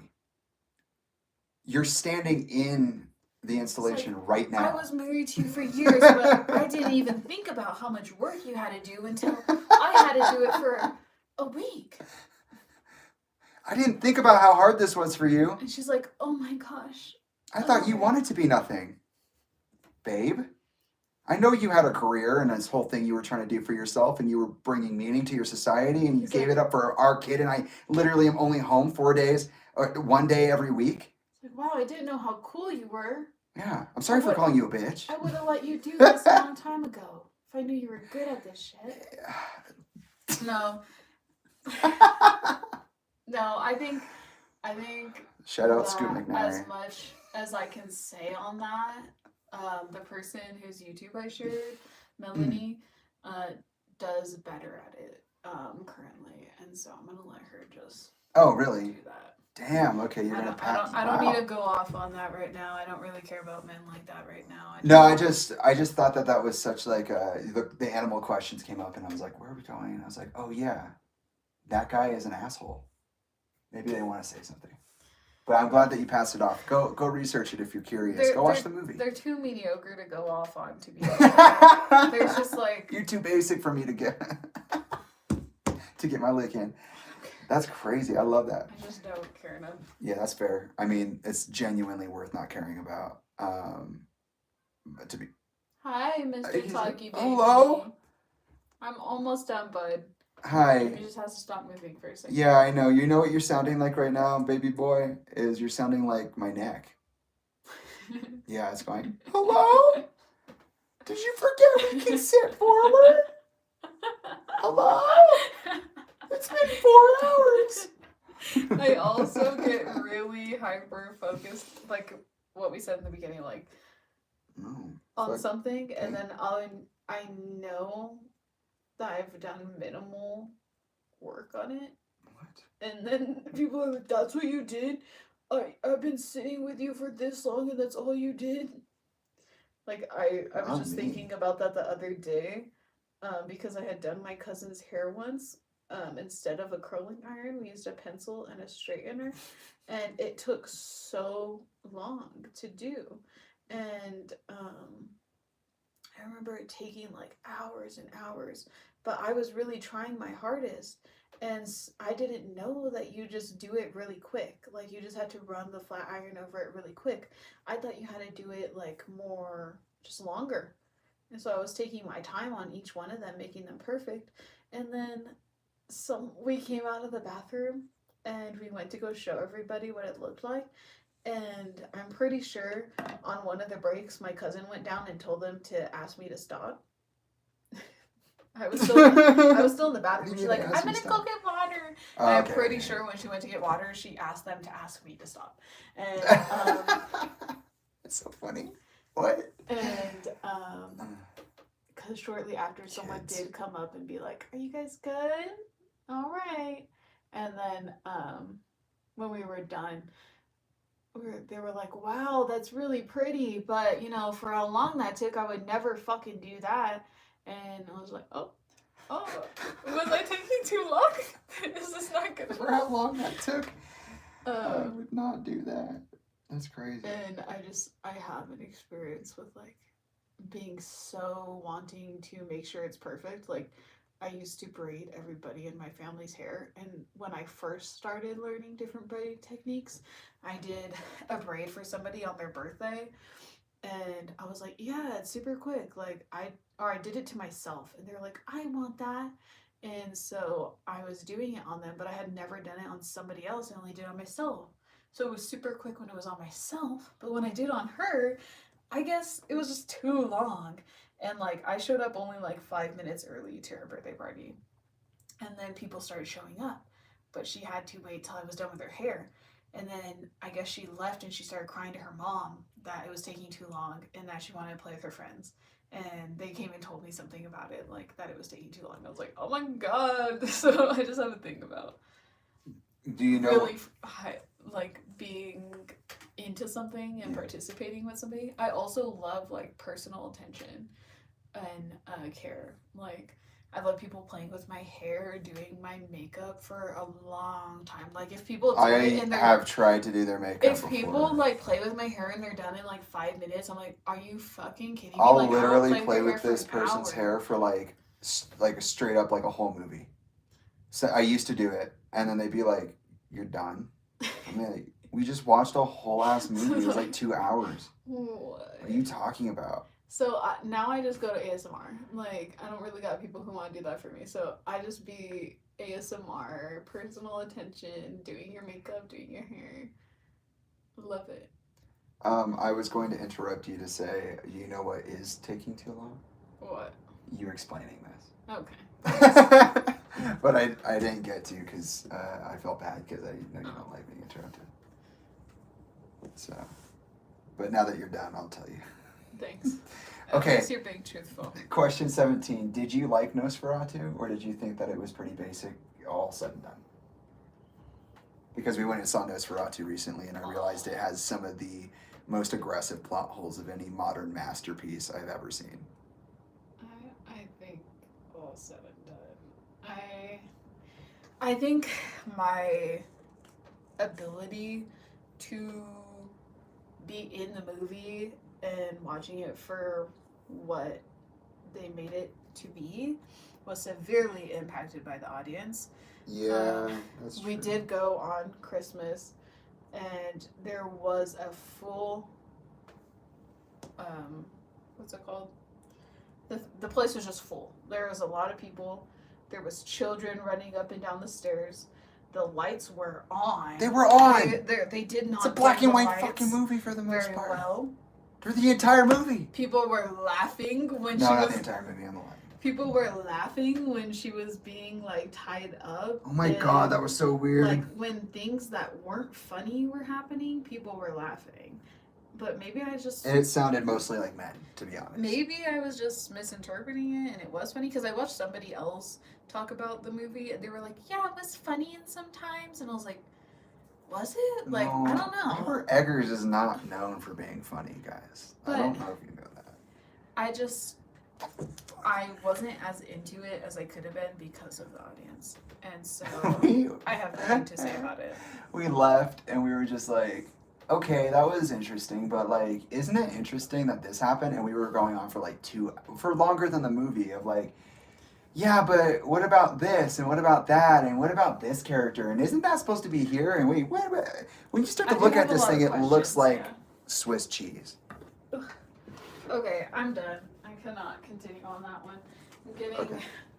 artist block now. That's fine. I'm gonna wash my hands. By the way, I do actually appreciate how much time you take on your art, and I am your art right now. So you taking as long as you want it is perfect. Yeah. Okay, we're moving. We're moving to the art station. Oh, ow! And we're changing the lights. Been staring straight into a light bulb for a long time. Yeah, same. I think that was hurting my head. I was like, Oh, it was hurting your head. Oh. yeah, right next to it. Well, I'm stuck like this. I have to walk everywhere with my head stuck to the right. Yeah. And my ass hurts.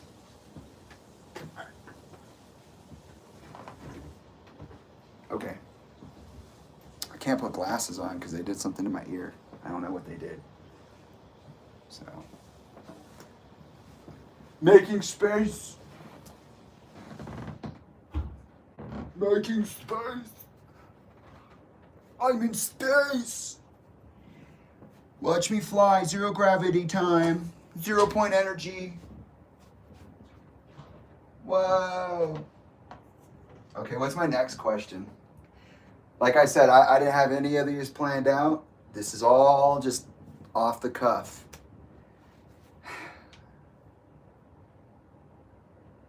We needed some lighthearted questions after that. That big, the last real big one. I said earlier too, I was like, they don't know what I'm gonna put them through. We're only on question 17. But like I also said, one of my favorite things ever is talking to this person about this person. So we'll see. We'll see what comes next.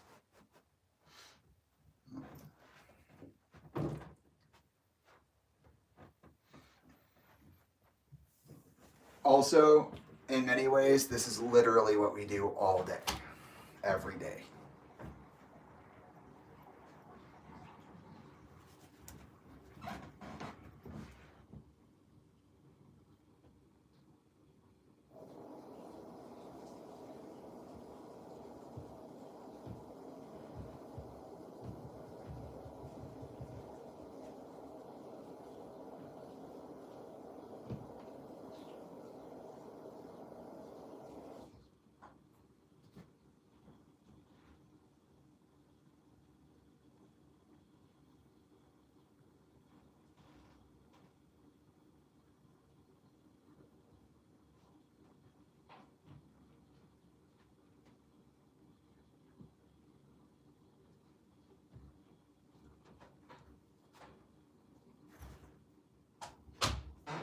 Boom.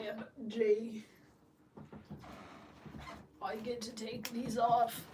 I can't even Awesome. put mine on. It's really Oh my to see clearly for a little bit. Put on my braces. Okay, your birthday's coming up. What's one of your Yeah. favorite birthday celebrations you've ever had? And you're 37 years of living.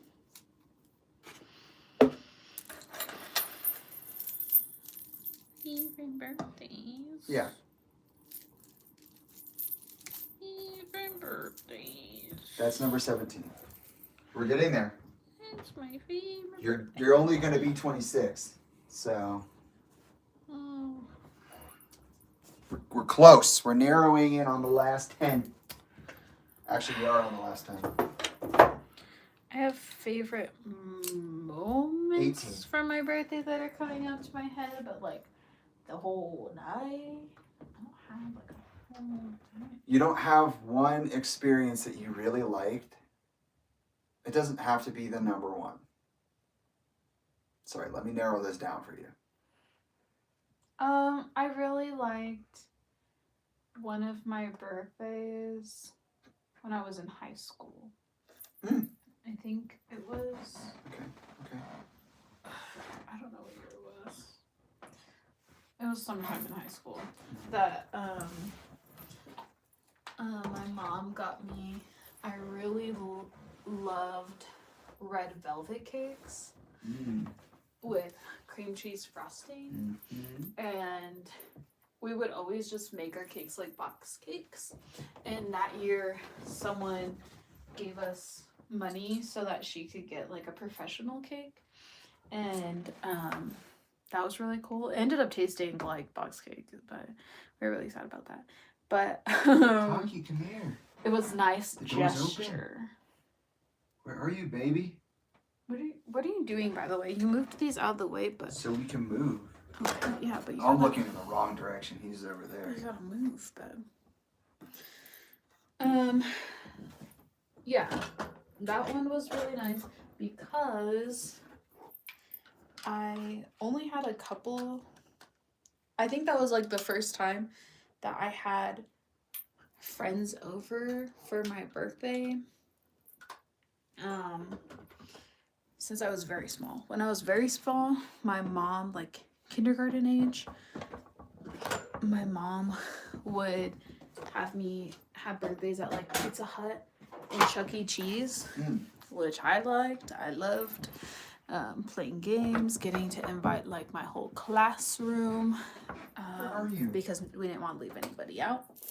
And so I loved that, but it was the first time that I had invited people over to my home to celebrate with me. And it was like my mom was friends with their mom.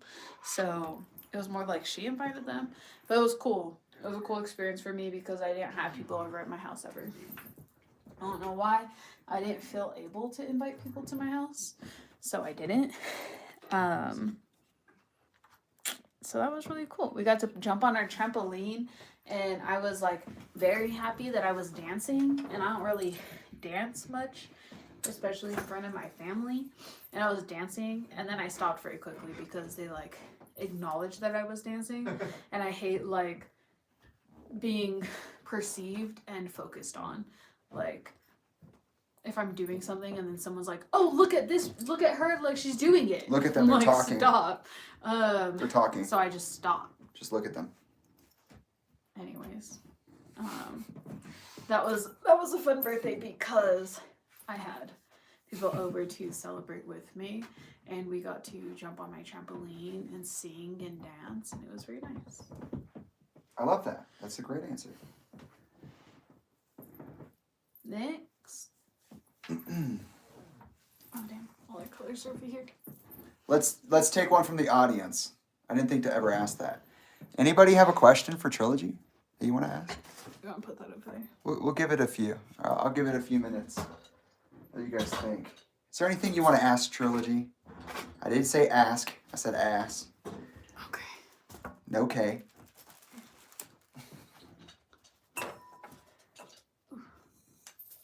We just set up this room differently because I got these chairs that I really like. And I have my little desk on the window, and I love it. And like this little rolly thing that has all my art supplies. So, which is something we've had. I didn't buy that, but it's nice. Oh yeah. What? You've seen it from that far away, but these drawers underneath here, these wooden pieces, they're they are from the cabin. Some people had asked me previously, like, oh, do you have anything of your dad's still? Yeah. We didn't get to show that before, but that is part of the cabin. We use them as cabinets now for art supplies. Let's see. What do you guys think of what's going on?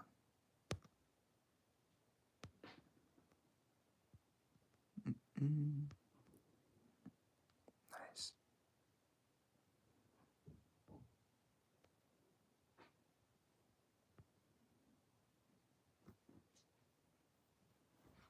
Okay.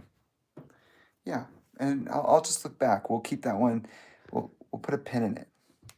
So if anybody has a question they want to ask, any kind of random anything, feel free. We'll check back and we'll see if there's something there. Okay. But for now, it's a good choice. I know. I just wanted a little something. Thank you. Yeah, this has been a pretty energetic experience for me. We've been trying to talk freely for 5 years. Just like building up the capacity to be back online or to be online in any real way and to share in any real way. Oh, here, that brings me perfectly to a question that I do have for you. This is one that was in the chamber. Yeah. Since we have the art supplies out, Yeah. when I met you, you had a hard time sharing even your scribbles with me. Mm-hmm. I remember one of my first memories with you was being on FaceTime with you, which we were on FaceTime all the time. Like if we weren't in person, we were just texting on the phone or literally video chatting each other everywhere I went. True. So I would ask you, like, what are you working on? And you'd be like, oh, well, nothing. I'd be like, okay, well, you've been literally scribbling nothing over there on your pad for like 2 hours, 3 hours now. What are you doing? Can I see it? And you'd be like, no. And you get like really defensive about it. I don't mean that in a judgmental way. I understand why, of course. But you would be defensive. You'd be like, no, you can't see this. No, this isn't for you. No, this is mine. But over the years, you've become more and more open with your art, more and more evolved in your art style. And I think when you look at your Pinterest, you've done a good job of showing the variety of your art style. Personally, we've had conversations about how I see changes in the art style as in like little eras. Really, they've been big eras, but it's only been 5 years. We've gone through a lot in 5 years. So with that being said, is there anything that you would like to share about like where you started with your art, how you got to where you are with your art, what your intentions might be? I'll say the first 2 questions are more like one question, and then the intention for your art moving forward is more of a second question. Because you talked about doing your own thing online. Instead of how I started with my art? Yeah, like where do you start with your art? How did you get into standing in that truth for yourself and starting to show it and starting to like, because like you put it all over the walls. You like to make collages out of it, so to speak. I mean, the walls act as a collage and whatnot, but the way you've interacted with your art and developed your art has been very interesting to watch over the years, and I'm just curious what you think about that. I can't remember specifically why I started art, or I started with like pencil and paper. That was really it. I can't remember why, but I just liked doodling and drawing. Mm-hmm. I really liked like mimicking things, like, oh, this thing has this kind of dimension to it. Can I recreate that? It was kind of like a pattern and like a math problem in my head to me. Yeah. And so it was more about that, but also then it became about like recreating things that I liked. And I also really love people's art. Like, I think just seeing other artworks really was like, oh, I want to express, like, maybe that's what it was, because I was always told, like, art is an expression of yourself. Mhm. And I was like, oh, I don't get to express myself, but, like, maybe I could do it artistically and people could understand me or empathize with me or relate to the kind of feeling that the art has. Yeah. That's when I was still doing, like, pencil paper things. And I remember getting into art and then suddenly, like, everyone giving me, like, art supplies for Christmas. But it was the same kind of art supplies, and it was those, like, generic kits that you get from the stores. And I hate being told what to do. And for a while I stopped doing art because everyone kept giving me all these things, like, oh, you like art, huh? So let me just give you this thing. They wouldn't ask me about my art. They wouldn't want to look at the art. They wouldn't ask me what kind of art I do. They would just give me gifts for, like, tias and family members who don't actually talk to me, but, like, have a slight inclination that I enjoy art, would just give me, like, those big sets of art supplies. Not big sets, just, like, you know, like a grouping of markers or a grouping of this or that. And at that time I took that as, like, I think as a child I took that as, like, oh, do art. And I was like, no. Like, you want me to do this now? No. You should fucking tell me to be creative. Also, like, you're not even looking at my art. You're not acknowledging. I've noticed that. Yeah. You're not having conversations with me about it. You're not acknowledging it. And I don't know why people do that to you. Like, they literally, I don't even think your mom asks you about your art, to be honest. Like, now that you're saying that out loud, I'm literally, like having an epiphany of, like, just how interesting it is that. Nobody asked me about my art. But that was just a thing when I was young. I now is very much just for myself. Even you, like, I'll show you some things and you're like, yeah, that's cool. All right. These days? Yeah. Really? I think I, like, pretty emphatic about your art.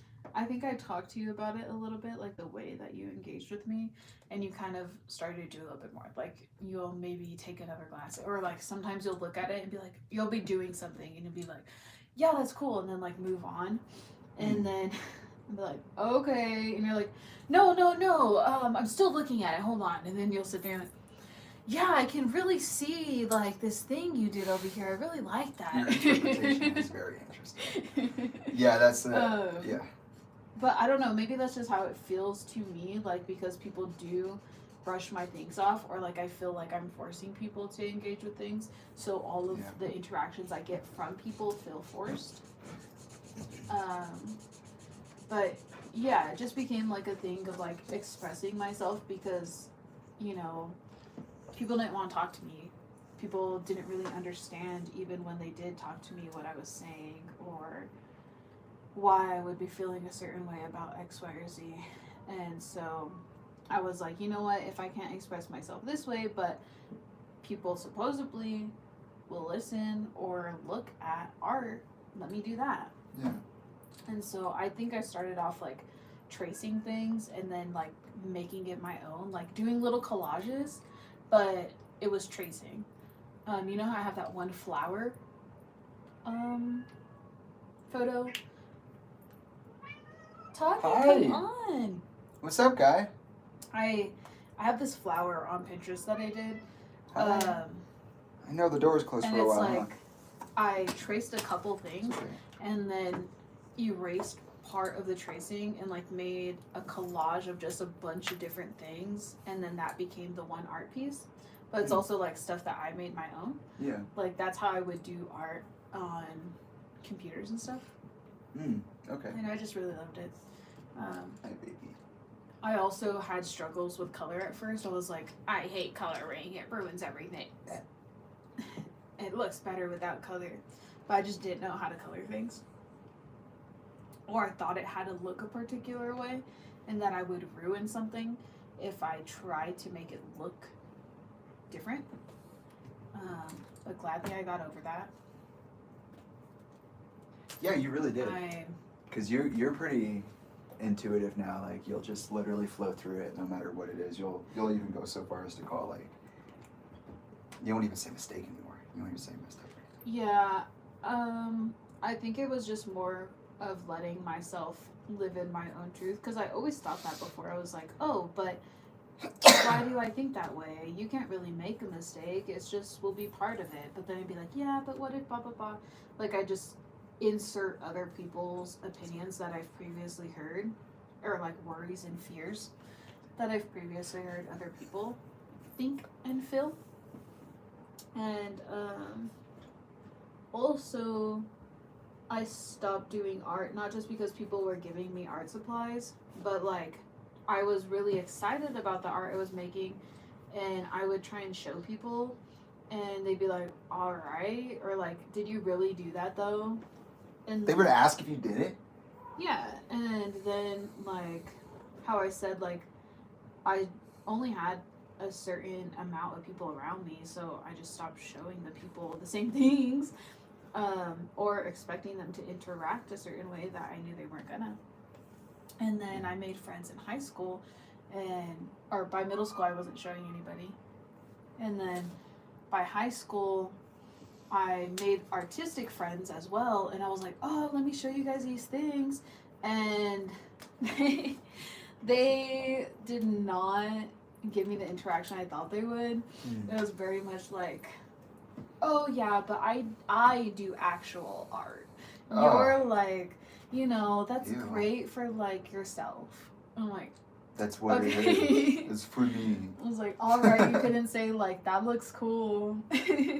So I just kept it to myself, and I didn't really even have the emotional capacity or even physical capacity to do art for a long time in high school. And then when I got to college, being in education, you have to do a lot of arts and crafts, and I was like, wait, I used to do a lot of arts and crafts because first of all, like my nana's a kindergarten teacher, my mom works in a school, like we'd always do arts and crafts, setting up for kids to do and finish the art and craft. Like we made the templates that the other kids would use. I made the templates that the other kids would use. I say we, but that's because I'm thinking me and my cousins. Yeah. But then my cousins would be like, "You're so much better at this. You should do mine." And then like I'd be then making like 75 templates that children are gonna use. Yeah. I'm glad that you used a quantity there because it's important to note that we're talking about a class of people. Multiple classes. No, because not of people, but a classroom full of people. There you go. Sorry, I would have clarified that. Like the teachers really, my nana was there for a long time, and people really loved her, and they knew we helped my nana prep a lot of her stuff and activities for her classroom. And so they'd be like, hey, since you guys have so much time, you guys want to help us make these things? Like, it's like an art and craft project, basically for you guys. And we're like, yeah, sure. Like, we'd be cutting things out or writing children's names on things, creating whole books for people. Like, and that was just something I did all the time. And, because my cousins were with me in the room, they'd be like, all of you guys can work on it. And they'd be like, yeah, sure. And then my cousins would get tired after a couple, and I would then just have to finish the rest. So I'm doing like 4 classrooms worth of... Sounds like your cousins. Yeah, I'm doing like 4 classrooms worth of work. It's talking, you never play with that. Anyways. What was I saying? By high school, I wasn't showing anybody anything, and then in college, I started doing more arts and crafts, and I was like, wait, yeah, I really did like art. I should like let myself do that again, and so I started trying to do a little bit more, and that was around the time that I met you. Yeah. Was when I actually started doing that. Yeah, you were making cool stuff even when I was asking you, I'd be like, let me see, and then when I finally saw it, I'd be like, well, that's actually I also really cool, wasn't showing it because I didn't think it was so cool, because if my other shit wasn't cool And this was just stuff that I was doing after not being able to do art for a while. I was like, oh, it's not going to be like good enough to show somebody. I need to make sure that I have my style down to show somebody. But I really didn't, and I really shouldn't. And I did it anyways. Like, I ended up showing you even when I said no. It didn't really take me that long. But also, I think it was because I like doing art with people.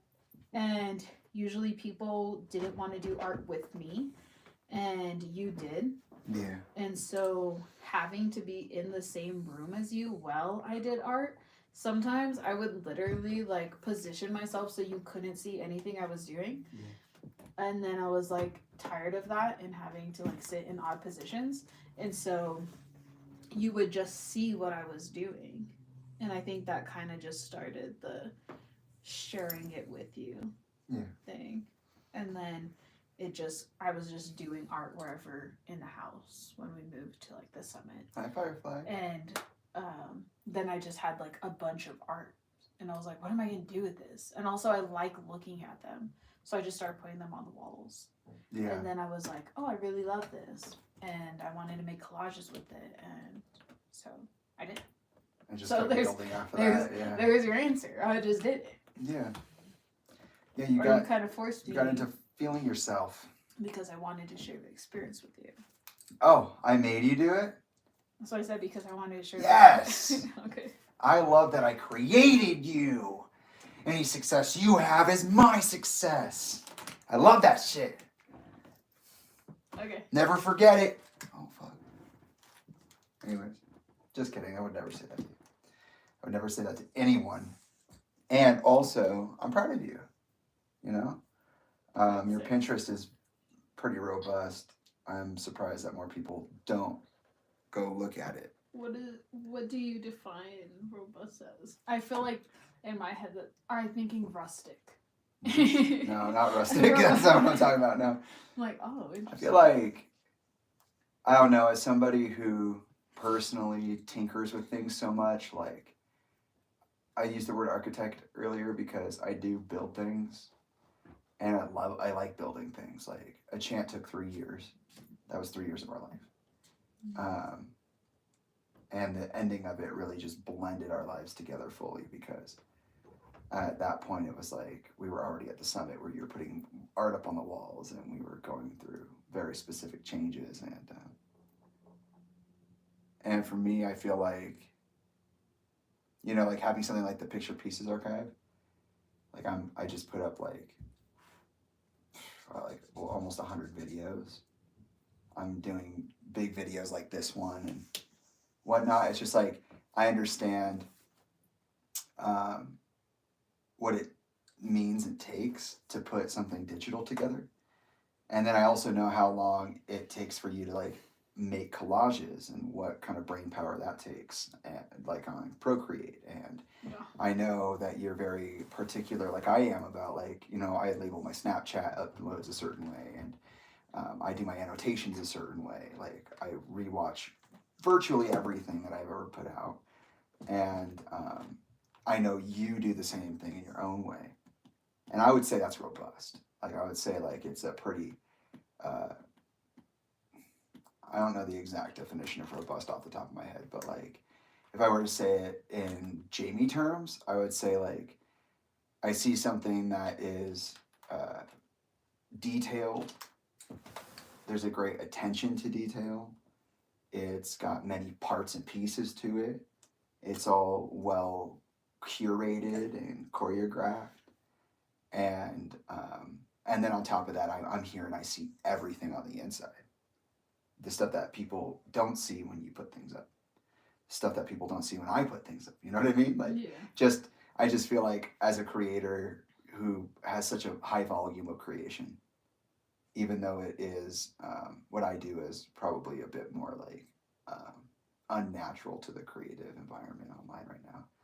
I don't see a lot of people doing the stuff that I'm doing the way I'm doing it, you know what I mean? I don't see a lot of people doing what you're doing the way you're doing it. I just don't. Like, I feel like I'm so generic in the way that I have stuff out right now because I want to put it out in a different way. So I personally don't relate to that comment, but I definitely appreciate your acknowledgement of that for yourself. Well, also, I know that you're trying to. That's where we're going with the next question, because I know that you have plans to do other things. Like I process and upload and curate all at the same time. I'm not going to go do something else. This is it. So when I do it all at once, it looks different than the way you're doing it. Because, for example, kind of like you said, you feel like it's generic because in reality, you might really, in better words, describe your process as maybe being like collecting data so you can put it other places. Because you have like things you want to do. You have like, I don't know what they are. I'm about to ask you what they are. I know kind of what they are, but I'm not going to say it for you because you probably changed it already. You probably have you do obviously as the person making the thing have a greater understanding of what it is that you're trying to do. But like, even if, but with that being said, even with your art being where it is, the way it is, it's if you know how you put it together, and you know what the significance of the order is, and you know what the significance of each collection of photos or art pieces are, collages, then yeah, absolutely, it's not generic at all. There's nobody. I don't think anybody could just go. You know what? I want an archetypal template and just be like, now I did what Trilogy did. I don't think anybody could do that. But I also know you on a different level, so I can say that. So my next question is, question number 20. All right, is what do you intend to do with your art with this platform you've been kicking around for? This platform idea you've been kicking around for a couple of years, because the new year is here. It is 2025. Yeah. Great question. There's a lot of things I've talked about publicly before.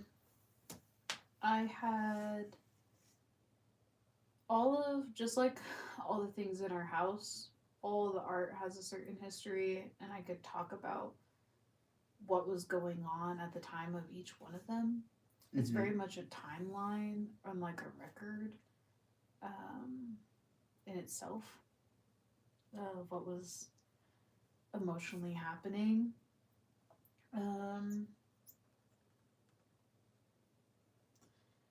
I have publicly said before that I wanted to have a website. Remember, that's why I bought that coding thing, and I was gonna learn how to code my own website, but like, why you spent like $100, maybe $200 on a subscription to a build your own website program? Yeah, I just did not have the capacity after the July 5th thing. 2021. That's 4 years ago. I'm gonna reboot for a second. Three, 4, and a second took a little longer, but it's been a second. I definitely wanted to make my own website, and they were supposed to be more acknowledgeful of what I was going through. Like, so rather than just having their titles, they would have it'd be more like a journal or a blog type of thing. Like, I can talk about whatever I want, or what I saw in the thing, or like how I do on some of them. Like, I ask questions and I want people to engage in the questions, but even I told you, I was like, you're like, wow, the things you wrote under that thing. Like, Jamie took like a year to look at my stuff at all, the Pinterest, and I showed you it.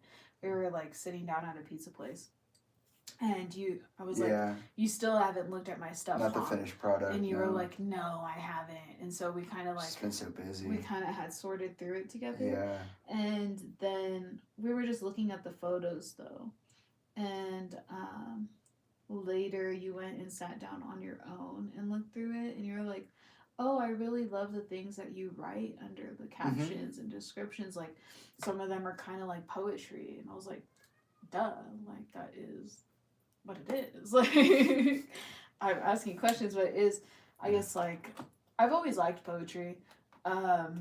So it's poetic in nature, but not necessarily like poetic. I just think language is poetic if you view it that way. So it is poetry. But I was like, yeah, that's what it is.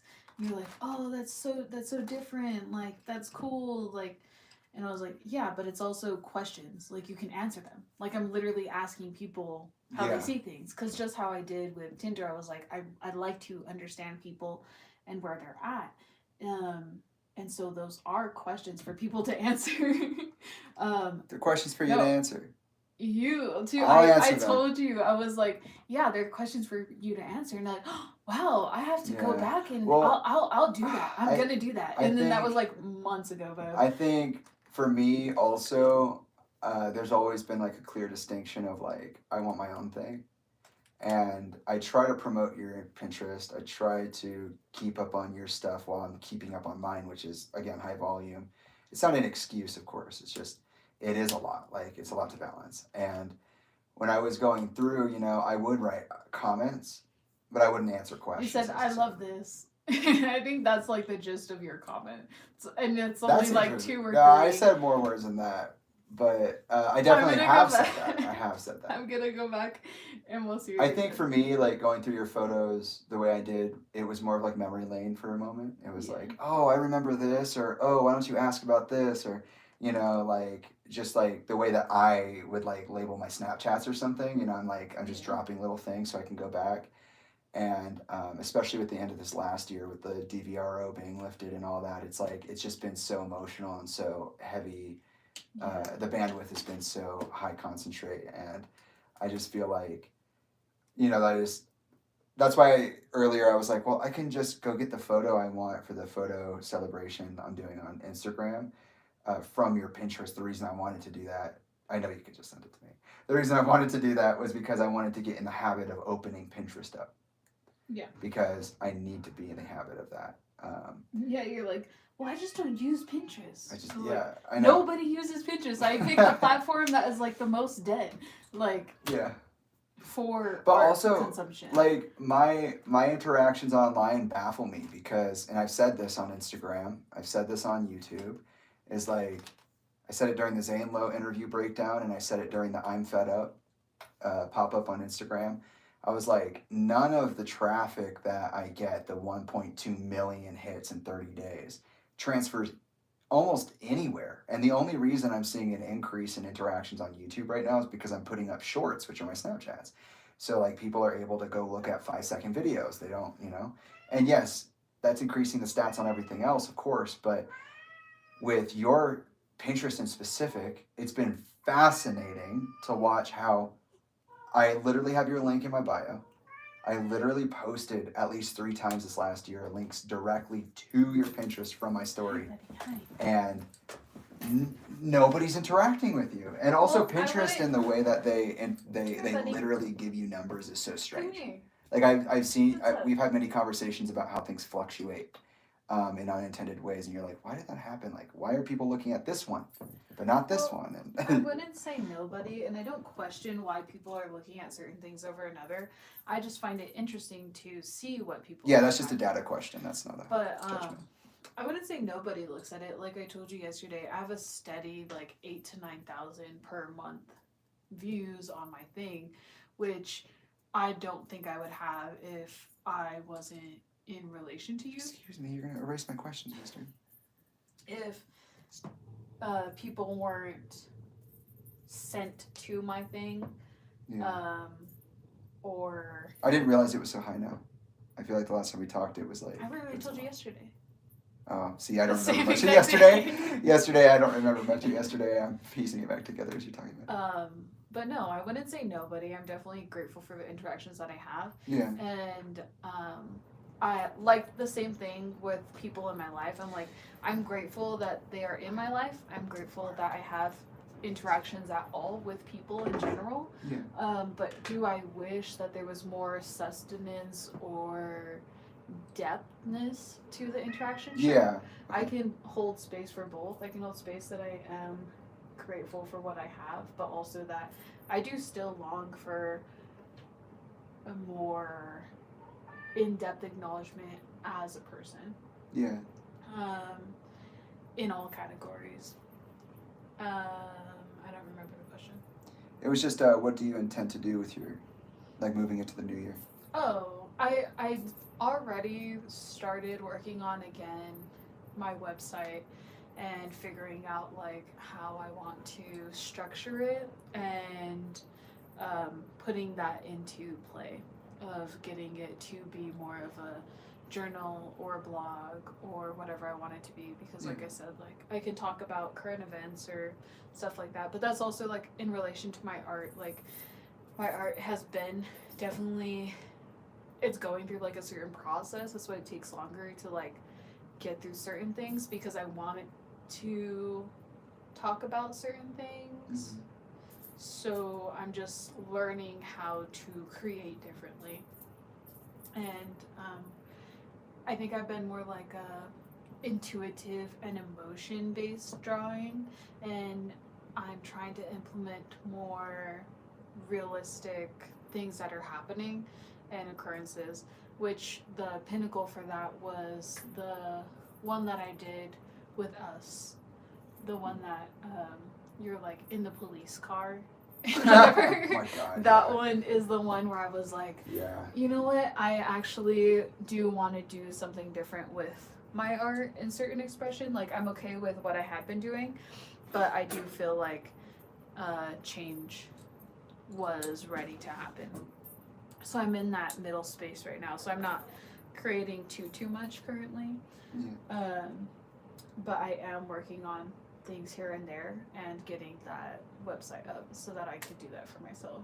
Just so I can have my own space, because for as grateful as I am to have a space like Pinterest just to put up categories of things. Like I specifically use that one because you can sort it into categories and I could just have all my stuff up there. I would like it to be structured a little differently, and so that I could do that writing underneath and have my own space, rather than associating it to a certain social media kind of thing. So I taking away from the aspect of social media, making it more personable, I think is something that we could do with the internet very well. I agree. Like rather than looking up a media platform, you're looking up the person. Like you're actually having to acknowledge you're doing that in that action. Definitely.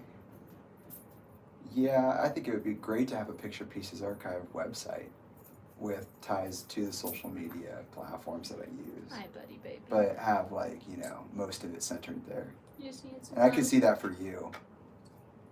Is there a way, and this is the next question, 21, and it's an extension of the same thing. Do you have an idea of how you might want to incorporate some of your more like community-based or education-based endeavors that you are trying to accomplish? Like you were saying you were thinking about getting back into creating a center for integrated play or interaction or any of that. Like, is there something a part of that journal process that you are anticipating to manifest? Because I think that would be, I'm trying to see that for you. I'm like listening to what you're saying about the website and your art uploads and things like that being more of like a journalistic endeavor. But then I also know that you have like you said, like you want to create those spaces physically, and you want to be able to give back to the community and work more in the community. That whatever community you decide to align with, whether it's physically here locally or just online or whatever it is. I think I have, in my own way, done that for myself. Like I've been able to be a part of my community by the jobs that I choose to be a part of. He just wants some love, babe. I know. That's why I went down here. No, just listening to his tone. Hi, buddy. It's such an interesting call. It's like a dinosaur. Being a part of the jobs that I've been a part of, I've really got to engage in the communities that I'm surrounded by. And I not only love like engaging with the customers, but also with the people I'm working with. Yeah. Like getting to know them and their needs and helping them in their life, because in our job, like there's nothing more to do than really talk to each other a lot of the time. And so I've really enjoyed being one-on-one with people and getting to know them and providing again that space for them to think about themselves in a certain way if they would like to. Like, especially at work, I'm not gonna be like, tell me your darkest secrets so you can go through your mind and da da da. Like, Yeah. it's really up to them. Like, they know how I communicate, and they know how I like to communicate. They know how I like to communicate, and they know that I will actually talk to them. And so sometimes I would find myself being sought out for advice or an ear or something. Mhm. Or like when I worked at the caregiving facility, I had people who would specifically ask to work with me, and one of them specifically would acknowledge how they appreciated that I was present with them. They felt that I was actually in the room and giving them my attention rather than like so spacey and just like, oh, I'm just going through this room and I'm gonna do the thing, you know, like not really being present with the person, just providing the task. Them acknowledging that I really loved being seen in that way, and I wanted to continue doing that for the people that I worked with and for. So I try and do that in like any interaction, like I said, whether I'm like working at a gas station or a cafe or a cashier or like writing or caregiving, like I'm gonna be trying to do that. And particularly right now, I'm looking more into care-centered jobs again, and I think that will definitely help. I think engaging with people and being able to do that for people really helps me express artistically. Like when I'm just here at the house and doing my own thing, like I get more writer's artistic block than any other time. Like when I'm actually engaging with people and when I'm going outside, when I'm communicating and able to have one-on-one connections with people, I can do a lot more art than when I'm just by myself. So I think that will help. And you were saying about the center. That's part of why I went and did my own thing, was to like get a grasp on myself, help my community, acknowledge my peers in my community, be of use for my family members for a time, for you for a time, and really just get to know myself in those situations. And then being able to implement that into creating that space and learning like, okay, what is my like limitation emotionally, or like how I communicate about these things. And since I've had such challenging experiences over the last couple of years, I think I'm really experienced and patient with others. I find that I am anyways.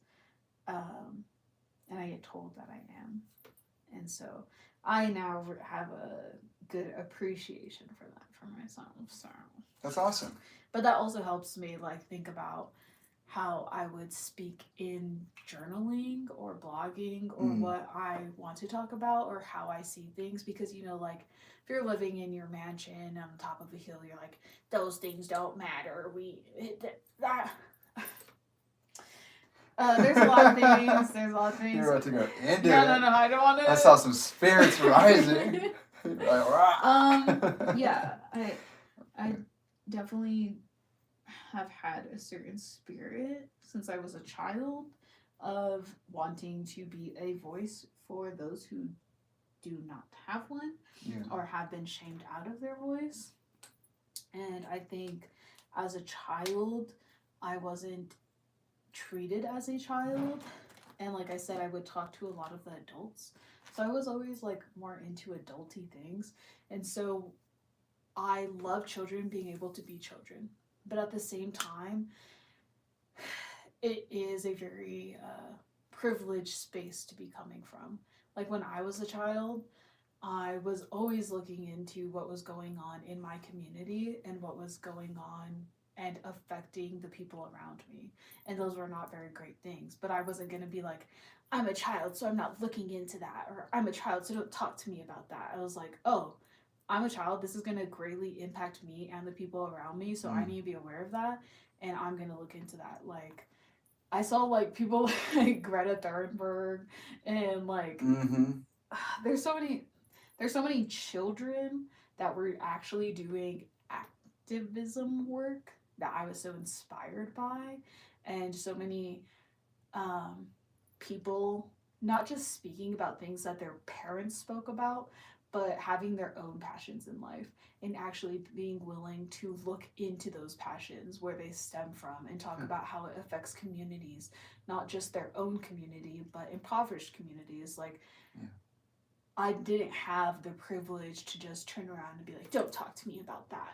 Be like, no, I want to look into that because that's a real thing and it's impacting everyone around me, and I can see how severe it is. And so me as a child, I can view it from a different perspective, and then once I grow older, I can bring a whole different thing into the conversation, which is something I do for my works too. Like, I find myself going into a place of work and then being like a fresh pair of eyes to be like, oh, if this was done, this could be ran better. If we functioned this way and communicated this way, we could all work together in a more efficient way, where one person doesn't have to do all the work. We could all do little work that makes the whole picture better. Like, we could all create a better space for ourselves if we did X, Y, and Z. Like, I was thinking about how much I actually really liked Taco Monster because I remember being like, I didn't like it.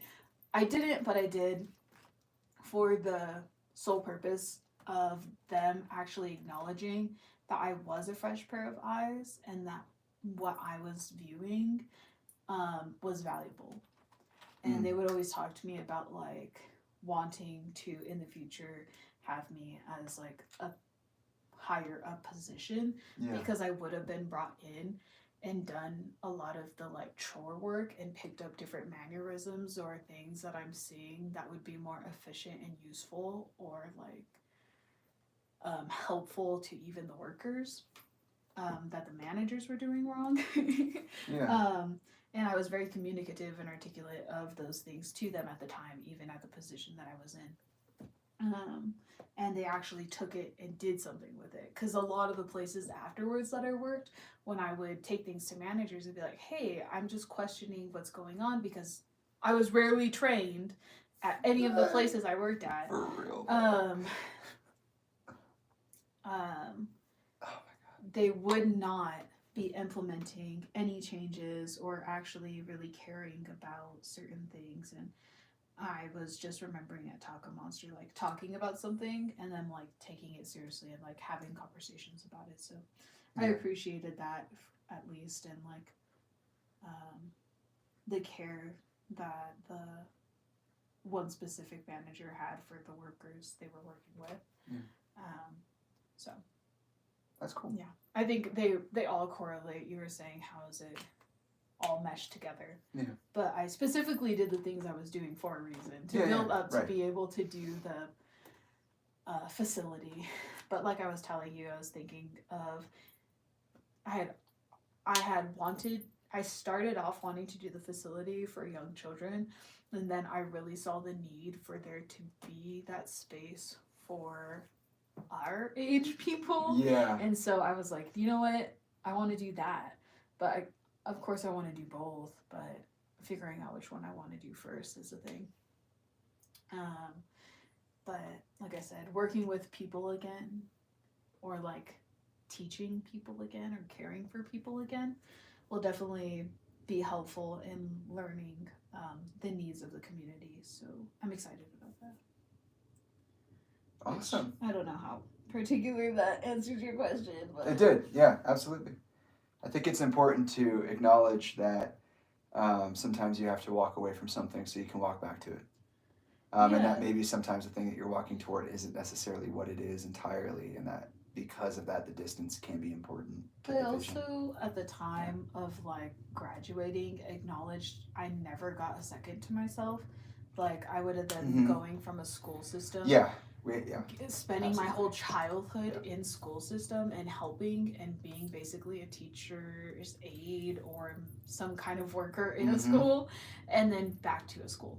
Like, Yeah. I would have been working in a school, went to school to be a teacher, and then went back to a school, and that'd just be my life. That was part of And I living was in the like, car. It I was need like, to take a second for myself. stop doing that. Yeah, I was like, yeah. I need to take a second for myself, figure out myself so that I don't build a certain level of resentment towards this thing that I actually do love and I want to continue. So I That's think I very did smart. that, and I took enough time. And then at the last job, I really realized how valuable my work ethic It's is, at almost dinner time. and that I know. I wanted to implement it in Okay. certain spaces again. 4 more. So I love that. Yeah, that's awesome. I think that answered it perfectly. I like that you have such fully formed ideas about what you're doing and what your purpose is. Always. My brain does not let me not think about what I'm doing. Yeah. Unfortunately. Fortunately, unfortunately. Yeah. Well, here's a softball question for your 20-second question. Great. Do you think you'll ever color your hair again? Because that used to be something you really liked to do, but for a long time now, probably like 3 years, you haven't.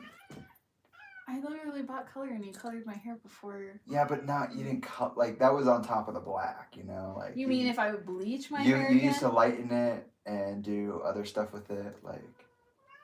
I don't know, when I put your photos up today, I was like, oh yeah, they look so cool, blonde, or like this bleach, or you were starting to wear makeup a little bit more after we did mine. And, The one time I did because I had an it still interview. counts. It still counts. That still counts as a little more.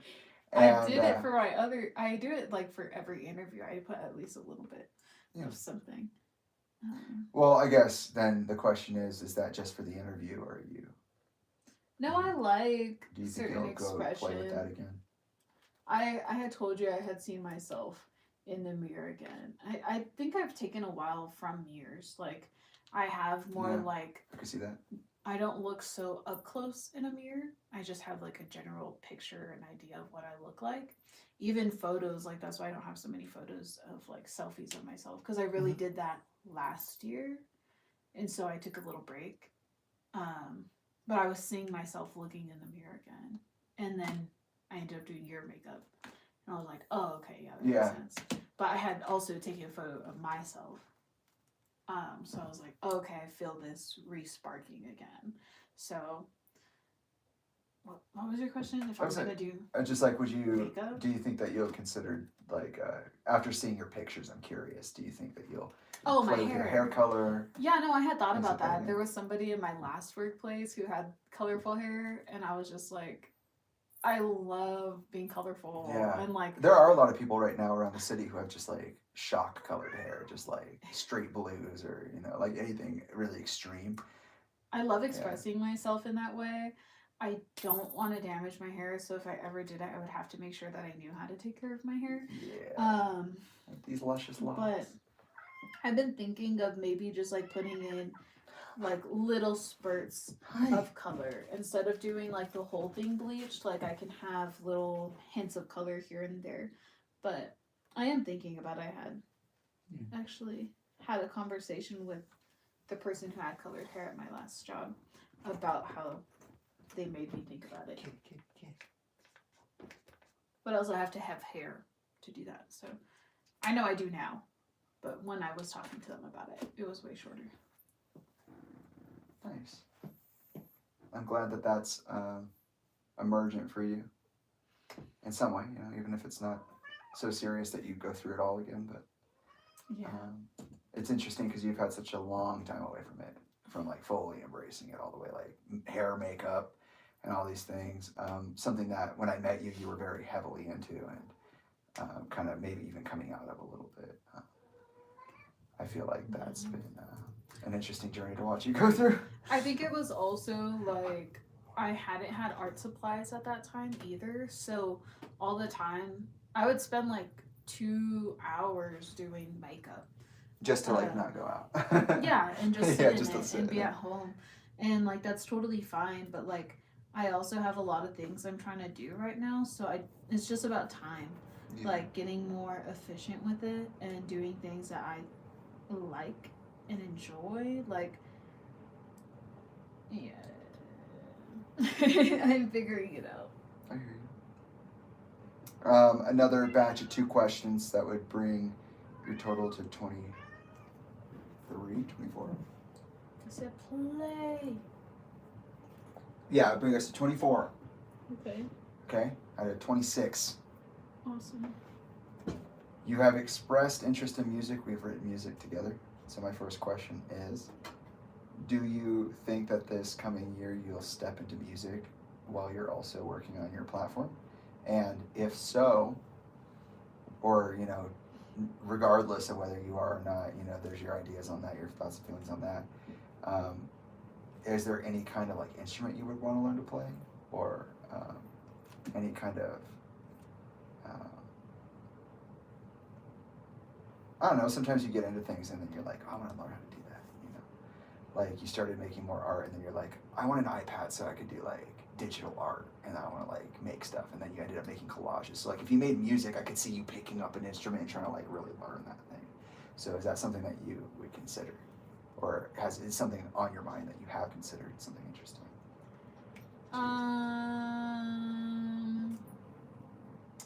I think I'll definitely be participating in music because you'll have more time on your hands. We haven't been really focused on music because you're so busy. Yeah. I have been. I'm not currently so busy. I have been busy. You are currently so busy. We literally today didn't even have time to eat when we got back. I'm just saying, like. Well, I just changed the everyday language so you don't tasks. curse me. I don't want to be busy. Yes, I have historically been busy. Yeah. Right now is potentially a time of high intensity, just because it's the new year and getting things settled. But hopefully throughout the year it's not so busy. Don't say that. Yeah. I definitely hope to participate more. It really does depend on if you're able to. I'm trying to do more things on my own too, for sure. But I also like to have a schedule thought out. Like, so I need to have a job that I want to stay at first, and then be able to build that routine. I dabble here and there, obviously, with our instruments that we have around the house. But I would like to be able to set out a schedule so that I can actually sit and participate in certain things a certain way. But a certain instrument, or also that comes to language too, because I've always, when I thought about making music, wanted to implement Spanish, but I also need to relearn Spanish for myself. Oh, and that's fun. I always thought of myself relearning Spanish through music. Yeah. And so I have been thinking about that this year, learning Spanish and making music. That'd be awesome. Through music. That'd be so cool. I know. That'd be like, I'm sorry. Seeing you like that would be amazing. No, yeah. I've always, my father, who I went to church more with than my mother, went to a Spanish church, and so I'd always sing in Spanish. And I learned the words to those songs and the meanings of Spanish words through gospel Spanish music. Yeah. And so I just thought it'd be a great full circle to relearn Spanish through music in that way. And I've always loved singing in Spanish, the kind of like articulation and cadence that my voice has when singing Spanish versus English. And just it's just such a beautiful, like, I love like the deepness. Well, you listen to Caliucci's, I know. No. That's not all what you're talking about. I mean, we also listen to songs by like Los Chicanos and whatnot. Like, there's a variety of artists that obviously listen to, but of course I came into your life on Caliucci's, who dabbled a lot in English, but also has recently become a lot more Spanish heavy in their I definitely do. expression. I definitely do appreciate that. Yeah. I could just see you like all glammed up doing And it. so yes, I do want to do that, but that also entails taking on a language. Yeah. So it just adds a little bit more to my mental acknowledgement of it. So I'm trying to get in the right headspace before I take that on. And How reasonable of you. learning an instrument, I think my voice will be the first instrument because I had choir for a while. Why don't do that? I'll break your pinky. I did choir for a while, You know I'm and I crazy. really loved it. And then I sang for myself for a while, but then like after I've been hearing you sing to yourself more often. No. Recently. No, like picking it back up. No. I'm just saying I can hear it. I can hear you. I'm saying That's I great. used to sing a lot more, Yeah. and then I took a break from it because of certain things that had occurred, and I also wasn't really enjoying music the way that I did before, and I took a long break. But I'm finding more music that I like and feel comfortable singing, and have been singing, and so it's nice. Yeah.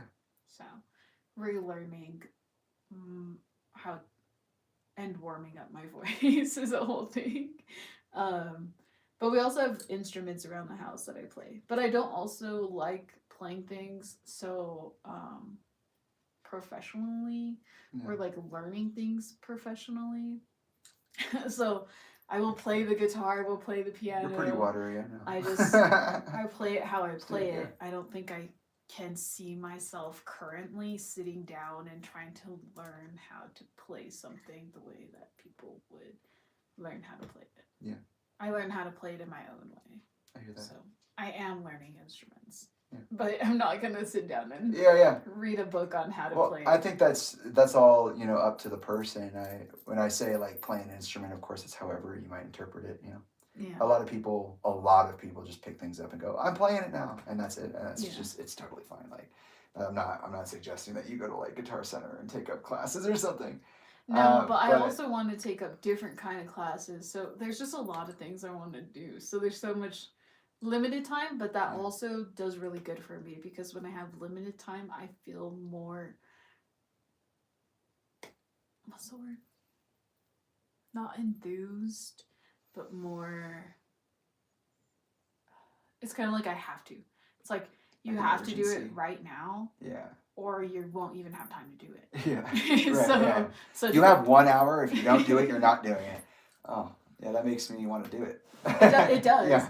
It really does. Like when I think like that was really put into me in college, like motivation. It gives me more motivation to do the thing because motivation. I want to do that for myself. Yeah. And if I don't do it, then I feel bad that I like let myself down. And so, or I know that it's something that I want to do. And if I don't let myself participate in building that skill, then I'm like, are you like investing time to yourself? So trying to do a little bit of everything and find a good balance of what I'm actually prioritizing. Oh. Hi. Okay. Final 2 questions. I'm going to propose them at the same time. Yeah. One's going to be a question backwards facing, and one's going to be a question forward facing. So the 25th question is, over the last year only, in specific the last year, what do you think your greatest achievement was in celebrating the coming of the new year? And with that being said, if you could do only one thing this year, if you're like, I want to do this one thing in 2025 for myself, what will it be? You remind me of something from the last question about where I'm taking my art. Mm-hmm. And I know what I'm doing. You reminded me that a part of my art was an acknowledgement of how You got a painting cat. being with you Hi. and having somebody to express and acknowledge me has really helped me. And my putting things up publicly has been kind of like a thank you to that. Okay. Yeah. And that's why so much of it is like our stuff, because that's just my life. Like, Yeah, right, yeah. You're the only other person here in my life. So it kind of has to be a thank you in my head to that. But you already know I'm trying to make like little clips and videos and certain things. Like you were like, oh, because you want to make videos for a long time. I was like, no, but I was thinking like for me, because it is for me, but it's also you talked about it for you, and like an acknowledgement of just the things that have been occurring. But anyways, you said what was my greatest achievement of this last year, and what would you like to achieve next year? My greatest achievement this year has been not talking about Celinda, because for real. High five. So Holy fuck, was that difficult? So holy shit. No, you did an amazing job. I mean, I don't want to put myself in on that, but like we both did an amazing job at minding our own goddamn business. It's not even minding. No, that is my business, because that greatly influenced my life, and I should have the right to talk about. Those are you crazy? That's not a paint. That's not a paintbrush, homie. That's a chopstick. But yes, that was my greatest achievement, because I did not want you to go to jail for stupid shit. For real. Because they fucking try to say that you had me make that video in November, when I literally sat there and said, Jamie did not ask me to make this. I fucking wanted to make this for our own safety. They tried to bring it up again. Anyways, that was my greatest achievement, was not talking about her, which did make me not even be able to engage online, because I was like, I'm gonna say something. Yeah. That's my right. Like, I literally... I know. But I knew they would try and spin it against you, and I wasn't gonna make me the reason that you ended up multiple there. Which times. It wouldn't be me. It would be her. Yeah. But no. You did a really good job. Part of that is also stepping back and letting you speak on your own, because they had very well not trained, but kind of like put it in my head of like being a part of their structure of how they wanted you to present. Like being like, yeah, you know, that's great that you guys are so that way, but make sure you and Jamie act this way publicly, or make sure you look this way publicly. Well, they debated you out of the house for that exact reason. That's exactly what I'm saying. Even before then. But from all sides, I was getting that of like, make sure you're making sure Jamie acts this way. And I'm like, no, I don't even believe that. But just like a lot of other things that I don't even believe, it has been societally put into my head of like, yeah, you should act a way, you should speak a way, you should hold yourself a certain way. And so it did take time for me to unfold like all the ways in which that was embedded in me, for as much as I really did want you to just be you. I could definitely like see myself being like, oh, why are you saying it like that? Or like, make sure you are expressing coherently so people know what you're saying, versus like just letting you be. And so I had to take myself out or I had a good grasp on it, but like taking myself out of the conversations, like the LP conversations and all of that, so you can really have your own experience. Yeah, there's a point in the live stream process you were like, I'm gonna just... Yeah, I was like, I like participating with you. I love participating in conversation with you, but I can see myself really getting upsetted by the way that these people continue to treat you, and I need to take a second so that I'm not just saying certain things, because like I said, like I love that you express yourself so authentically to how you feel in the moment, but I find myself in more of like a, you know what, I could have said that differently and I wish I did. So I like to take a second and think about how I'm really feeling and look at those different contradictions and dynamics that I have in my head of these people and perceptions that I have of them, and acknowledge that it is just a perception, because I don't know these people at all. But I like to do that. And so my greatest achievement would be not talking about Talinda and letting you just hold space for yourself. So I loved that. because I definitely had a lot of things to say.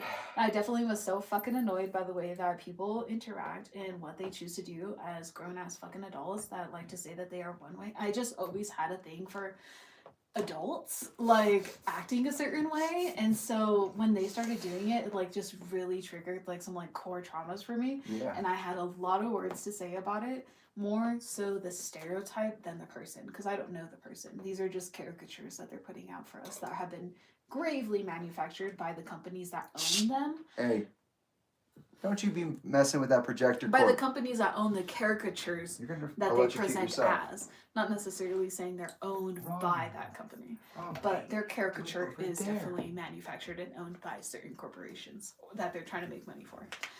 But I don't know them, so I had to take a second, I'm proud really of you. think about it, and The really self-control is take myself insane. aside, because like For I real. said with fucking Samantha, I can be very upsetted that people are treating you a certain way because I see how you're affected by it, and I want to be a voice for you because people don't in your realm treat you respectfully or with empathy. Yeah. And so I can be very Facts. upset by it because it does affect you a lot, and then that affects me a lot. And as your partner, I should be able to talk about that. You should. With also acknowledgement that they are experiencing their own thing, Of course. affected in their own way, and blah blah blah. Yeah. Which Samantha would say, I don't know anything, and I'm just thinking about myself and you, and all I can think about is you. But like, you're my partner, I live with you 24/7. I'm gonna think about you, and I'm gonna be trying to advocate for your mental stability. Like, or even just acknowledging that you have a difference in thinking and being. I don't want to say like Mm-hmm. all of our brains are different. All of our brains work differently. Some people don't acknowledge that. Some people want people to act the way that they want them to act, and that's it. And that really irritates me. And I'm very passionate about speaking up for people who are treated a certain way because others decide to not acknowledge that. Besides when it comes to themselves. So, yeah. And it's funny because, like, I feel like there's a certain perception that others have where I just tell you you're right and all of the things you think are valid and blah, blah, blah. But, like, I literally talk to you about these things. Like, when you're like, No. I feel this way. And I'm like, okay, but you got to remember that these things are occurring, da, da, da, da. Like, we have actual conversations. I'm not just your yes man over here, you know? The thing they tell me the most is no. Or just like, okay, I see you're thinking about it that way. That counts as a I'm no. kind of thinking about it this way. Like, we can talk about it, you know? If I'm like, oh, I want to burn this down, they're like, let's think Then about think all about the it. reasons why we shouldn't do that, or maybe why we should. Or why those things exist. Or why they and exist. That it's okay. Like, And I'm like, yeah, but I could just also set it on fire. And they're like, no, I'm an educator. oh my god, no, like that fucking... that statement that fucking Talinda tried to pull in the court case where they were like, but you said sorry. So, In your video, you said sorry though, so I was like, yeah, I said sorry that you're incapable of having the conversation and that it's affecting you that hard. Like, I'm sorry that our interactions do affect you that way, and I'm sorry that you're not able to have a conversation to understand that's really what we're not trying. We're not trying to be the way that you think we're trying to be and the way that you're perceiving us, and you perceive us that way because you can't actually internalize that we're not trying to be that way. But I also, Jamie experiences that too, like when they're having their episodes, like I'll be like, hey Jamie, I'm really not trying to do anything, and they're like, so you hate me? Okay, so you hate me. And I'm like, no, for real, like I am just trying to talk to you. Oh, so you can't talk to me? Like, you know, like when you're in such a state and you really believe someone is saying something a certain way, it feels like that, and you're going to have that experience. That's just how it feels to you in that time. And I can acknowledge that. And I can be like, okay, you're having that experience. I'm not telling you that I'm not trying to do that to negate the experience you're having.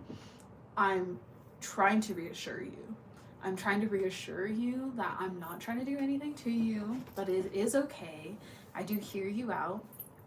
I'm trying to remember where I'm at because that just like so irritates me that they fucking try to make my, hey, I acknowledge that you're saying that you are scared. I acknowledge that you are saying that you were severely impacted by As this an thing. admission. I would also appreciate if you acknowledge that we were very scared and we are very impacted, and that, you know, it's from both sides, and that you do actually have you actually do participate in creating your own narrative and perspective around life and every situation. I acknowledge that for myself. I always advocate for Jamie to acknowledge that they do hold their own narrative and build their own narrative by their experiences they had in life. So we could both go through the same thing, and I could perceive it a whole different way, and it's fine. I perceived it a whole different way. They perceived it a whole different way. And we can try and talk about that together, acknowledging that they both exist because we both come from different spaces and we both are actively experiencing this same thing in totally different ways. But yeah, that just irritated the fuck out of me that she fucking tried to play it off like I was like saying sorry to her because we did say something mean to her. No, there was something else that really irritated me when we were talking in the car about it a bit ago. And that I had said that it was okay for you to hurt people. That I said that G agreed that I should be allowed to hurt people because literally what I had said was like, you know what? If somebody It's not even what I said. I said if somebody is going to hurt you, then you have the right to defend yourself. Yes. Yeah. I do not condone violence, but yes, she said you do what you have to do. I said you do what you have to do if you need to defend yourself. Yeah. So if it gets to a point of defense, I'm not going to tell you to just fucking sit there and be beaten the shit out of. Like, defend yourself, girl. But also, like, sometimes emotions happen. And part of the conversation that we were having around that in specific was that what if I see them in person and I'm not aware of how I actually feel, or I don't understand how intense that feeling might be after all I've been through? And what if it does happen that I do something knee-jerk or, like, it's just unanticipated, right? It's like, I could say all I want. I'm going to walk into this space. I'm going to act this way. But like any stage performer knows, sometimes you go on to play a set the way that you meant to, and you walk on and you play a set the opposite way, and it's just the way it is. And that's another way of saying what I was saying. And so in that case, Trilogy was like, hey, I can't control what we can, like, I was going to say, I actually did remember, I totally had forgotten that part of the conversation, but I'm glad you brought that up because that's also part of you were asking me how it felt or if I was mentally prepared for what was occurring the last couple of years, and I was like, no, of course I couldn't mentally prepare because I didn't know how severe, I didn't know how severe your traumas were and how they affected you and how you personally went through traumas and how you were trained to handle your emotions. So no, I wasn't prepared at all for that, but in being around you and knowing how you may interact, because I had encouraged you to freely express yourself so that you can acknowledge yourself in those states and know your limitations that you felt comfortable with. How I said I could definitely just go off on people and start dropping a bunch of cuss words and yelling at people, but like I don't feel comfortable doing that, and I know I don't feel comfortable doing that, and so I don't. Or I try my very hardest. Like I break a couple of times a year. Every once in a while they'll say "fuck you," but like usually it's me doing it.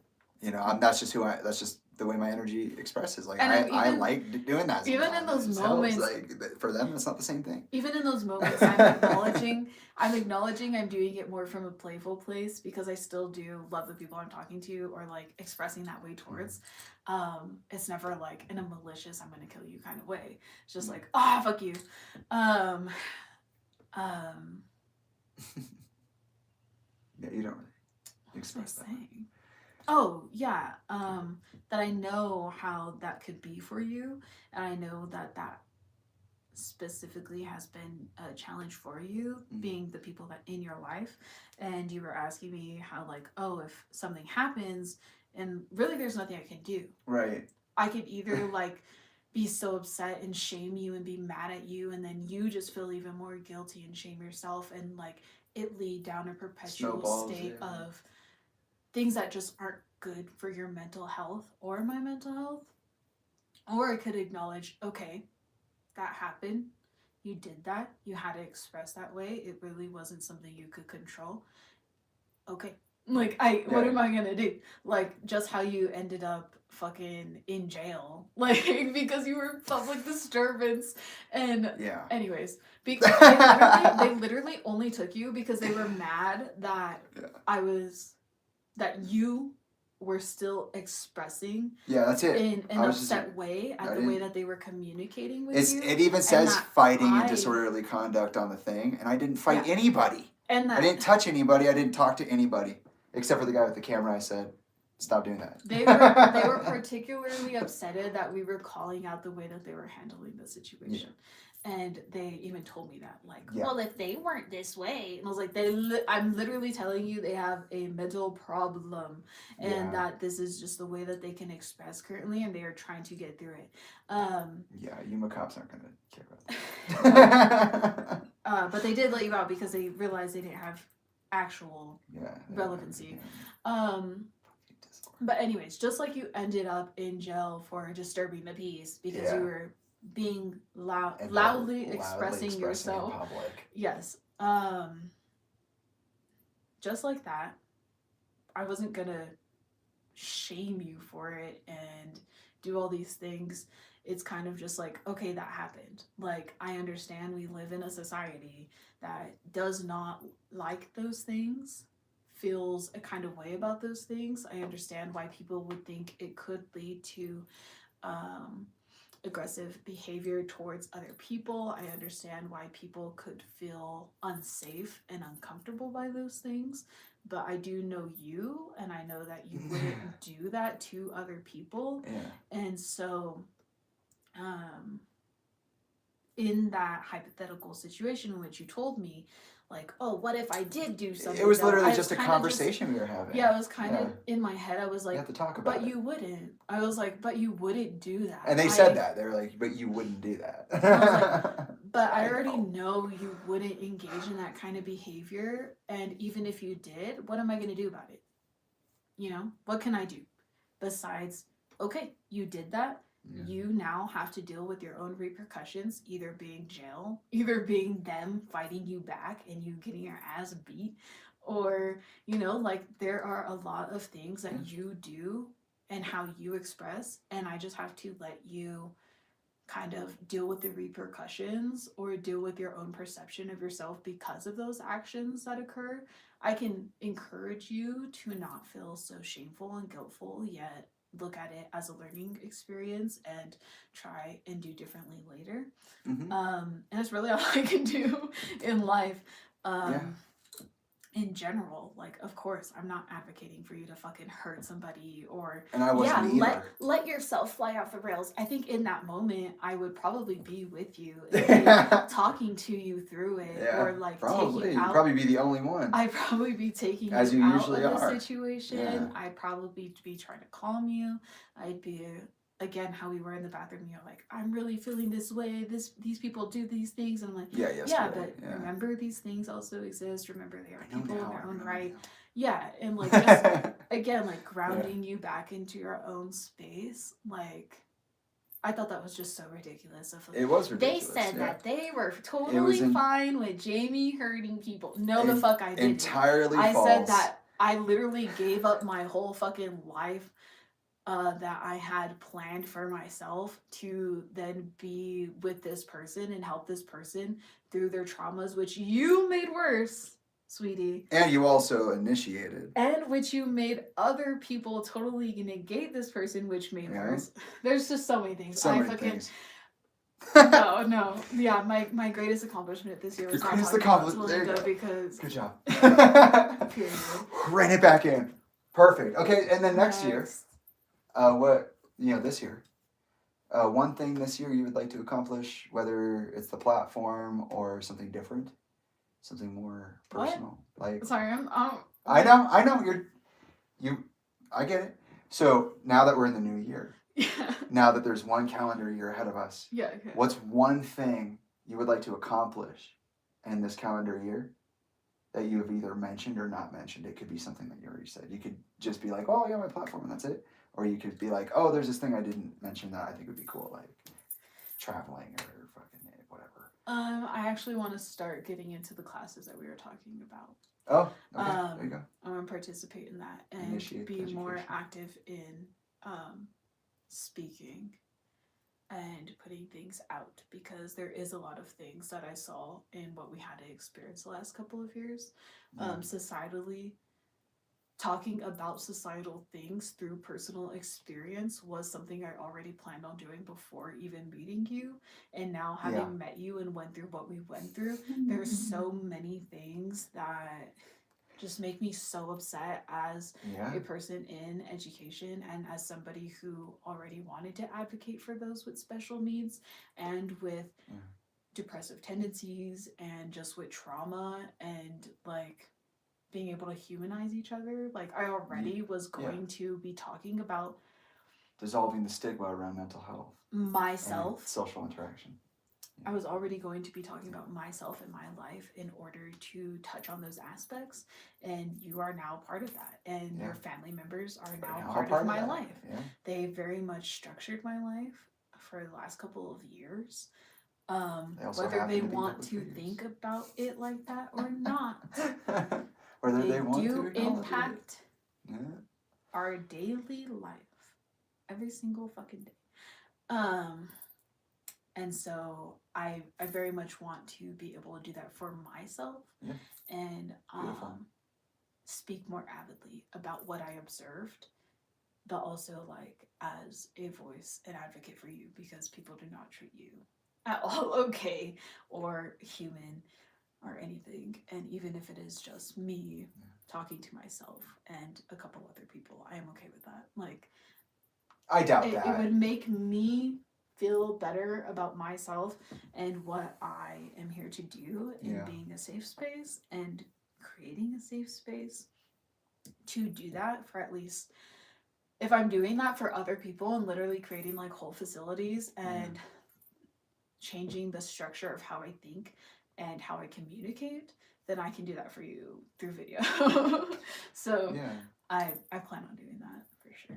I feel like you could be a voice for a lot of, and this is one of the reasons I felt like it was a good idea for you to talk at all, and I've encouraged you to get more comfortable in speaking and expressing yourself over the years, and to stand in your truth, whether there are jerks out there who want to push you away from it or try to sabotage it, is because you, like, I'm the one experiencing the victimization by my family firsthand, because I grew up with them. I was trained by them. I'm rejecting the conditioning, choosing to move forward in a way that people are very often not just silenced but killed over. And you are a special kind of voice in that conversation, because you can actually help a lot of people who are friends, family, whoever could be considered, partners, considered to be intimate support or community for people who are victimized, who, might experience the victimization of their loved ones and not know what to do, or not have the ground to stand on to talk.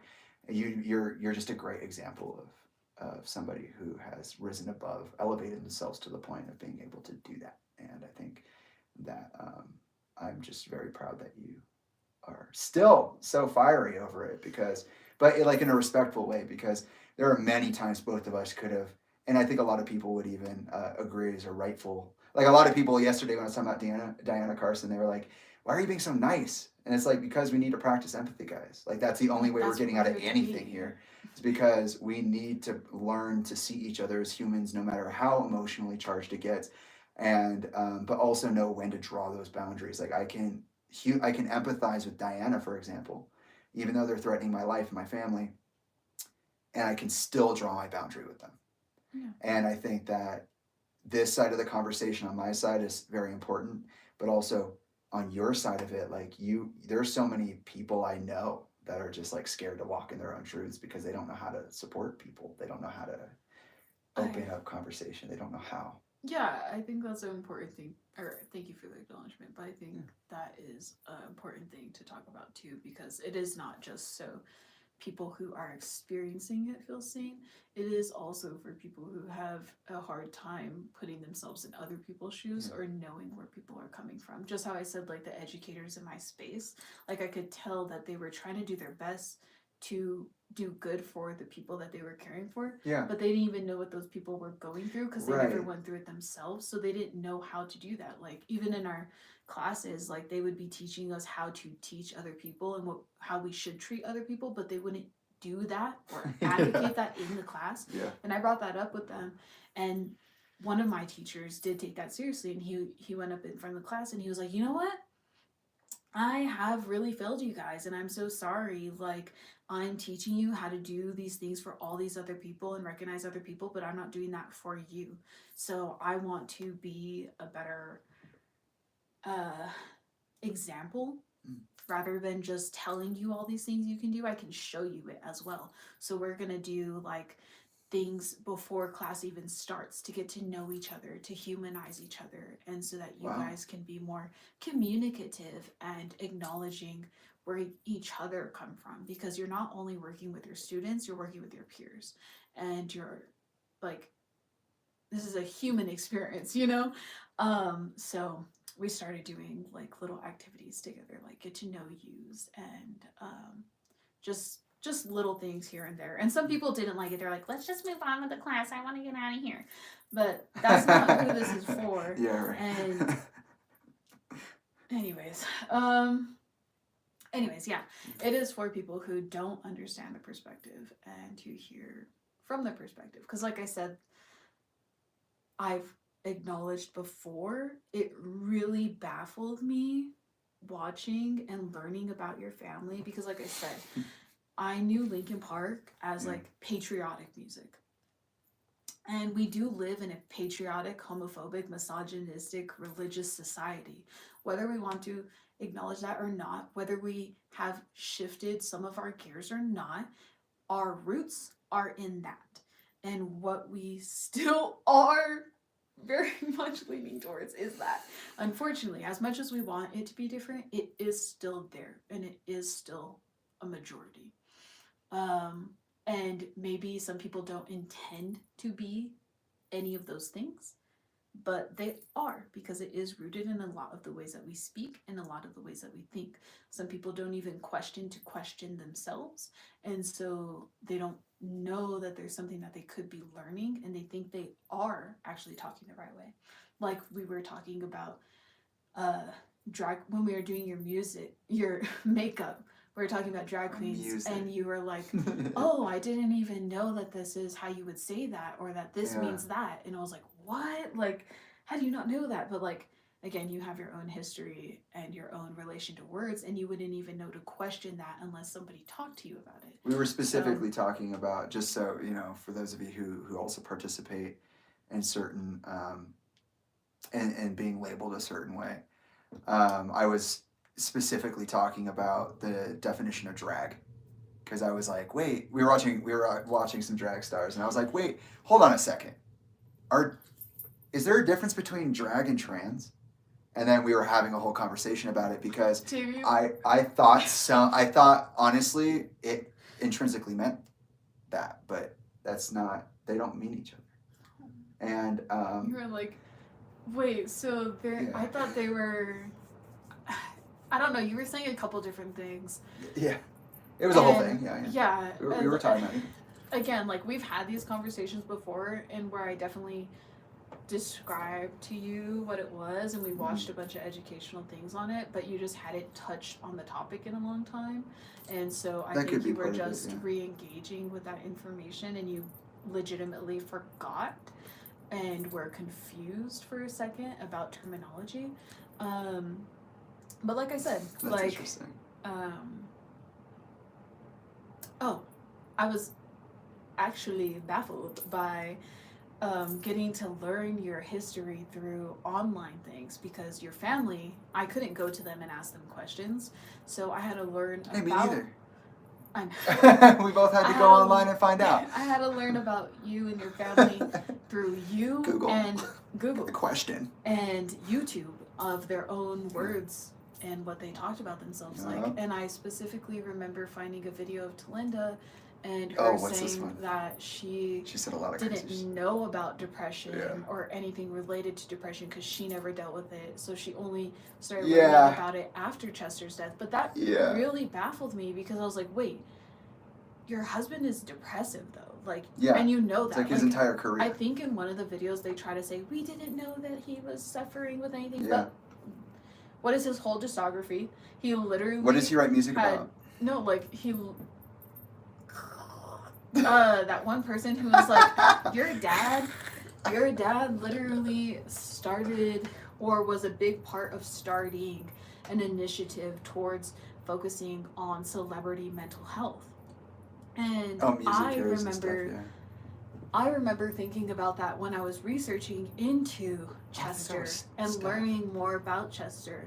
And I was just like, there's talking about how depressed they are. Yeah, And literally. they're saying that they experience these things.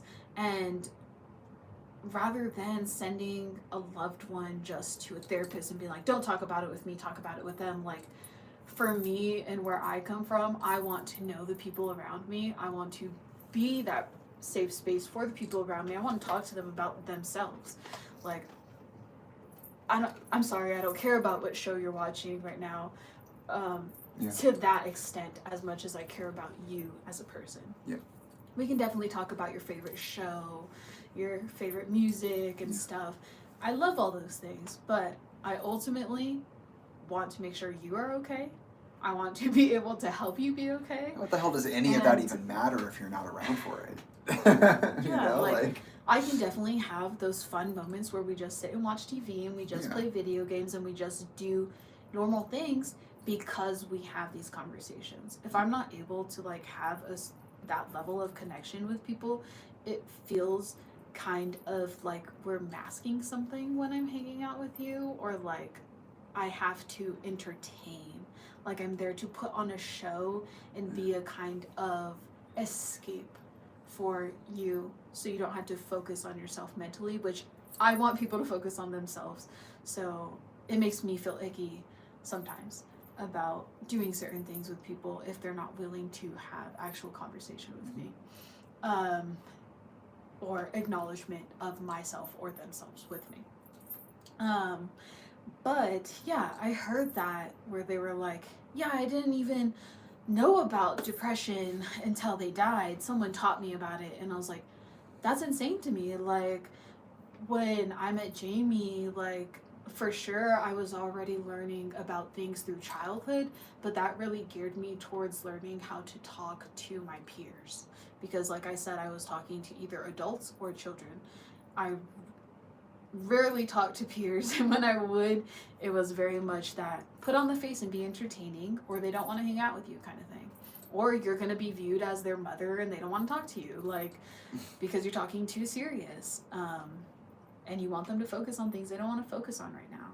And so I, right away when I met Jamie, like, was researching traumas, was researching different labels of different kinds of like depressive tendencies, how to help certain things. Like for myself, I had already done that for myself. Like I was noticing different kinds of behaviors in myself and different kinds of ways I would feel able to articulate myself. And so I was already looking into certain labels and different mentalities that would match what I was thinking of so I could understand myself better.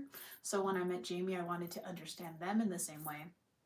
And I would look things up and be like, hey, do you resonate with this? like, do you think this is something that you feel comfortable saying you relate to? Like, just trying, because they only have so many words to describe what they're going through, and be like, hey, is this something like you're going through so I can understand you a bit more? Yeah. And so I'm always trying to do something like that, and then look at what helped those people and be like, hey, is this helpful to you? Or like, hey, I found this thing online. It says that if we do a little bit of this, we do a little bit of that, it could be helpful.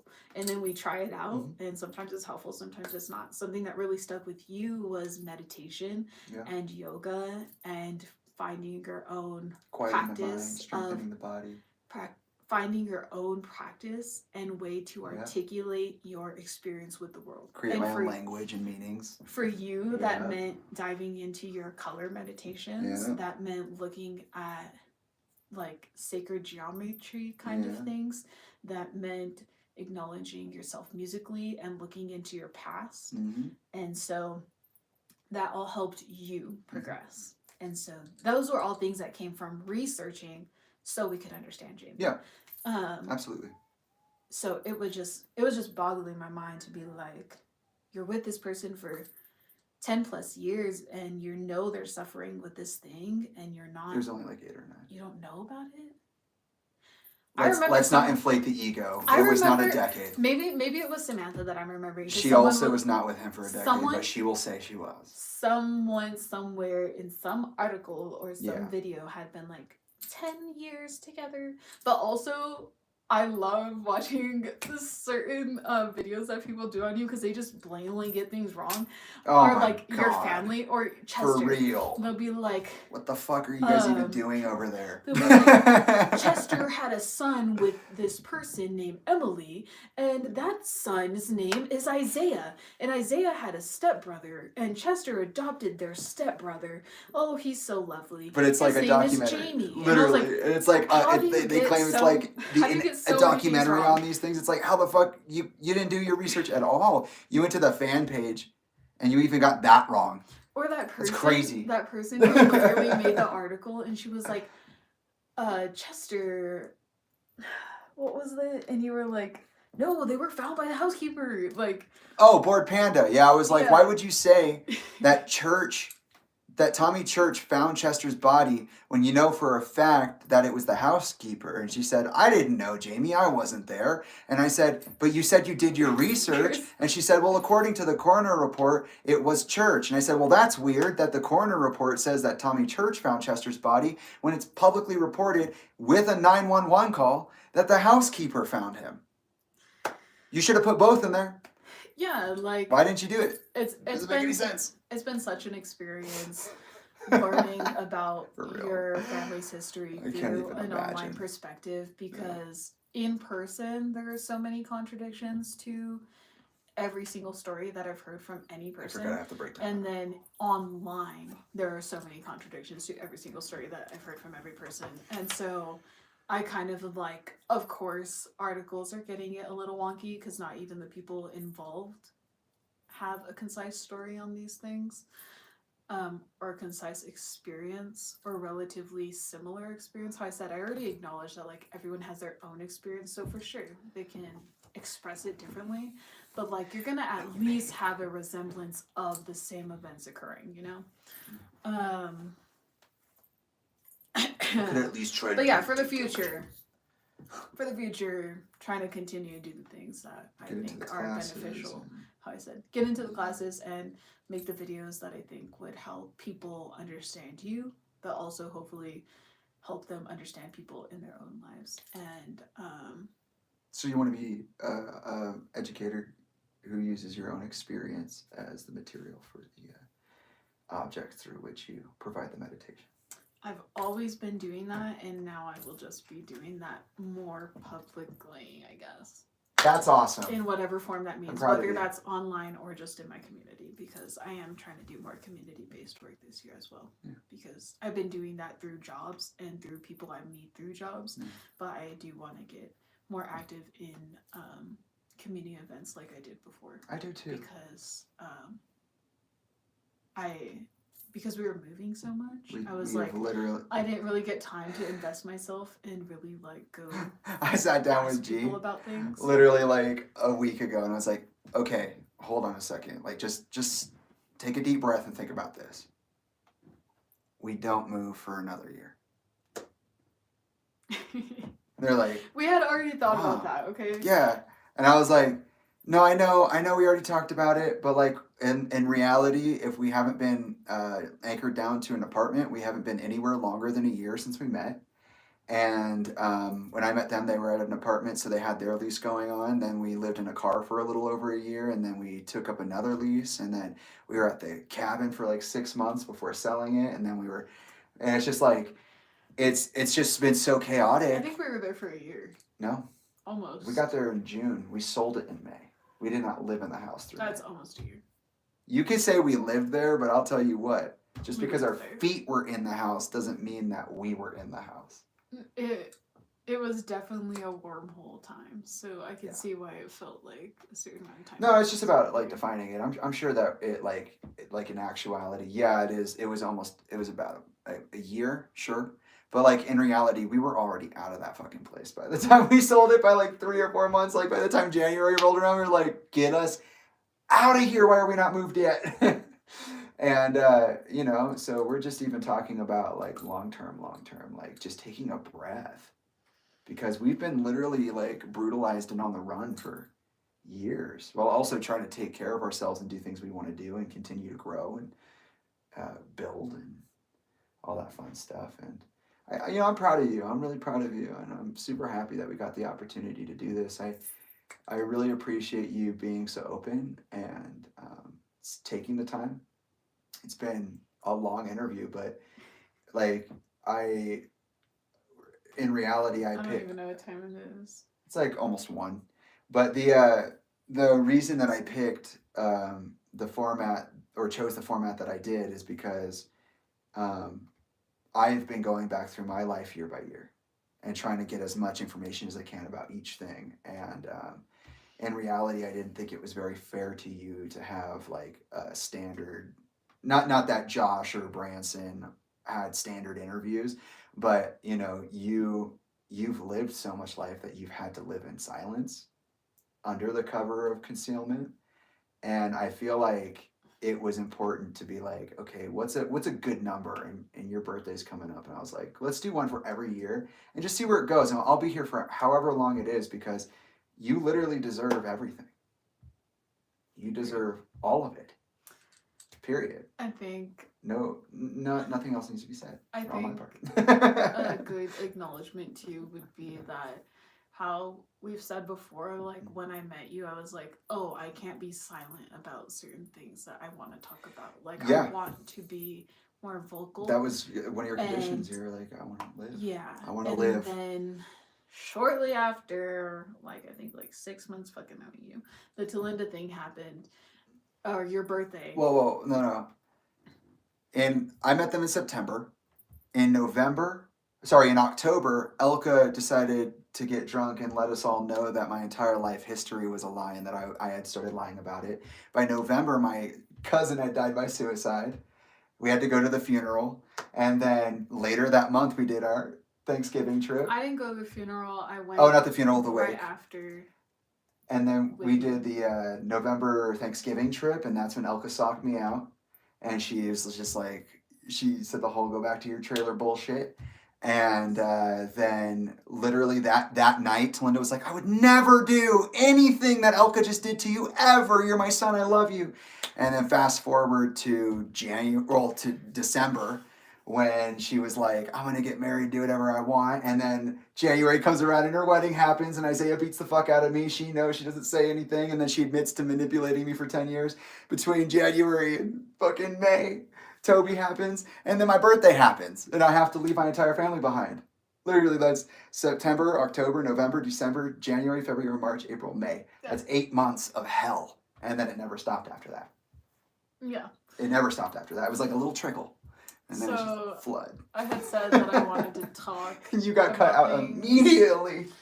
Poor And baby. then- Oh my god. By the time For your real. birthday had rolled around, I was like, broski, I really want to talk about things, but what I wanted to talk about, Yeah. like I said, was Yeah. my own life experience to show greater societal problems Mhm. or different societal norms or ways of thinking and the ways that those severely impact those who think differently. Yeah. and your family was now then becoming a great example of societal Oh, problems. a And I was great like, example. I was like, broski, I want to talk about these things. And you were like, no, not yet, not yet. I want to handle I did my ask family you. things. Yeah, I did ask you to be quiet for a while so that I can And try to do the then- right thing. And then the emails back and forth happened, and then July 5th happened, and 2021. and then I was like, no, I really want to talk Yeah. about things now, because like I'm not trying to interfere with you talking to your family, but I feel like having a different voice and them not speaking to Yeah. you would greatly help the situation. You're like, no, I want to be able to do this thing. I wanted to try. I know my family, yeah, and I and thought you I also, knew. I thought I knew. I and did you not. also in that time had been going through a lot of self-improvement and Yeah. wanted to be able to do that for yourself and for those that you loved, and show that you did put effort into changing, Yeah. and that you did Lead by put effort example. into acknowledging their perspective. And so I was like, okay, and then it just kept getting pushed back. And you sacrificed so much, like legitimately. So I don't even remember what I was gonna say there, but No, you just you wanted to talk. that was just By the something I time wanted to that do. it got to you growing out of school and being able to be an adult, my family destroyed your life and your capacity to do that, and your livelihood around that, and then Greatly altered. Not greatly altered. You could not talk, and you Yeah. were honor bound to me because I wanted to try to live by example and do the work and prove that I knew my family, and I didn't.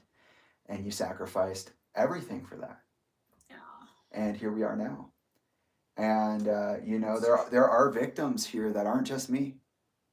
And G is a prime example of what societal issues they were talking about can do to a person, because this is one of the strongest, realest people I've ever met, and they're going to say, keep it quiet. But no, this is all a celebration of Trilogy. Surprise! Happy birthday! It's all about you. And but they are one of the realest people that's ever existed, and they have suffered greatly at the hands of people that they did not expect to meet in their junior year of That college. I don't even know. And they never really got to know. And I don't even know. I don't know who these fuckers are. It's like the thing with online Spread your people. wings, my love. Again, it's like the thing with online people where people are like, oh, they're haters online, don't even listen, like blah blah blah. But like these are like haters online, but like that actually affect my life. Yeah. And Spirits that haunt. because like they're Viciously. unwilling to meet person to person or to humanize me. It is very much seen as like just a face online that I don't have to interact with, or I get to say whatever I want because they're just gonna go away and they have to handle it themselves. Or I'm rich. Yeah, like I don't have to engage with I got lawyers, I got money. Anyways, like, oh, I wanted to touch one more thing. Yeah, On please. that I had said the thing about how it was really baffling to me about Talinda not learning any, from her own words, not learning anything about depression until after he passed. And I wanted to acknowledge that I see a lot in that stance where people are like, yeah, but times were different back then. Like, we didn't know. Times are different, but there was still a lot of advocacy being done. You really have to turn off your ears and look the other way if you're not being a part of the conversation. That's what I'm trying to talk about in the conversation about like, well, I'm too young, so I'm not looking at these things. Like, you're actively choosing not to be a part of a conversation that is affecting many people just because it doesn't affect you. Yeah. Okay, whatever. That's your life. You don't want to participate. Or you like to think it doesn't affect. But yeah, it does. It is affecting you, whether you want to acknowledge it or not. And as being a part of communities that were gravely affected by those things, I was not able to not acknowledge those things, whether it was for my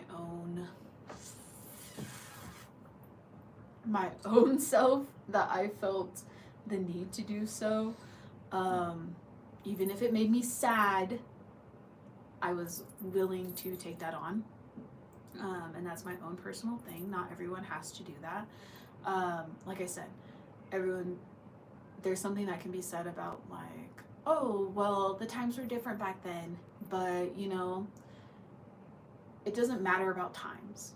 when you're thinking about people, when you care about certain things. It doesn't matter what other people think in that time. Like right now, I could be sitting here being misogynistic, homophobic, patriotic, religious, in your face, mean religious. Whenever I talk about religious, I'm not talking about kind people who...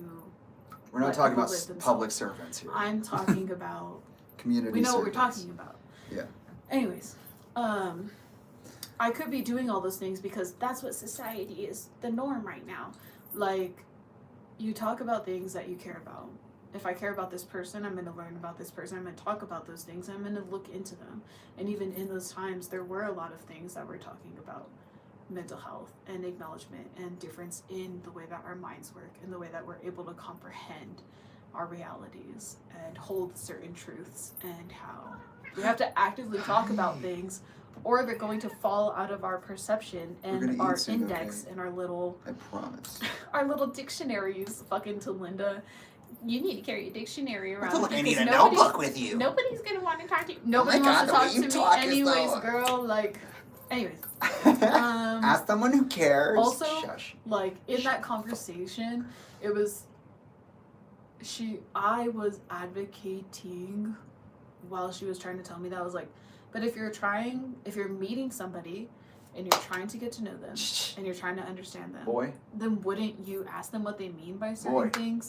And wouldn't you, as being a part of the conversation, acknowledge that you may not know what they mean by something and just ask them instead of expecting them to say exactly the words that you want them to say? She's like, nobody has time for that. And I was like, make time. Talking to people, like, it's just in a conversation, you know? If I don't get something that you're saying, I'm going to ask you about it. Yeah. And if the conversation's going on too long, we're going to have it at a different time. Or not at all, or whatever. But, like, that just reminded me of our language thing, where it was like, yeah, I could have definitely just dropped you and started talking to somebody else because they knew how to talk to me in a way that I wanted them to talk to me. Or I could acknowledge you're your own person, you've lived a whole different life, and that I was willing to see you as a human being and wanting you to express yourself the way that you're comfortable doing so, and learning that. I did a interview recently for like a education system kind of thing, and one of the questions was like, oh, what's the hardest thing you experience working with children? And I was like, I really can't think of anything right now. Like, I'm really at a loss. And I was like, you know what, maybe communication and like just starting to talk to people, whether that be the child or the adults in any given situation, because this is a whole new human being that I am learning, and I am having to learn how they communicate, what their behaviors are, what is helpful for them. So that kind of learning process takes two to be able to prosper. We both have to be willing to acknowledge that we are different people. We have different meanings, we have different lives, we have different experiences, and thus we will be talking differently. That we are both here to engage with each other and have we both have common ground in wanting to help this child prosper, or have our relation and communication prosper. So in that, we need to understand each other. And I was like, that I think is my hardest thing, is finding willing people who are willing to participate in that and understand that we are here together to do this thing. No one's trying to hurt you. No one's trying to be mean. We are just trying to communicate and learn how we communicate and do it together. So that's just something that's beautiful. I have in my life. You're beautiful. Thanks, man. You are. Did you show what your henna is, by the way? No. I mean, I've been looking at you like this the entire time, so I hope people are. True, but you're kind of like backed up. I don't know. What does it look like, guys? I have not seen it. No. No, you didn't show me. Let's see. Can you see? With the light. You gotta turn the light down. There's a mirror here. Oh, there's a mirror lower. Hold on. You can use both mirrors. Like. Get out of the way. You gotta get closer. Oh, wow, that's a lot. Yeah, I need to get a lot closer. Well, I have glasses on. That makes me not blind. Okay, even if you're not blind because you have glasses on. I seeing can far see away. that though. That looks amazing. I'm glad you like it. I don't like it. Well, I'm glad you think it looks amazing, I love it. even though you don't like it. Thank you. Can you put the mirror back? No, Thank you. I don't do things like that. You're That's- learning. That's not my play style. Is that where you had it? No. I don't know where you had it. Oh, well, there you go. Teamwork. That's Come so here. hard. That's so hard.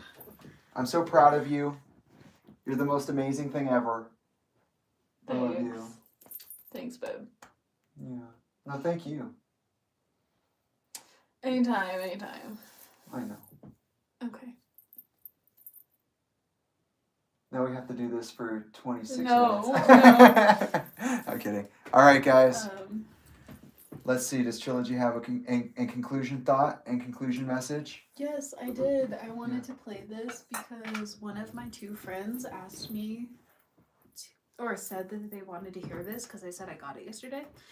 I had a singing bowl a couple of years ago, and then I was at the cabin next to the creek and I dropped this into the water and it never worked again, and I got so sad, and so just like, oh, I don't want to ever look at this again kind of thing, because I was just really saddened by it. So I stopped participating with my singing bowl, and I think we gave it away when we went and moved into the car. And I finally got myself a new one after like years of wanting to get one. And it's in B.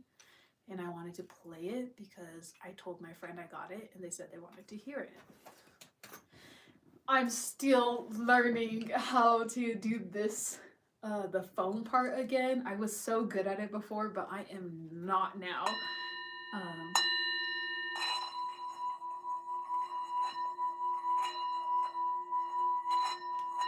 Like I said, we only got it yesterday, so it's been fun.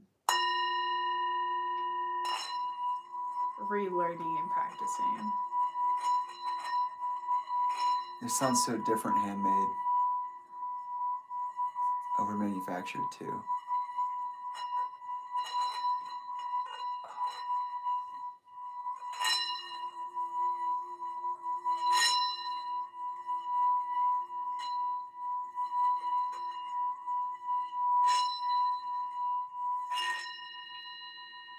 I just love it. I just love it. Also, Yes. I had thought about the singing bowl and putting it out so they could hear it. Mm-hmm. And when I thought about that, I was like, oh yeah. I was trying to get around saying their name, and I was like, one of my two friends can be how I introduce that. And then I was like, oh, isn't that so cool that I was talking about these photos. Mm. These photos. And how that's kind of how my dynamic is right now.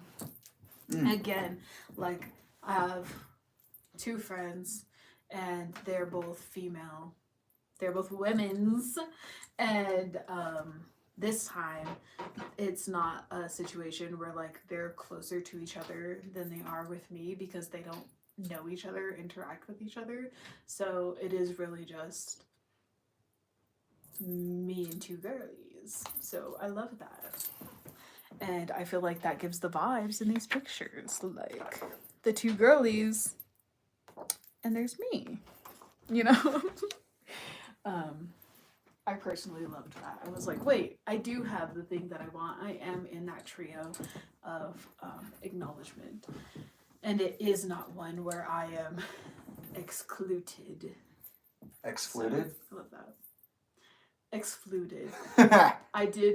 I'm crochet Jamie a little flute carrier. So I can walk finally around outside with finished it. How sick is that? Yeah. I don't know if I've ever shown it on a live stream, but in closing, whenever you're ready, I'll play my two grounding songs. Yeah. Cement this energy for the new year. Did you happen to see any question? They asked if you have tattoos. I do. That's pretty much the only question I saw. I do have tattoos. I have an eye back here. That is a That terrible was like the image. worst way What to the show hell was that. That was like my whole ass fucking foot. Like I just thought about that. Anyways. Just you could put your foot up like this. See it like that. Yeah, that's what I was gonna do. I have an eye that They can't see. Oh. Up higher. It's up higher. There it is. Great. Worst position. I should They have an just eye on said their I have ankle. an eye.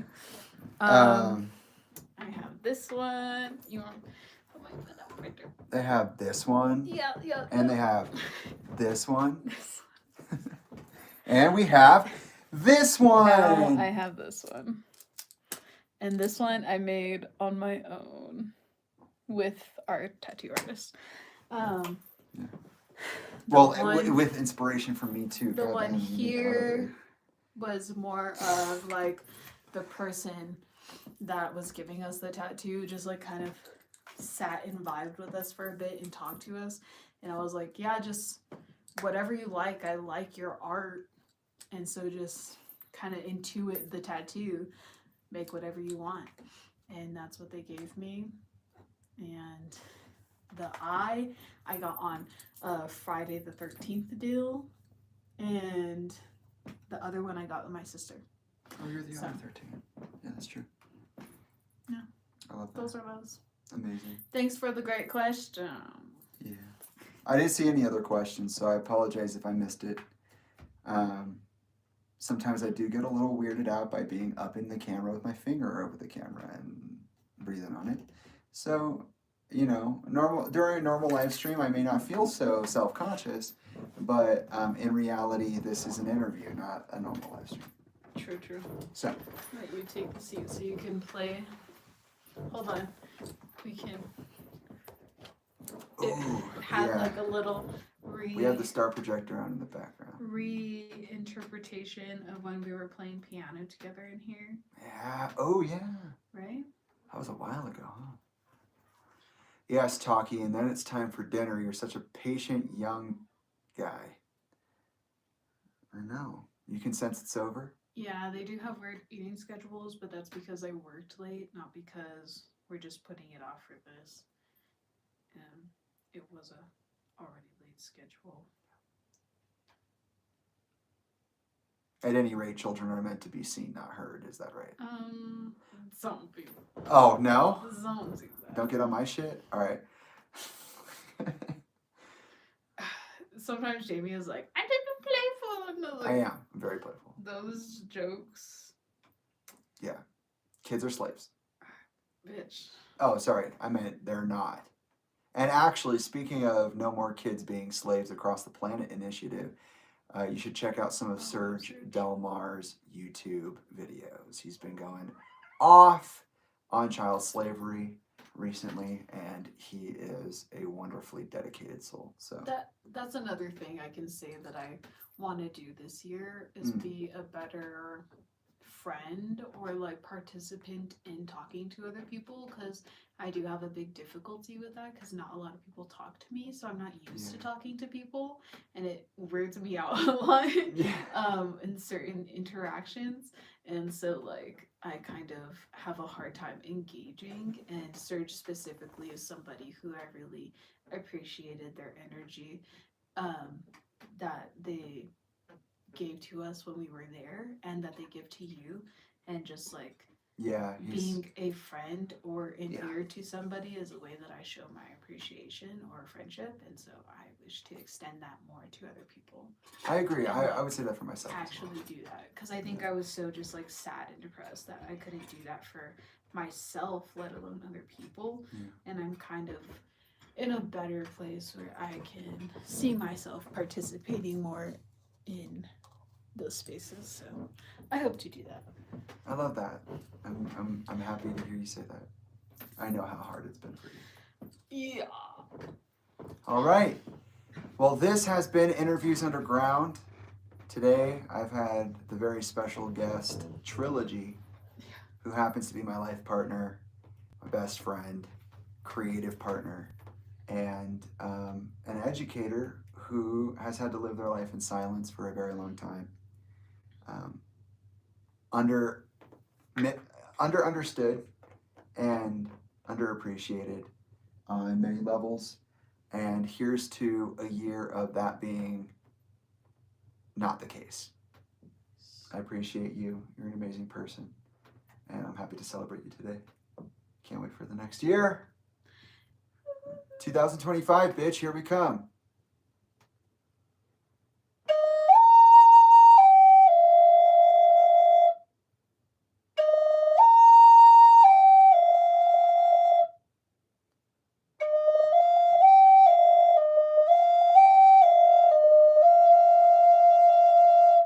Is that five? Five loves when you play that specific melody. Five loves my dreaming song. She started clawing. Like, She's already. She was doing the pawing thing. She's already doing her bacon. Right when you started. She ran all the way up and started doing her little kneading thing. She's so sweet. She's not even in the room for this. But she knows. I played this for her when we first got her. She's a baby. Still, but she's older. Those memories, man, they really stick.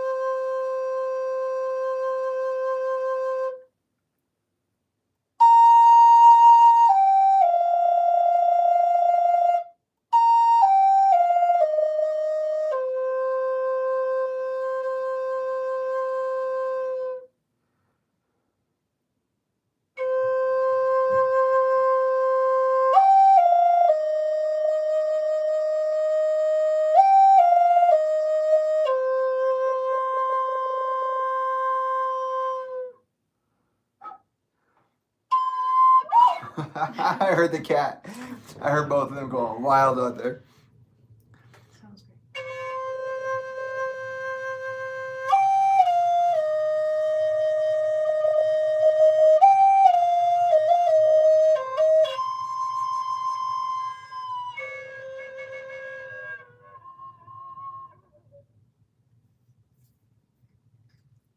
Take that, evil. Have a good night. Good night.